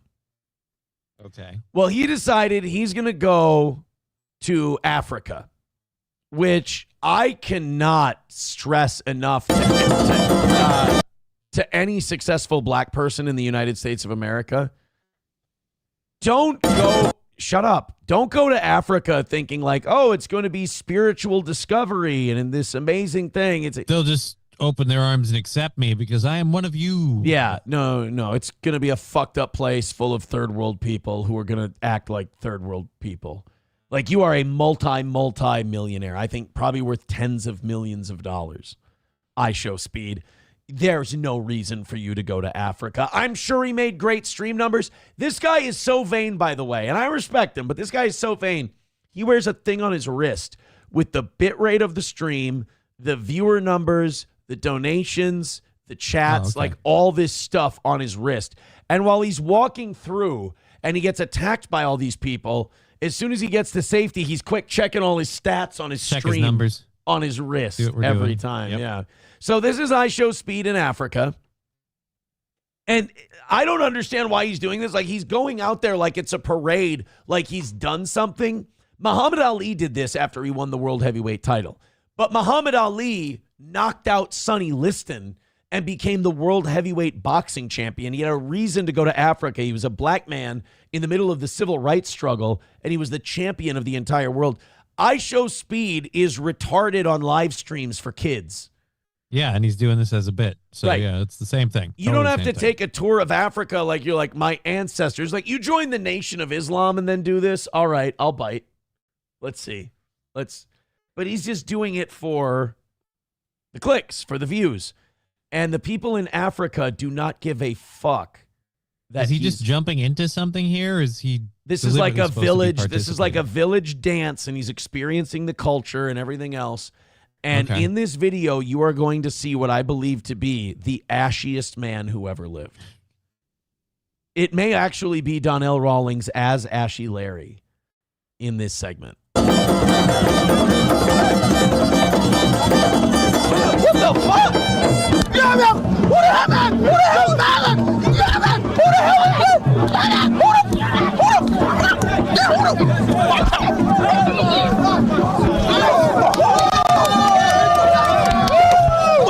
Who the hell is my? Hey, my damn baby! Who the hell is? Who the hell is that? By the way, I want to say this. My prediction, fake. Oh, yeah. Set up. It's a work. I believe that he got attacked. Oh, my God. Yeah, I believe people in Africa can be that ashy. I just don't believe that man was that ashy. By the way, I haven't seen him since, I believe that was Tommy Davidson. I haven't seen him since he was throwing spears into Jim Carrey's legs. In Ace Ventura, too. Yeah, I was about to say, right before this, he was calling another white guy Quincy Orcha, and then he came over here. Let me guess. White Devil, White Devil? White Devil? You speak Wajuto? So, IShowSpeed got attacked by Ashy Larry. And then, now, I don't think all of these are fake. I think that one was clearly fake. I don't think his security would have let him wrestle with a guy for that long. He was so small. Yeah. And nobody was really struggling or putting up a fight. It was very fake. Here's what it looks like when it's not scripted. Here's how quick his security acts. Now, consider how quick his security acted on that first one. This is how quickly they act. This is him in another spot in Africa. Tens of millions of dollars hanging out with a bunch of poor third world African people. For what reason? I don't know. He's not like a diplomat. He's not a, world ambassador. He's just some retard on YouTube. And he thinks he bought that whole entourage for $350. Yeah, right. He bought it in the jungle. But here's the reaction when some real shit goes down. Look at how quickly you don't even get to touch him. Right. Look at how quickly they jump on his black ass. Yeah. That was a little different than the last one. Like, I get it. The first one, you were at a dance thing, and but you guys cut an awful lot of leeway. The minute this dude moved in on him, you guys just swarmed. Yeah. That was it looked like there were two of them even. There he is checking that stream. Oh, no, there's just somebody else moving behind. Gotta check the numbers. Check the numbers. Make sure the bit rate's up. I want to see that people got that. I gotta make sure. This way, please. What kind of boat is this? Hey,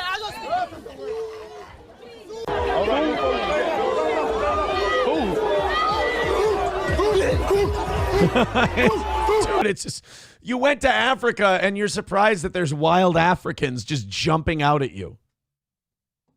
Wasn't in the brochure. Yeah. Dude, it's not like Ali Boumaier, where they're like, we respect you. You're a fighter. You beat up, Sonny Liston. This is, you're just some asshole. Yeah. Coming here filming our country and going, man, what the fuck is his boat? Man, what the fuck that bow be? Man, what the fuck that dude be at? Like, you're just going there to point at shit. Like, that's, and by the way, all young people love retarded shit. When we were young, we loved Tom Green. We thought the Tom Green show was like the most ingenious thing ever. So I'm not faulting young people, but this guy literally doesn't do anything. You don't think Tom Green was stood the test of time? Yeah.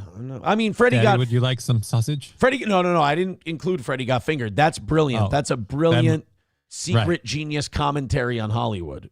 Freddie Got Fingered is a brilliant troll. But the Tom Green show was retarded. IShowSpeed doesn't contribute anything. He doesn't do anything. He literally points at shit and goes, what the fuck that be? And then all of the young kids go, that's true. What the fuck do that be? And then there you go. You got your recipe for multi-million-dollar success. Johnny. Seems easy, actually. Can I ask you something? What? What the fuck this all be? The last time I saw this scene, by the way, I believe I was watching Brad Pitt in World War Z. Isn't this from Black Hawk Down? Mike Durant, we won't leave you behind. Mike Durant, we won't leave you behind. Yo, we just here to do some streaming. In Congo, killing is streaming. Well, I mean, can't we talk about this? Maybe negotiate? So you have the power to stream, but not the power to negotiate.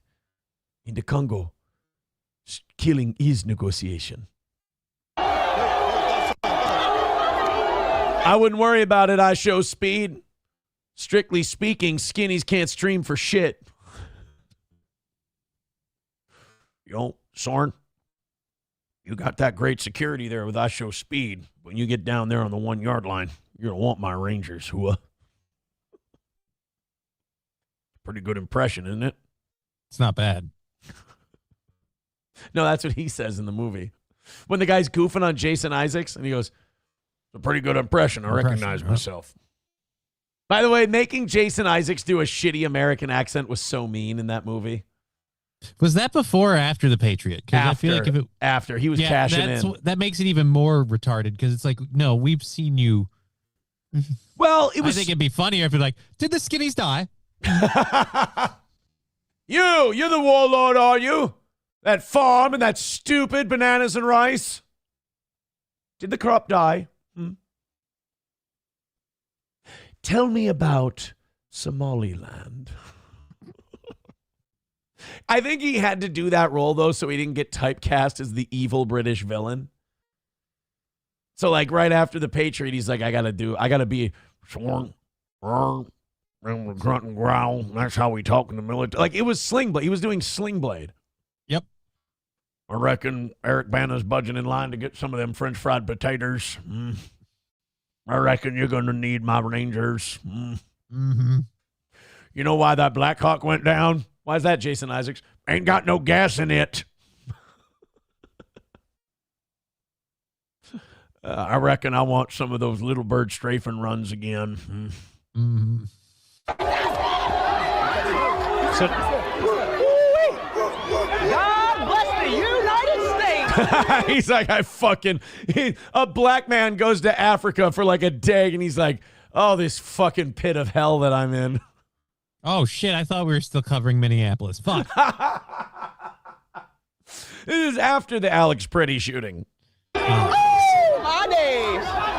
What the hell is going on? Show speed, Beaumaye. Show speed, Beaumaye.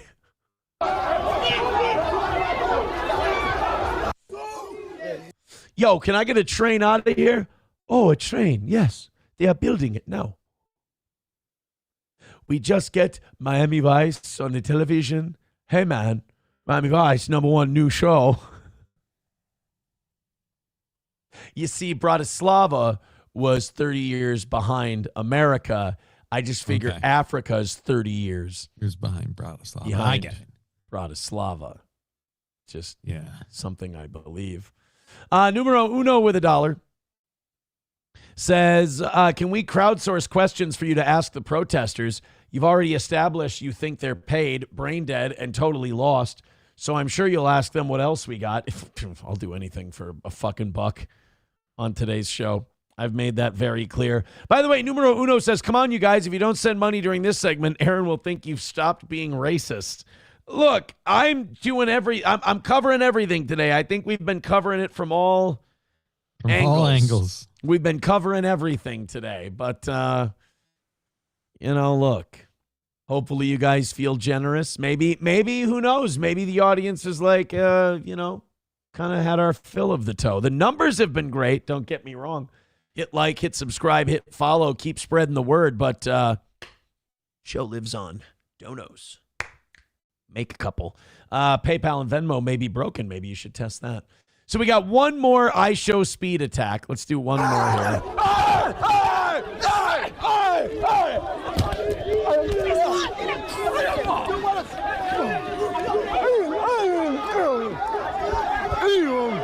That one's either fake or that guy was just trying to hug him. That one was cringe. That was the worst out of all of them. They were on him pretty fast, so whether it might not be fake, but it's like I don't think those guys are trying to harm him, Right. They're not out for anything. That might be somewhat planned. That thing on your wrist is sorcery, and we must have it to study at our alchemy labs. Maybe that's all it was. 739 of you hanging out with the toe today. I can't make heads or tails of the shit. Hit like, hit subscribe, hit follow. I'm going to go with the people that pay me. Thank you very much. There's a reason you don't hear much about molecular hydrogen in mainstream health. It isn't a drug. It isn't patented. And there's not much money to be made selling better water. Molecular hydrogen is created by running a small electric current through water, producing a form that dissolves into the water and can be absorbed by the body. It's been studied for reducing oxidative stress and inflammation, two of the biggest drivers of chronic pain, joint stiffness, and slow recovery. A lot of that research is tracked by the Molecular Hydrogen Institute out of Utah, and the technology has been used quietly in clinics and by professional athletes for years. especially around injury and physical wear and tear. The LifeWater hydrogen bottle makes it accessible. You add tap water, press a button, and in about 3 minutes, the water visibly changes. It's not a stimulant. It doesn't mask symptoms. The goal is supporting the body's own recovery process. LifeWater publishes third-party lab tests, which matters with this kind of technology. Right now, it's about $80 with a 50% promo, backed by a 60-day money-back guarantee. If you have a loved one dealing with pain, inflammation, or recovery issues, this is a gift that actually makes sense. To learn more, go to buylifewater.com or scan the QR code on screen. That's buylifewater.com. Thank you to anything contributing to this fine program. Go to the chat. Nothing there. Next story. Let's go. The car crash. Oh, this is another one. When I saw it on Friday, I was like, oh, man, Monday's show is going to be so nice. We got so many funny things to talk about. You got the climber guy. You got the beans and rice. You've got IShowSpeed. All of it very funny. All of it very interesting. And Sunday happened. And then Saturday happened. Then the guy got shot. And then Sunday happens and a bunch of hotels get mobbed and vandalized. This was a story out of Detroit at the Detroit Metro Airport. A car, I don't know if we're late for our flight. I don't know if we're shit-hammered drunk. I don't know if we mistake the accelerator and brake. But somebody got up close and personal with the check-in gate at Delta with their automobile at the Detroit airport. Let's watch this one while you guys gift memberships and throw a bunch of money at us, please. Here we go. Don't worry, nobody's compact car. Yeah, don't worry. 7 News Detroit starts with breaking news. And let's get right to that breaking news. Chaos at Detroit Metro Airport. A car ramming right through the doors of the McNamara terminal around 7:30 this evening. Good evening to you and welcome to 7 News Detroit at 11. I'm Carolyn Clifford. And I'm Mike Duffy. Tonight, that driver is in custody and 3 Delta employees were examined by medics. The aftermath, stunning. A scene stopping travelers in their tracks. A Mercedes S-Class smashed through the front and hit Not me. I got a fucking flight to catch. Are you kidding? I'll look back and I'll go, holy shit, that was pretty crazy. All right. Bar's open and I got to get to the gate. I love the airport. I do. Some people hate flying. I love the goddamn airport. You bring some headphones with you on the plane, you watch a couple movies, you're good to go. Never flown, but like every time I think like, oh, I'd like to fly, I'd like to do that, I always end up hearing these horrible stories with what's going on with the planes lately, and I'm terrified. What's the deal with the planes? I mean, there's, tens of, if not hundreds of thousands of flights every Right, day. I know the odds are small, but I feel like I am that Alanis Morissette song. Like, I finally do it. You think you're an Alanis Morissette song? What are you, it's the worst admission 14 of my in the life. mid-90s? You're an No, Alanis Morissette song. Yeah, some days do you ever feel like an Avril Lavigne song? No. What other fucking cringe girl song, emotional emo? I'm just saying I'm going to get on that plane and it's going to go down. It's Hey. the first time I've ever flown. Tell me the truth. Some days, are you an Evanescence song? I don't think so. Some days, do you ever just feel like a Melissa Etheridge tune? Some days, you're just Bonnie Raitt, aren't you? No, but some days I am Meredith Brooks. So we got a car that goes through the glass at the Detroit airport into Delta too. They couldn't have the decency to make it one of those shitty regional airline carriers. It couldn't be Allegiant. It had to be Delta. You had to fuck up the good airline. If it was Spirit, nobody would have reported it. Yeah. Well, black people would have pulled him out of the car and beaten the piss out of him just for fun. ticket counter. Just unbelievable. Police and first responders swarmed the airport on this. Did I come in the wrong door? I was looking for beans and rice or bananas and rice. Fuck. God damn it. I had the right idea. You guys are right not to give me money after a fucking poor showing like that. What's wrong with me? Bitterly cold evening. Right now, it is still unclear why the driver blasted through the doors. Let's get right to 7 News Detroit reporter Demetrius Sanders at the airport with the very latest. Where we're going, we don't need roads. Yes, Demetrius. Cleanup is underway at Detroit Metro Airport after a car came barreling. I have to be honest, I did not match this face with that voice. Neither did I. This would be like if I saw an Asian reporter and he went, yo, dog, shit out here be all fucked up. It's crazy. Like, I ain't never seen no shit like this in all my life. Like, this is like being back in the old hood and seeing motherfuckers just wilding out and shit. All right, this be Chang Bong at the airport. Peace. Through door 2 at the McNamara terminal. This video captured from inside the terminal shows what appears to be a Mercedes-Benz car pushed up against one of the Delta Airlines ticket counters. How dare they do it with a Mercedes-Benz? This is Kia behavior if I've ever seen it. I mean, Toyota Camry rain. Maybe. Absolutely. Like, even you're pushing it with a Toyota, I feel like. I mean, this is 09 Daewoo shit. Come on, guys. Let's get our shit together here. The Wayne County Airport Authority Police Department is investigating. They say the incident happened at around 7:30 Friday night with 6 people needing medical treatment. We're also told that the driver is in custody, but what caused the crash is still unknown. Here's what a witness inside the airport is sharing about the moment the car. Dude, you can. This is where the news drives me nuts. We can help you figure out what the cause was if you would just tell us his name and show us a mugshot.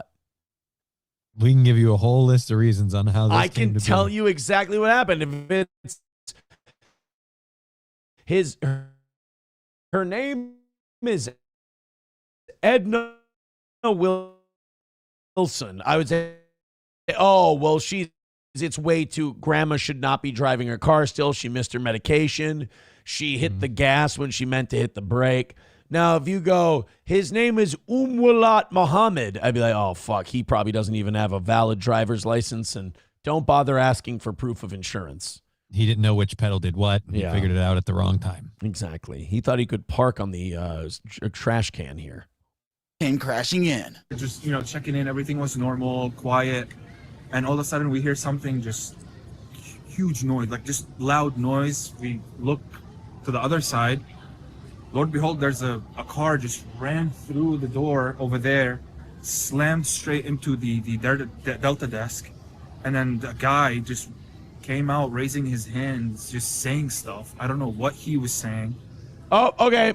Somali, Muslim. This is Michigan, right? Yeah, I'm going Arab.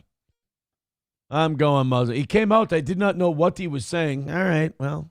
Probably something to do with Allahs and bars and shit like that. At least now we know what happened.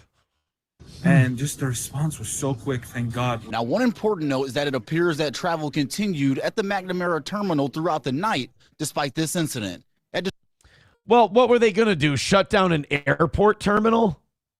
Like, oh, sorry, guys, you can't go on your vacation. There's a car in the lobby. Oh, be fine. This is your captain speaking. Some idiot just drove through. Some what? Just drove through the doors, and he's a what now? I was gonna say word. I think you'd like nincompoop. And so, oh, nincompoop was what you're going for, right? That's totally what I was going for. I see. I didn't understand the question you were asking. Fair enough. That's why I was asking you.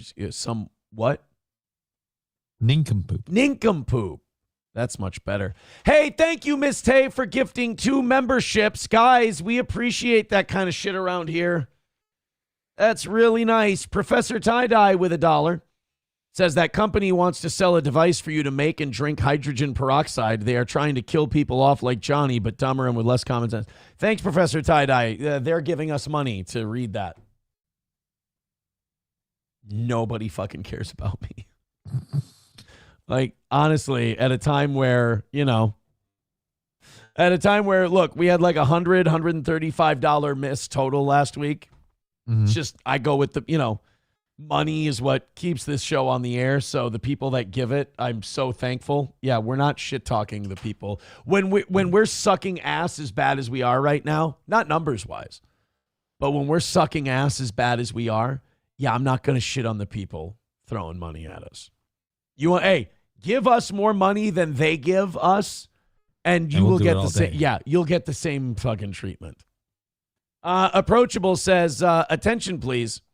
This is your captain speaking. If your vehicle's license plate is a QZ179, you are parked illegally. Please unboard the plane and remove your vehicle from the lobby. Is that illegal? On a wall with $1 says, I have no clue. All right, let's check it out. Is this the guy? Is this going to be the guy? It's a link. It is a link. Take your time. I'm not bombing. Here we go. Chaos at Detroit Airport. A man drove a Mercedes-Benz through the boom, boom, boom. Bystander video shows the car inside the terminal, debris everywhere, and stunned travelers. The driver reportedly exited with hands up saying, "I didn't mean to do it," before being quickly detained. No confirmed motive yet. No immediate reports of serious injuries. Social media is already wild, some calling it an accident, others speculating, and yes, Detroit banter is flying. All right, let's see.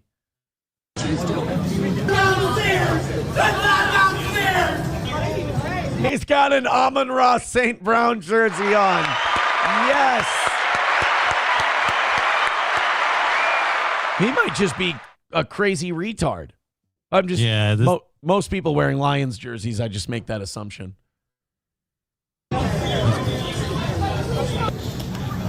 Wow. Wow. Wow. What's the next one? God, I wish we had video of the actual car just punching right through.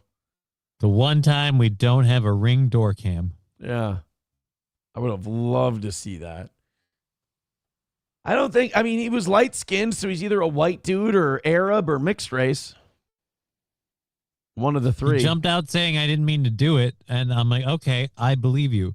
But now explain, how did you unintentionally ram through several sets of doors and into a ticket counter? Right, like if you were doing it on purpose, I get it. Right, mission accomplished. But if you're doing it, I don't know how you do this by accident. Right? Numero uno with $1 says, "I sent you the story of the day earlier, dum-dum." Sam Show also says, "You'll get $1 Rumble rants and like it." I don't give a shit if hundreds of people want to throw in $1 at a time. You understand that's what we hope happens every fucking day.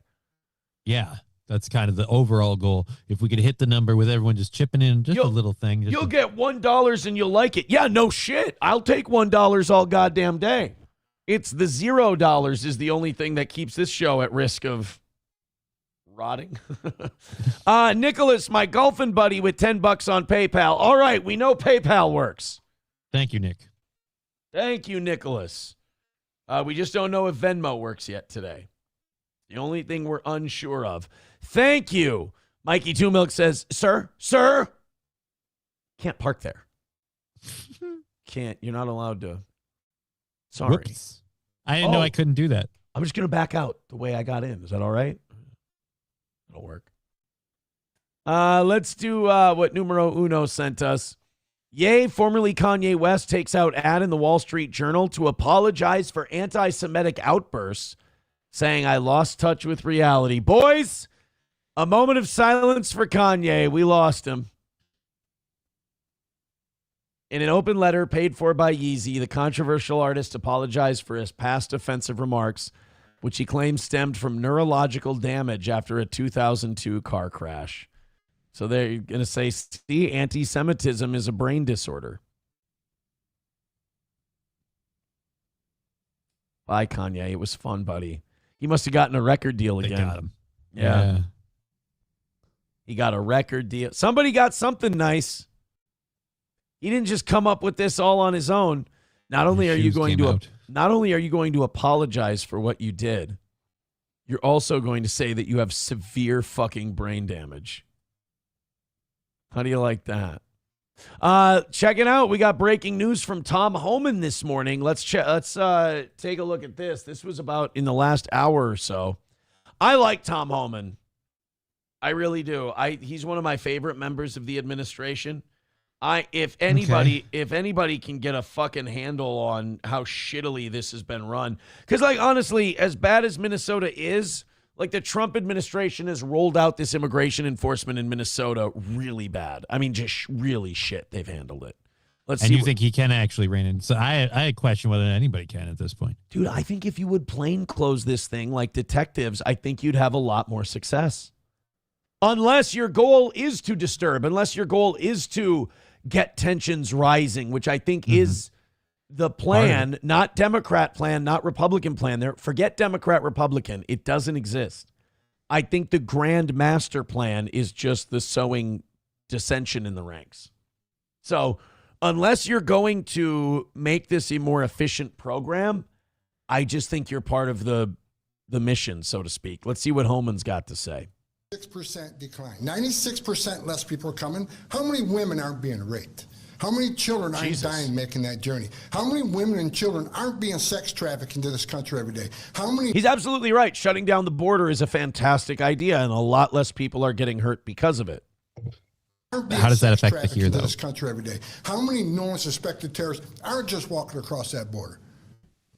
President Trump and this administration is saving thousands of lives every month. Hard stop. That's just a stone cold fact. I'm just proud to be a part of it. Damn, son. I work with Steve Miller every day. Steve Miller is one of the most brilliant people I've met in my entire life. President. I will say this. That's all great, and I agree with you. What the fuck does that have to do with Minnesota? Right? Like, how does that de-escalate the tensions here? Because I don't know if you've noticed this or not, Tom. It's getting kind of wild here. Yeah. A lot more than anyone bargained for. Yeah, this isn't the southern border. All that stuff you mentioned about the southern border, I agree with you wholeheartedly. And I think that's probably one of the few good things Trump has done. One of the few promises he's kept is on the border. But like here in Minnesota, bro, what I need to hear is, what are you going to do to make this go efficiently? Like, what are you going to do to make this a little, make it go a little smoother? Is all. I just want a slightly less horrendous shit show. That's all I'm asking for. I mean, it would be nice to hear some ideas. And I'm worried that the idea is that, I'm just going to go in there and we're going to put our head, like the Trump administration's idea seems to be, we're going to put our heads down, we're going to barrel through this shit, and you're going to fucking eat it. You're going to lap it up and you're going to behave yourselves. I'd like to not, though. I think what needs to be done is you guys need to change your tactics, because I don't think ICE wants to be involved in this shit. ICE doesn't come out here to do crowd control and shoot people and shit like that. I hope not. Nope. No, they don't. The cleaner says it's confirmed. Fucking with the people of Minnesota saves millions of people. That's not. No, that's not. That is a complete fabrication, sir. How dare you? Thank you for the $5 trucker 18-wheeler. Says last night at B-Dubs there was an ad about the Jews and the Holocaust, and it said 1 in 3 Jews experienced hate last year. Well, you know what? I read an advertisement. You know what it said? What's that? Apparently a lot of people's mums died in the Holly. Me mum died in the Holly. Me mum died in the Holly. By the way, another classic moment from the last year or so that we've completely forgotten about, because the minute Nick Fuentes starts gaining traction with his message, tell me he's not. I think they might have gotten to Fuentes because he goes on that retarded get-together with all those bottom-feeding dipshits. And then now, have you seen the Epstein zip-up that he's got now? No. He's wearing the same zip-up that Epstein wore. And he's like, right, based and all that. And it's just like, I feel like Fuentes is, because he's so careful about like his optics and shit like that, and like how to get into the mainstream and all that. So to make these missteps, you think seems deliberate? Maybe, or you know what? I'm also like ODing on this shit, so I might just be too close. That might be part of the problem as well. My question is, what do you know about Nick's core values? Core values. I'm glad I didn't answer right away. No, but like, once the American people start laughing at, me mom died in the Holly, all of a sudden some catastrophe happens, and we're focusing on that. It's just interesting. By the way, that cringe thing they did now is even more cringe when the artist who did the song look, I've been brain damaged and not happy with what I've been saying and doing for the last, 20 years. Yeah. So anybody that celebrated that, what's your excuse? Yeah, so Kanye is like, hey, you know all that shit I said about Jewish people in the music industry and all that? Turns out, guys, you're not going to believe this. I'm a retard. Great. Thanks, yay. But I thought you were based. What does that say about me? Exactly. In fairness, this is all our fault. Anybody who put all their eggs in the Kanye is going to be a political player basket kind of deserves this. Like, okay. If you thought that Kanye was going to be the guy, you kind of deserve, this is like falling for a crypto pump and dump. Like, what if you just really loved watching him be him? Oh, I would hope that he would continue being as entertaining as he was, but yeah. Like, I'm glad that he's grown, but can he still be highly entertaining? That's all I ask. Chevy fan says Fuentes just got a big gold sponsorship, same one Mark Levin has. Can't make it up, folks. Can't make it up. 36 memberships away from 500. Thank you, guys. Hey, keep that going. You're actually, hey, not bad. Not bad, I say to you. Keep rallying, you generous little shitbags. Dr. Oz was in Minnesota. He was taking a look at some potential fraud.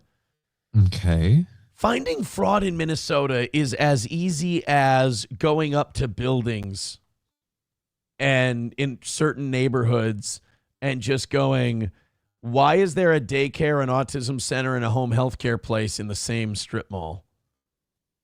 And then why just are two of them using the same suite? All you have to do is ask that question, and it'll start to answer itself.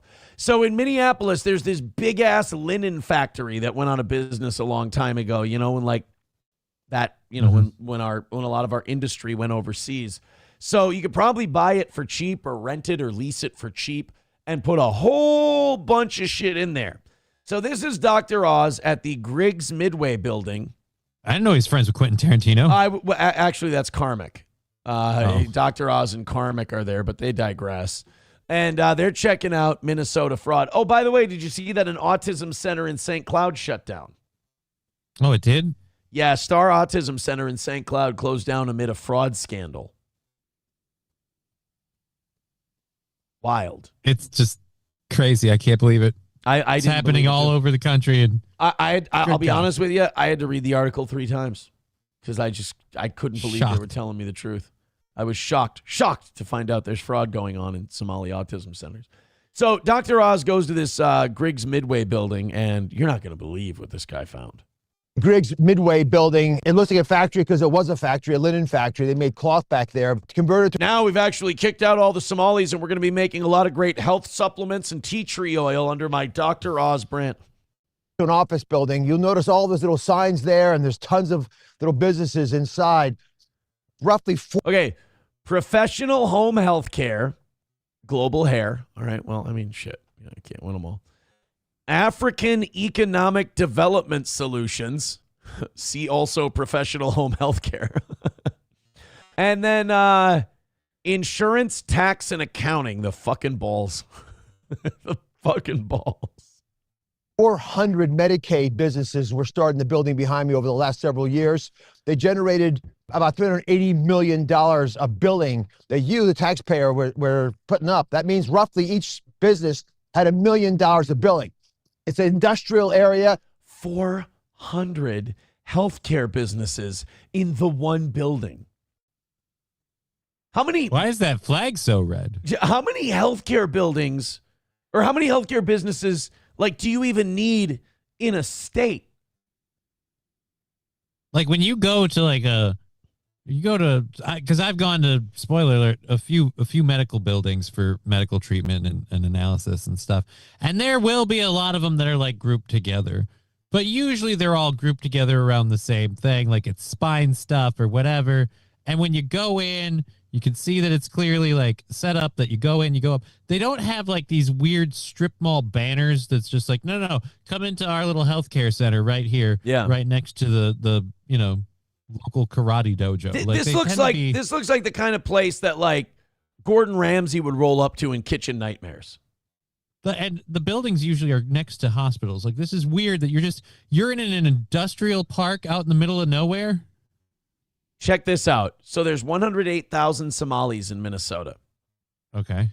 Now, there's just 400 healthcare businesses started in this one building.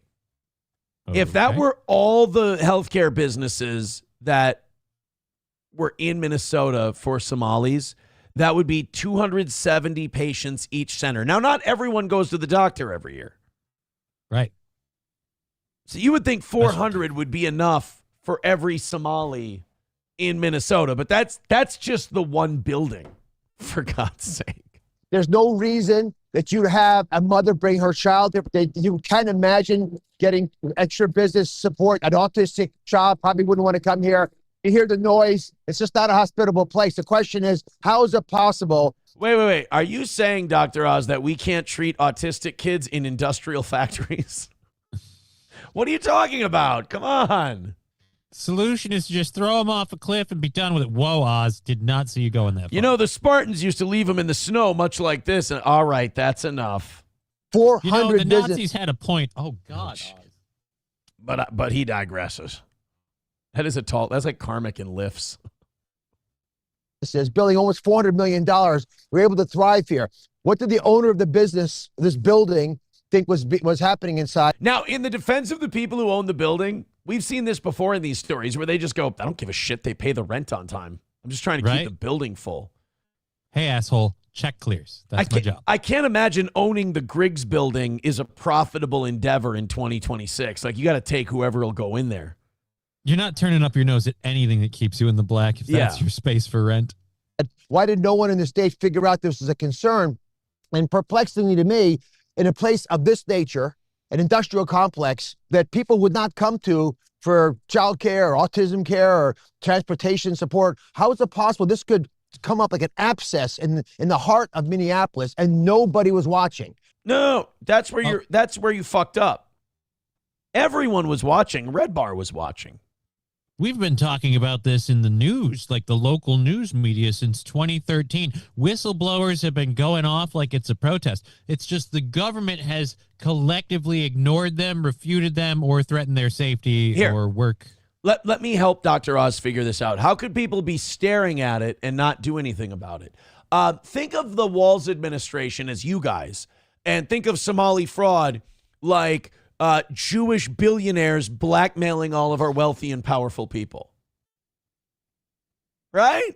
Imagine like there were shitloads of documents on all this Somali fraud, and all Tim Walz had to do was approve the release of all of those documents, unredacted, and poof, we'd all know about it, and we could be able to know what kind of state we've been living in. Dr. Oz, do you now understand how maybe this shit could have happened in Minnesota?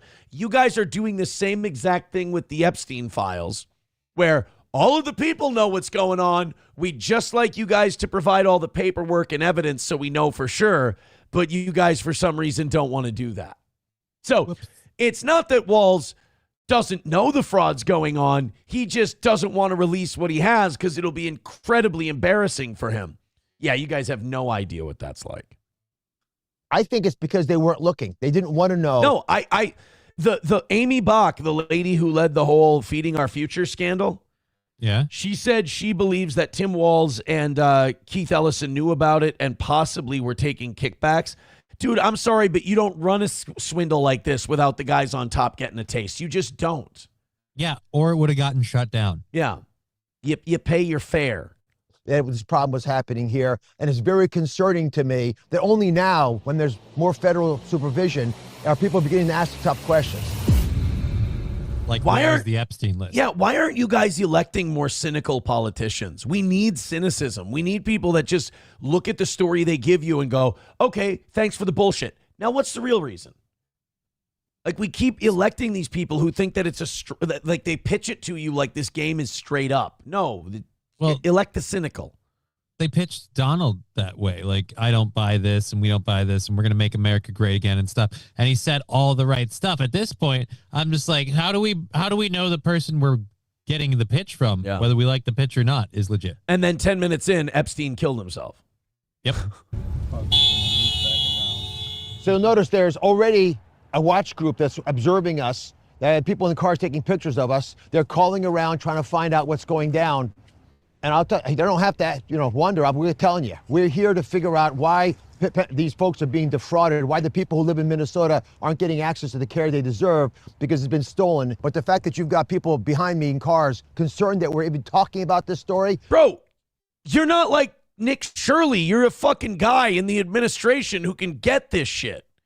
Like, why are you standing out in front of here doing a YouTube video? Let's get to work, dude. Again, these politicians on all sides just use this shit to score points. It's theater. It's like, hey, shut the fuck up. Quit talking to me. Get to work. Let's go. What are we doing here? What? I got to stand in front of this building. You don't. You don't have to stand in front of the building. Go find out with paperwork what the fuck is going on in the building.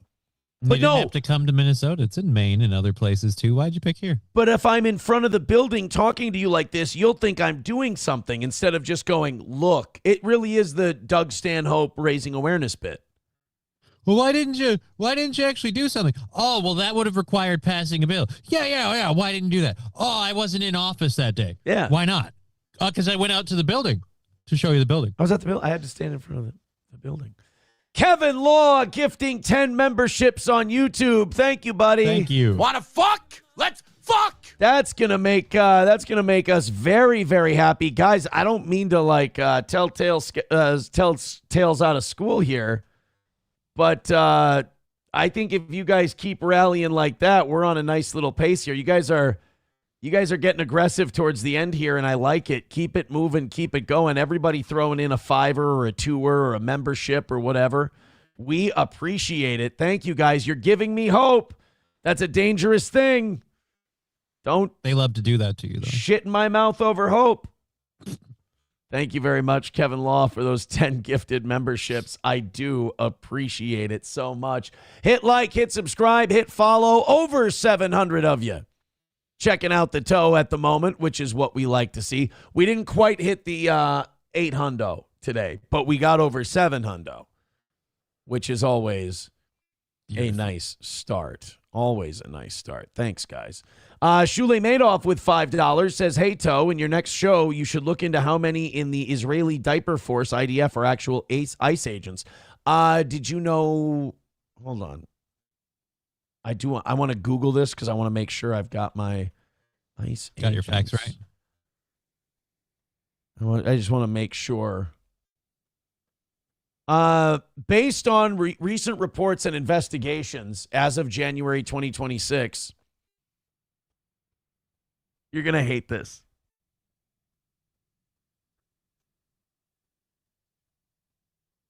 What? How many? U.S. Immigration and Customs Enforcement agents and executives have participated in training programs and exchanges with Israeli military, police, and security forces, including the IDF. What do you mean it's not ours anymore? The fucking Jewish government is training our agents to shoot our own fucking people. A Jewish country, a foreign military is training our agents to shoot each other. I want to say it again as loud as possible. I don't want to be like this. I don't want to be right. How long was I not like this? Up until like a year or two ago. I wasn't like this. You know what I started doing? Looking things up. Not even looking things up. Reading shit. And then going, oh, that's the company that's doing this. Well, let me find out about that company. Oh, fuck, that's a coincidence. Okay, here's a fucked up thing. Here's a guy associated. Let's look that guy up. Oh, that's a fucking wild coincidence. Oh, let's see. Oh, that's a genocide. Oh, I'm paying for it. Oops. I don't want to be like this. Like, SP will go sometimes, she'll go, let me guess Israel. I'm like, don't fucking give me that because I don't want it to be let me guess Israel. But guess what? It's fucking Israel. I keep coming at this issue hoping I'm wrong, dude, and I'm not. That's like there's a communist revolution somewhere in the 70s, and your girlfriend's gonna be like, let me guess the Soviets. But don't say it in that voice. Yes, it's the fucking Soviets. Yes, it's Israel. They're training. Do you know I looked this shit up so I can call Bapa Shab insane? I looked this shit up so I can tell Sam Show you're nuts. That's why I look it up. And what did we learn? And Sam Show's right. He says, Aaron, welcome to the club. No one ever believes you. They just think you hate Jews. I don't. I feel about Jews the way I feel about trans people. Leave me alone and stop reminding me of your presence every 5 fucking seconds. Stop trying to get into all my clubs. If you'd stop fucking with shit, I'd be grateful to be oblivious to your existence. I have no problem with any of you. Stop making one. Nobody believes you. You sit there and you go, hey, by the way, while these riots happen and shit, Israel tries to annex Gaza and the West Bank, and they bomb Syria, Lebanon, and Iran. And they're like, oh, so the Jews. And I'm like, I wish it wasn't. I wish it wasn't. I'm not saying it is. I'm saying it's awful convenient. None of us are talking about that because woohoo, Minneapolis. Is historically white says, to be fair, it is insane, but it's true. And that's the problem. It's you're like, yes, I know this is crazy. But it's not. It's real. Is real. Hostile Soldier says, just think of Israel as an extension of our military. Yay. And Sam Show with another thing that makes me crazy too. He says you can't unsee it either. That's the other problem is, you're like, I've got my facts. I've got my documentation. It's not always them, but it's them way too often. And it's not that it's even them. It's happening in front of us more. Yeah. It's not that it's them. It's that nobody's doing anything about it when it's fucked up.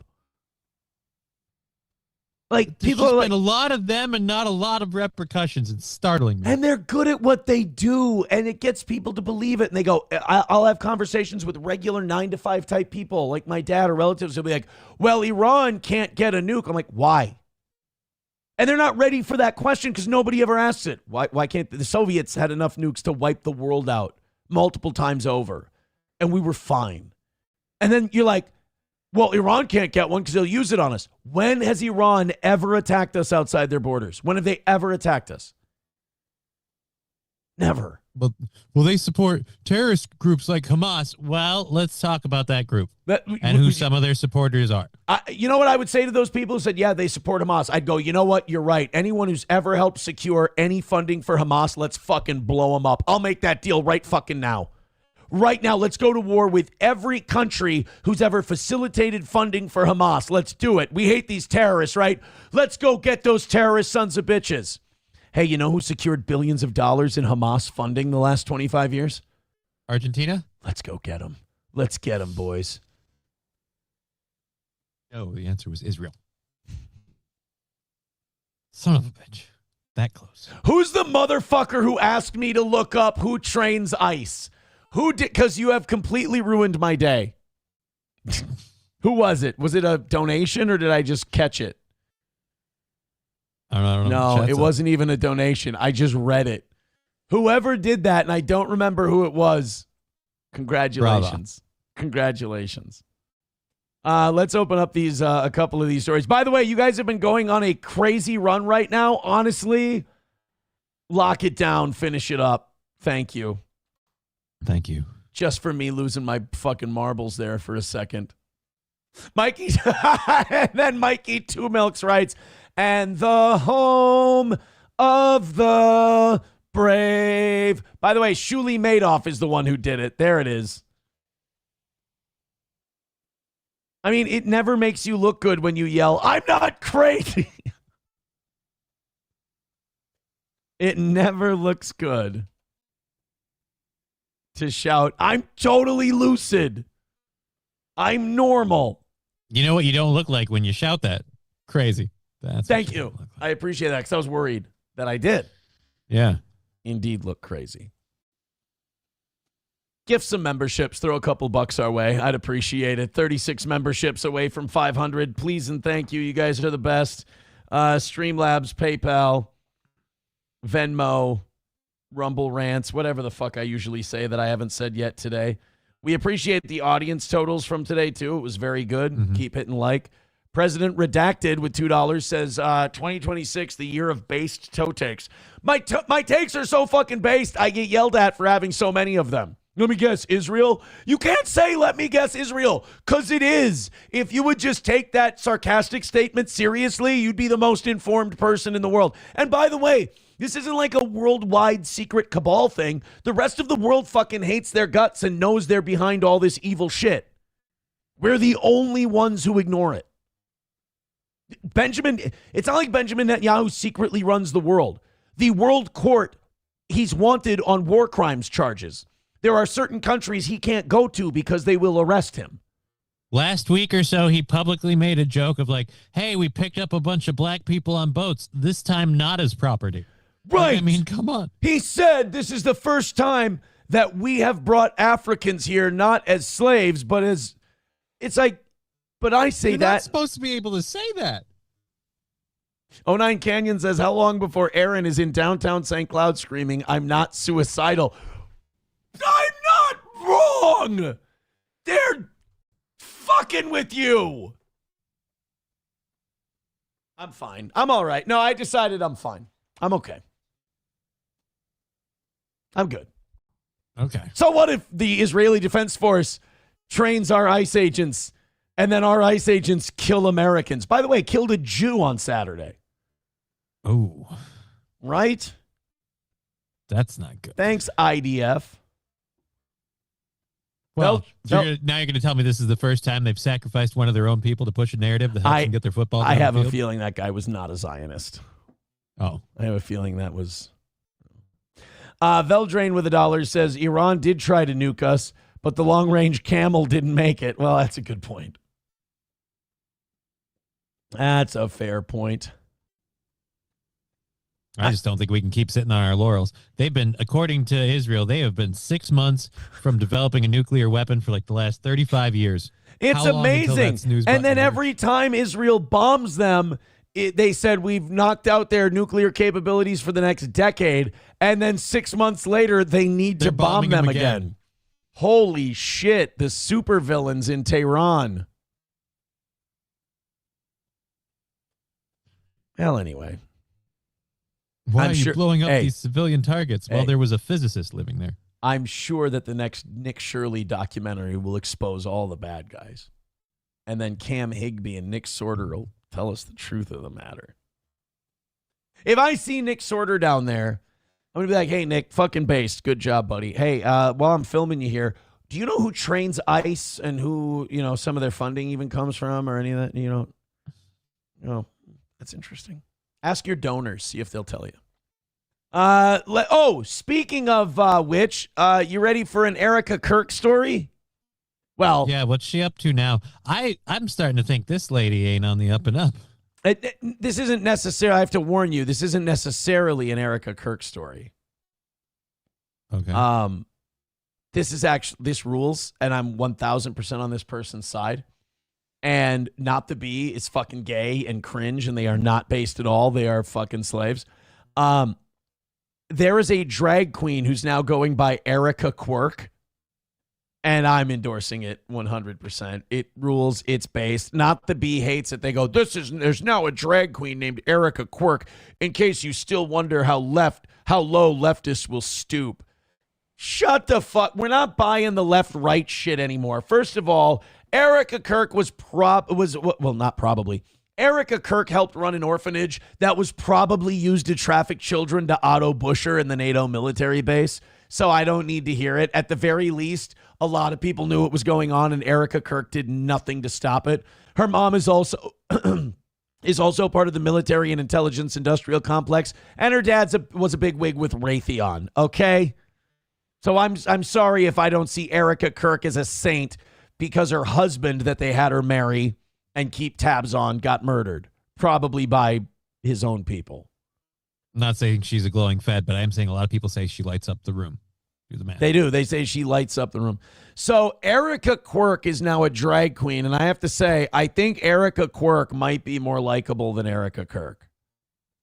By the way Erica Quirk is stuffing the bills and going for the money like this, I can't tell the difference between her and Erica Kirk. They both seem to have the same hobbies. On the cross, our Savior said,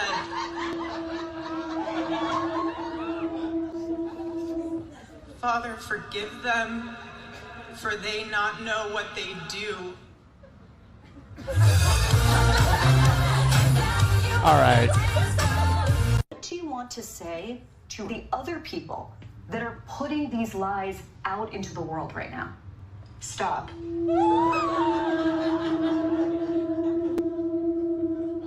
That's it.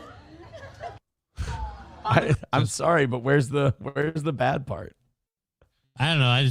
So it's just does her eyes real wide? Okay. The holding the money part though, that's a funny bit. I don't think that's a funny bit. I just think that's really good commitment to the character. Well, it's an accurate criticism. Let's put it that way. Aren't you guys outraged by the? No, I'm outraged that none of you douchebags in Conservative Inc. will look into any of Charlie Kirk's murder. We love Charlie. Charlie was great. You guys all just threatened the shit out of him, though. Every time that he would criticize a particular country, again, not trying to pick on them, but it just happens to be in this case. Seems weird. Every time he would criticize that country, you guys would call him into some fucking donor meeting where people threatened to withhold millions of dollars unless he stopped making those criticisms. I mean, and then he gets killed and you guys love him oh so much, but you don't want to ask any questions about the inconsistencies of the whole goddamn thing? No, not the B really is a pro-Charlie organization. And don't look into who, owns and funds that particular institution. Why would you need to? There's no reason. No reason. No reason. I don't believe in them. You need to ask that question at all. $1 from the future Mrs. Digger Crutches says, Toe, can I buy you a Palestinian flag and hire Mo Amer for the next anniversary show? I don't know that guy, but I'll take all kinds of flags. I got Nazi coins. I'll take Palestinian flags. I'll take it all. I'll acquire memorabilia. Boiled Brisket with $1.99 says, when you finally shave your head, give it up. No, I'm not ready to shave it yet. It's too nice. It's too flowing. You know, it's funny. When I did that, I didn't touch a single strand of hair. Right? I whiffed. But you didn't need to. It was already in perfect shape. I whiffed on the hair. And plus, my hair, for some reason, upsets Boiled Brisket more than it bothers me at all. So I have to keep it now, you son of a bitch. $1 from Veldrain says, imagine it's 2026 and you're still mad at the Toe for doing good shows and existing. That's very odd, mentally ill behavior. You can find happiness, and I encourage you to do so. Usually watching this show. Veldrain with $1 says, all right, Yanks, now is the time to go over the correct procedure to dispose of all...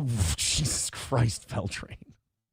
Main Vein with $1 says, Aaron, what would you do, or what would you rate that thing's core? I'm not an expert in core. I don't know what to tell you. I heard that he probably has a good core. I heard he does a lot of tucking. Like that, like the midsection is going to... Oh, wait, no, that's not the same thing. Mikey Two Milk says, I have an original Nazi officer's dagger worth about $1,000. I'll sell it to you. Dude, I can't make money on my own show. What am I going to give you money for? What money am I going to give you?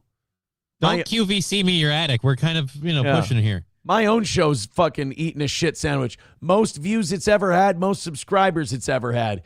Eating a total fat cock.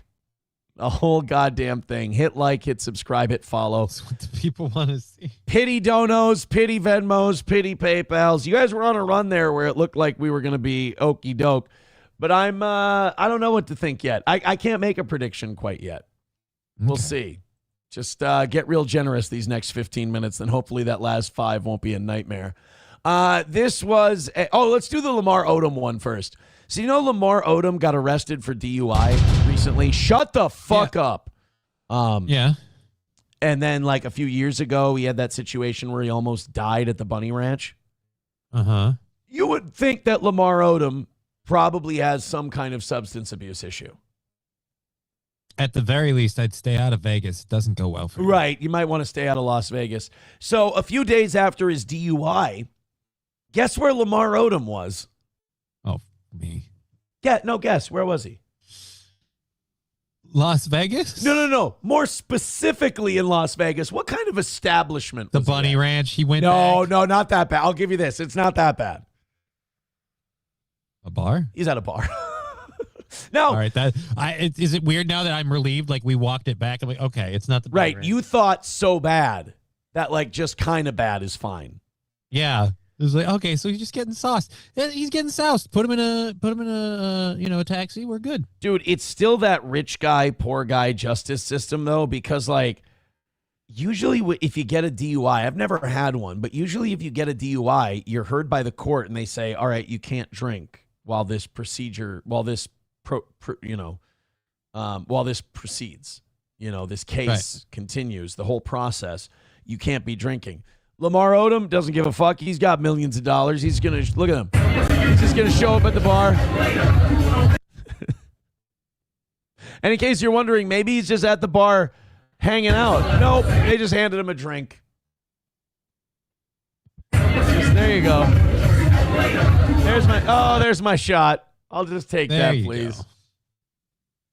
You can't save them, guys. They just, you got to let them go. They got to figure it out at their own speed. That's all. You just got to figure it out at their own speed.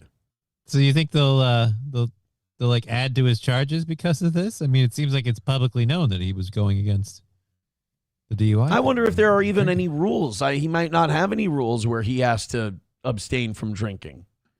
Or whatever the punishment is, he'll just pay for it. I mean, it's no secret. You can buy off anything you need. What's a guy like Lamar Odom worth? Lamar Odom net worth. I'm going to gather about $10 million, $20 million. So, what? Damn, he was doing 106. Outside of throwing him in jail, what can you do that he can't take care of? Not much. I don't think so. That's one of those things. Fines and penalties all suck a big fat one when you can barely afford to pay them. But when you can just sign on dotted line, rubber stamp it right through, it's not a big problem for you. Cost of doing business at that point. Cost of doing business. All right, let's throw up a couple more stories. Then I'm going to get on my hands and knees for you fine folks. Oh, that sounds fucking hot. That sounds a little too sexy, to be honest with you. But before we get to anything else, let's go ahead. Remember last week we announced that all of those right-wing guys who went to that club and played the Kanye song, they're banned from all the clubs. They're not allowed to come back. No restaurants, no bars, no clubs. All of the, all these guys who think that the Jews run everything, which is a disgusting thing to say. A bunch of Jews that run the hospitality industry in Miami got together and told them they weren't allowed at any of their establishments. Yeah, you've been blacklisted. Yes. But don't worry, they're not cruel, they're not unkind, they're not unforgiving. They have given all of these guys a way back. They've given all these guys a way that they can be allowed to go to these clubs. Now, the Tate brothers, for instance, they threw Sneeko completely under the bus on podcasts they went on. So they're going to be able to go to the clubs. That's fine. Sneeko knows some of the guys. I'm sure he can smooth it over personally in private. Clavicular, the probably gay, sterile meth addict looks maxer. By the way, sue me. The sterile, meth addicted steroid abuser. Clavicular, and this guy is a douche. You talk about a vapid douche. You talk about the OF girl of guys, it's Clavicular. You talk about a brain dead dipshit with an angle, it's this guy. So I'm convinced that he's been made a thing just so people can rip the shit out of him. Okay. But he was at that big meetup that all those guys had. And now he got his orders. You can come back to these clubs. We'll allow you to come back to our establishments. There's just one thing you have to do. I'm going to give you 3 guesses. Be quick. Just fire them off. Apologize for the anti-Semitism? Nope. Donate to Jewish charity? You're getting closer. Before you burn your third one, think of the most ridiculous. Think of something that I'd come up with as a joke. You have to go to a Holocaust camp. Oh, you're close. You're close. I'm going to let you keep guessing because you're close. All right, then I'm going to go back to the one. You have to go to Israel. What do you have to do in Israel if he wants to go to the clubs in Miami? Kiss the wall. Really? The club owner said he would let Clavicular go back to the clubs if he went and kissed the wall. Well, first of all, you're going to get herpes for sure. Let's just be clear that He's everybody's probably kissing the already wall. got it. It's fine. This is Clavicular on his kick stream, reading a text he got from the club guy. David Grutman said I have to kiss the. He said I have to kiss the wall in Israel to get unbanned. Yo. I have to take a trip. And then, of course, this girl, by the way, this is Western women. I might have to take a trip. She has no idea what kind of capitulation this is. She has no idea what kind of compromising of your values it is. She's like, oh my God, I guess we can go take a trip. It's like, you dumb whore. We're going to go on vacation. You dumb vapid cunt. It's like, this is why the West is dying, is because you don't value it. You don't even know what it means. Oh my God, we can go on a trip now. For you to sacrifice everything you believe in so you can go to 2 for one night at the fucking club, you fag. Go inject some more fucking testosterone. Go do more meth into your cheeks so you can look more like a bitch. Look at this clip. They actually said I had to kiss the wall to get unbanned from the club. That's not even a troll. How much you want to bet he does it? I would not be surprised. I bet you he does it. I bet you he does it, but he tries to be like, oh, look, I'm going to stream it, and it's ironic, and it's this and that. This vapid, shallow douche needs to go to the club, so he's going to go kiss the wall. That's David Grutman, the owners of the club.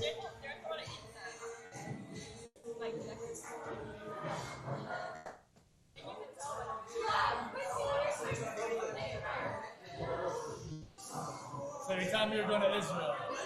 What the fuck? They're not even trolling at this. He didn't say no. He didn't say no. He didn't say he wouldn't do it. He didn't say he wouldn't go to the Wailing Wall. He's going.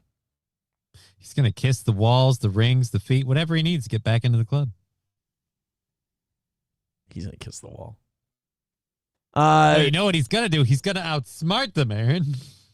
On a Wall says that was a troll. I don't think it's a troll. I don't want it to be a troll. It's too funny. I actually have like a weird respect for that club owner, like a begrudging respect for firing that shot off.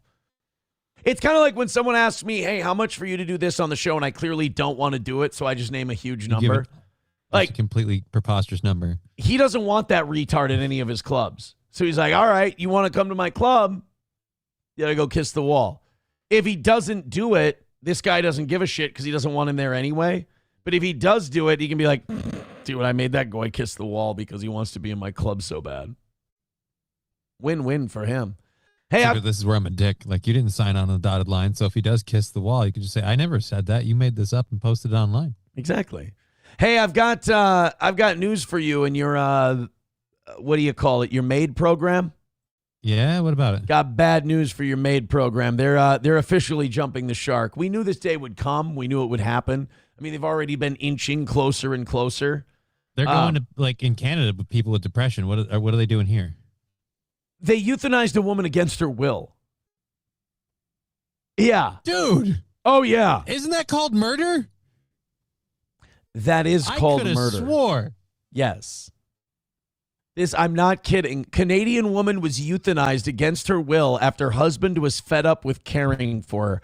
I looked this up multiple times to find out if this was a troll thing.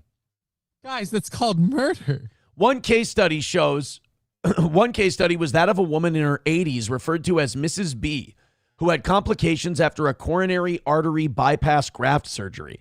But as her condition got worse, her elderly husband struggled to care for her, even with the help of visits by nurses. Mrs. B reportedly expressed her desire for MAID to her family. In response, and on the same day, her spouse contacted a referral service on her behalf, the report read. But then things took a turn. She told the assessor she wanted to withdraw her request, citing personal and religious values and beliefs, and instead wanted inpatient hospice care. So, she one day she was like, I just want to fucking end it all, the whole thing. And then she thought about it for a while. She's like, okay, I was emotional. Her husband took her to the hospital the next morning where doctors found she was stable, but her husband was, quote, experiencing caregiver burnout. Mrs. B's palliative care doctor applied for inpatient hospice care due to her husband's burnout, but it was quickly denied. Because we got this MAID option. Why pay taxpayer money for in-home hospice care when we can just whack the bitch? Her husband... I'm not dead yet. You're about to be. Yeah, this is the Monty Python bit. Listen to this. Her husband asked for an urgent second MAID assessment later that day, and a different assessor showed up. This one judged her to be eligible, but the original one who was contacted as per protocol objected. Guess what?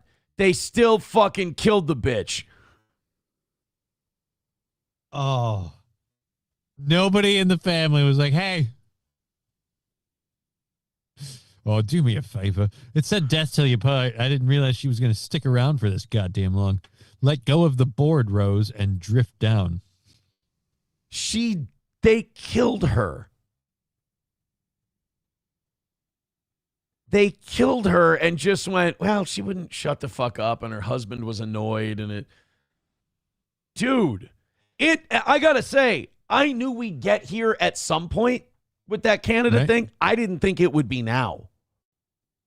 You're never ready for it, is what I'm trying to say. Do you want to hear some bad news about why it seems like it's here? Canada, like the government, seems to be making shit tons of money off of this. Are they really? They're saving lots of money on like end-of-life care? That, and because you know the biggest problem with harvesting organs is getting them right as the person is passing. Oh, you can get the organ shit ready. Right. Oh, At first, there wasn't a whole lot of like money coming in because a lot of these people were severely sick with chronic illnesses and things like that. But a lady like this who just had an artery clog or whatever, she might be suffering. She might be degrading. But those kidneys and that liver, oh boy, are they doing great. And those corneas will transplant real nice too. And we can pluck them right out of her before she's cold. Don't worry whether or not she cares, because apparently we didn't give it when we put her down. I'm glad I decided to do this story right before we beg for money today. Well, guys, let's fire it up. It's not bad. Like, it's not awful, but it's not good. And this would be a lot of misses, and this would be a second Monday in a row. I'm really hoping you guys want to step up and throw a few bucks our way. We could use some big drops here. I'm not going to lie. $130 is the number. Hit my music. Let's see what we can do. I honestly don't want to go too hard in the paint and pushing this because I just feel one of those shitty losses coming on again, and I don't want to give people the clips and the shit where they're like, look at how hard he's trying and how red he's turning and he still lost. Like, it's becoming a bit of an issue here. All these misses lately, and it's very confusing to me because it's the highest viewership ever. So please, if we did a good job today and you think we're doing well and you're entertained by our show, I am sorry that we ask so much of our audience. It is unfair, but this is how we stay in business, is your contributions. And while there's no threat of us going out of business anytime soon, this is definitely a bad look. So forget like and follow right now. Streamlabs, PayPal, Venmo, Super Chats, Rumble Rants, all the links are in the chat. So please throw a couple of bucks our way. It sure would help. Thank you, On a Wall, for $1. Appreciate it. $130 away from today's win. And if we hit 36 more memberships to get to 500, I'll stay on for another half hour. What do you say? There's my beg. There's my ask. Please and thank you. Support our show, please.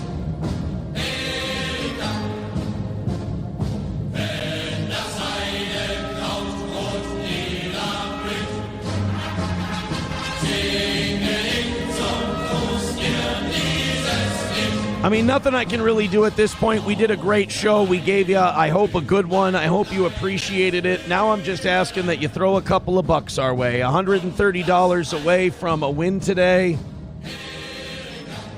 I'm going to cut Richard Head loose. Obviously, he's not a fan. Let's go ahead and get rid of Richard.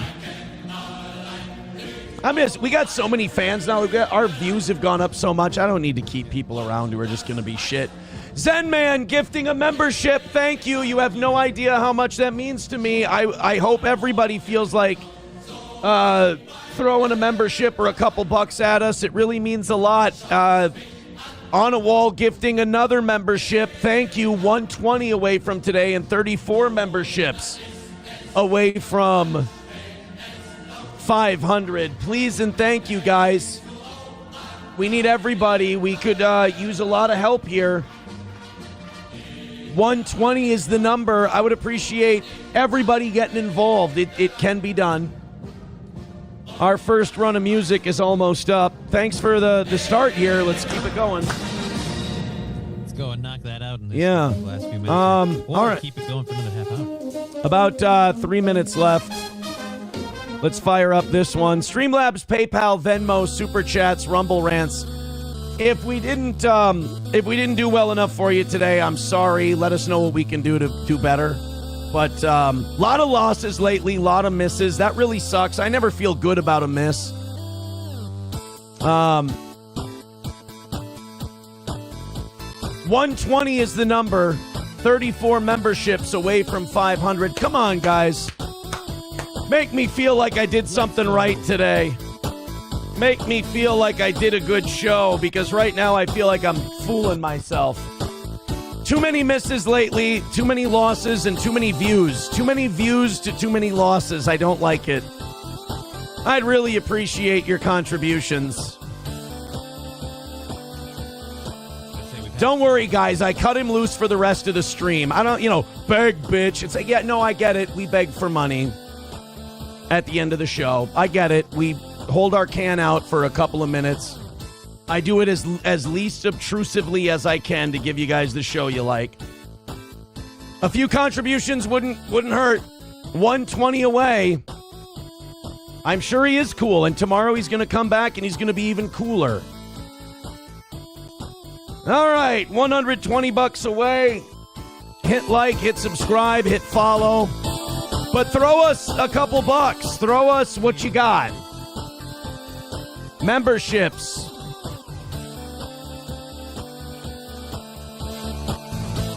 Streamlabs, PayPal, Venmo. Oops, sorry. About 2 minutes left. Yeah, I don't want to lean into this one because I'm pretty worried about embarrassing myself, and I'm in my head about it now today. Yeah, nothing coming in. Please and thank you. I don't know what else I can say.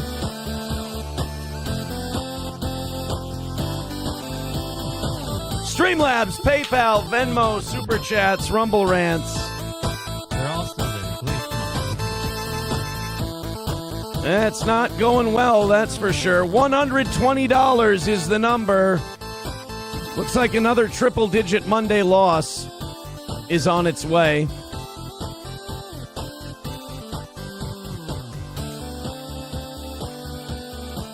Joey Caravello with $2 says Johnny is a spade. Thank you. 115 away from today. Now we need a miracle. Now we just need somebody to make a big drop for us. 115 away from today. I'll figure it out, guys. I'll come back at you with something better. We got about 30 seconds left. Hopefully I can do better for you next time. Streamlabs, PayPal, Venmo, Super Chats, Rumble Rants. 3-digit losses ain't gonna get it done. 3-digit losses are bad for business.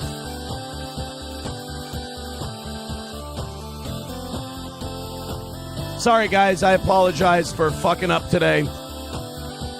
All right. Anybody got big drops at the end here? Otherwise, it's oh, there it is. There, the music's up.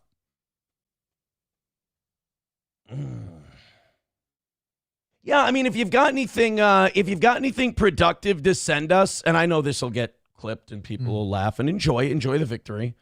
But if you've got anything productive for us, like send me an email, send me whatever, because it's so weird to me to get like your viewership goes up and this becomes more of a struggle. It should seem like at the very least it should stay where it's at or decrease.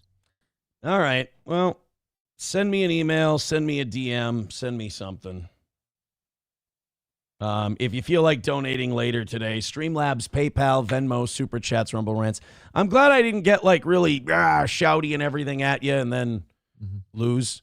Making speech free again says he'll do anything except an actual show. Yeah, I didn't do 4 hours of fucking show. Whatever. All right, guys, hit like, hit subscribe, hit follow. I hate to end the show this way. It really sucks. I wish we could knock them out and I wouldn't end the show like this. Drop us a big one while we're gone today. I'd really appreciate that. Johnny, have a good show today. We hope you do well. I will. Thank you. All right. I'm going to start cutting you loose at 10 again today, or at 10 from now on, so that you don't have to sit through that part. I don't mind it, man. I do. I mind it. I mind you having to sit there while I do that. Okay. That sucks. I always feel weird not knowing how to help properly. Nope. Don't worry about it. Take it easy. Have a great rest of your day. Have a good show, and I'll talk to you guys.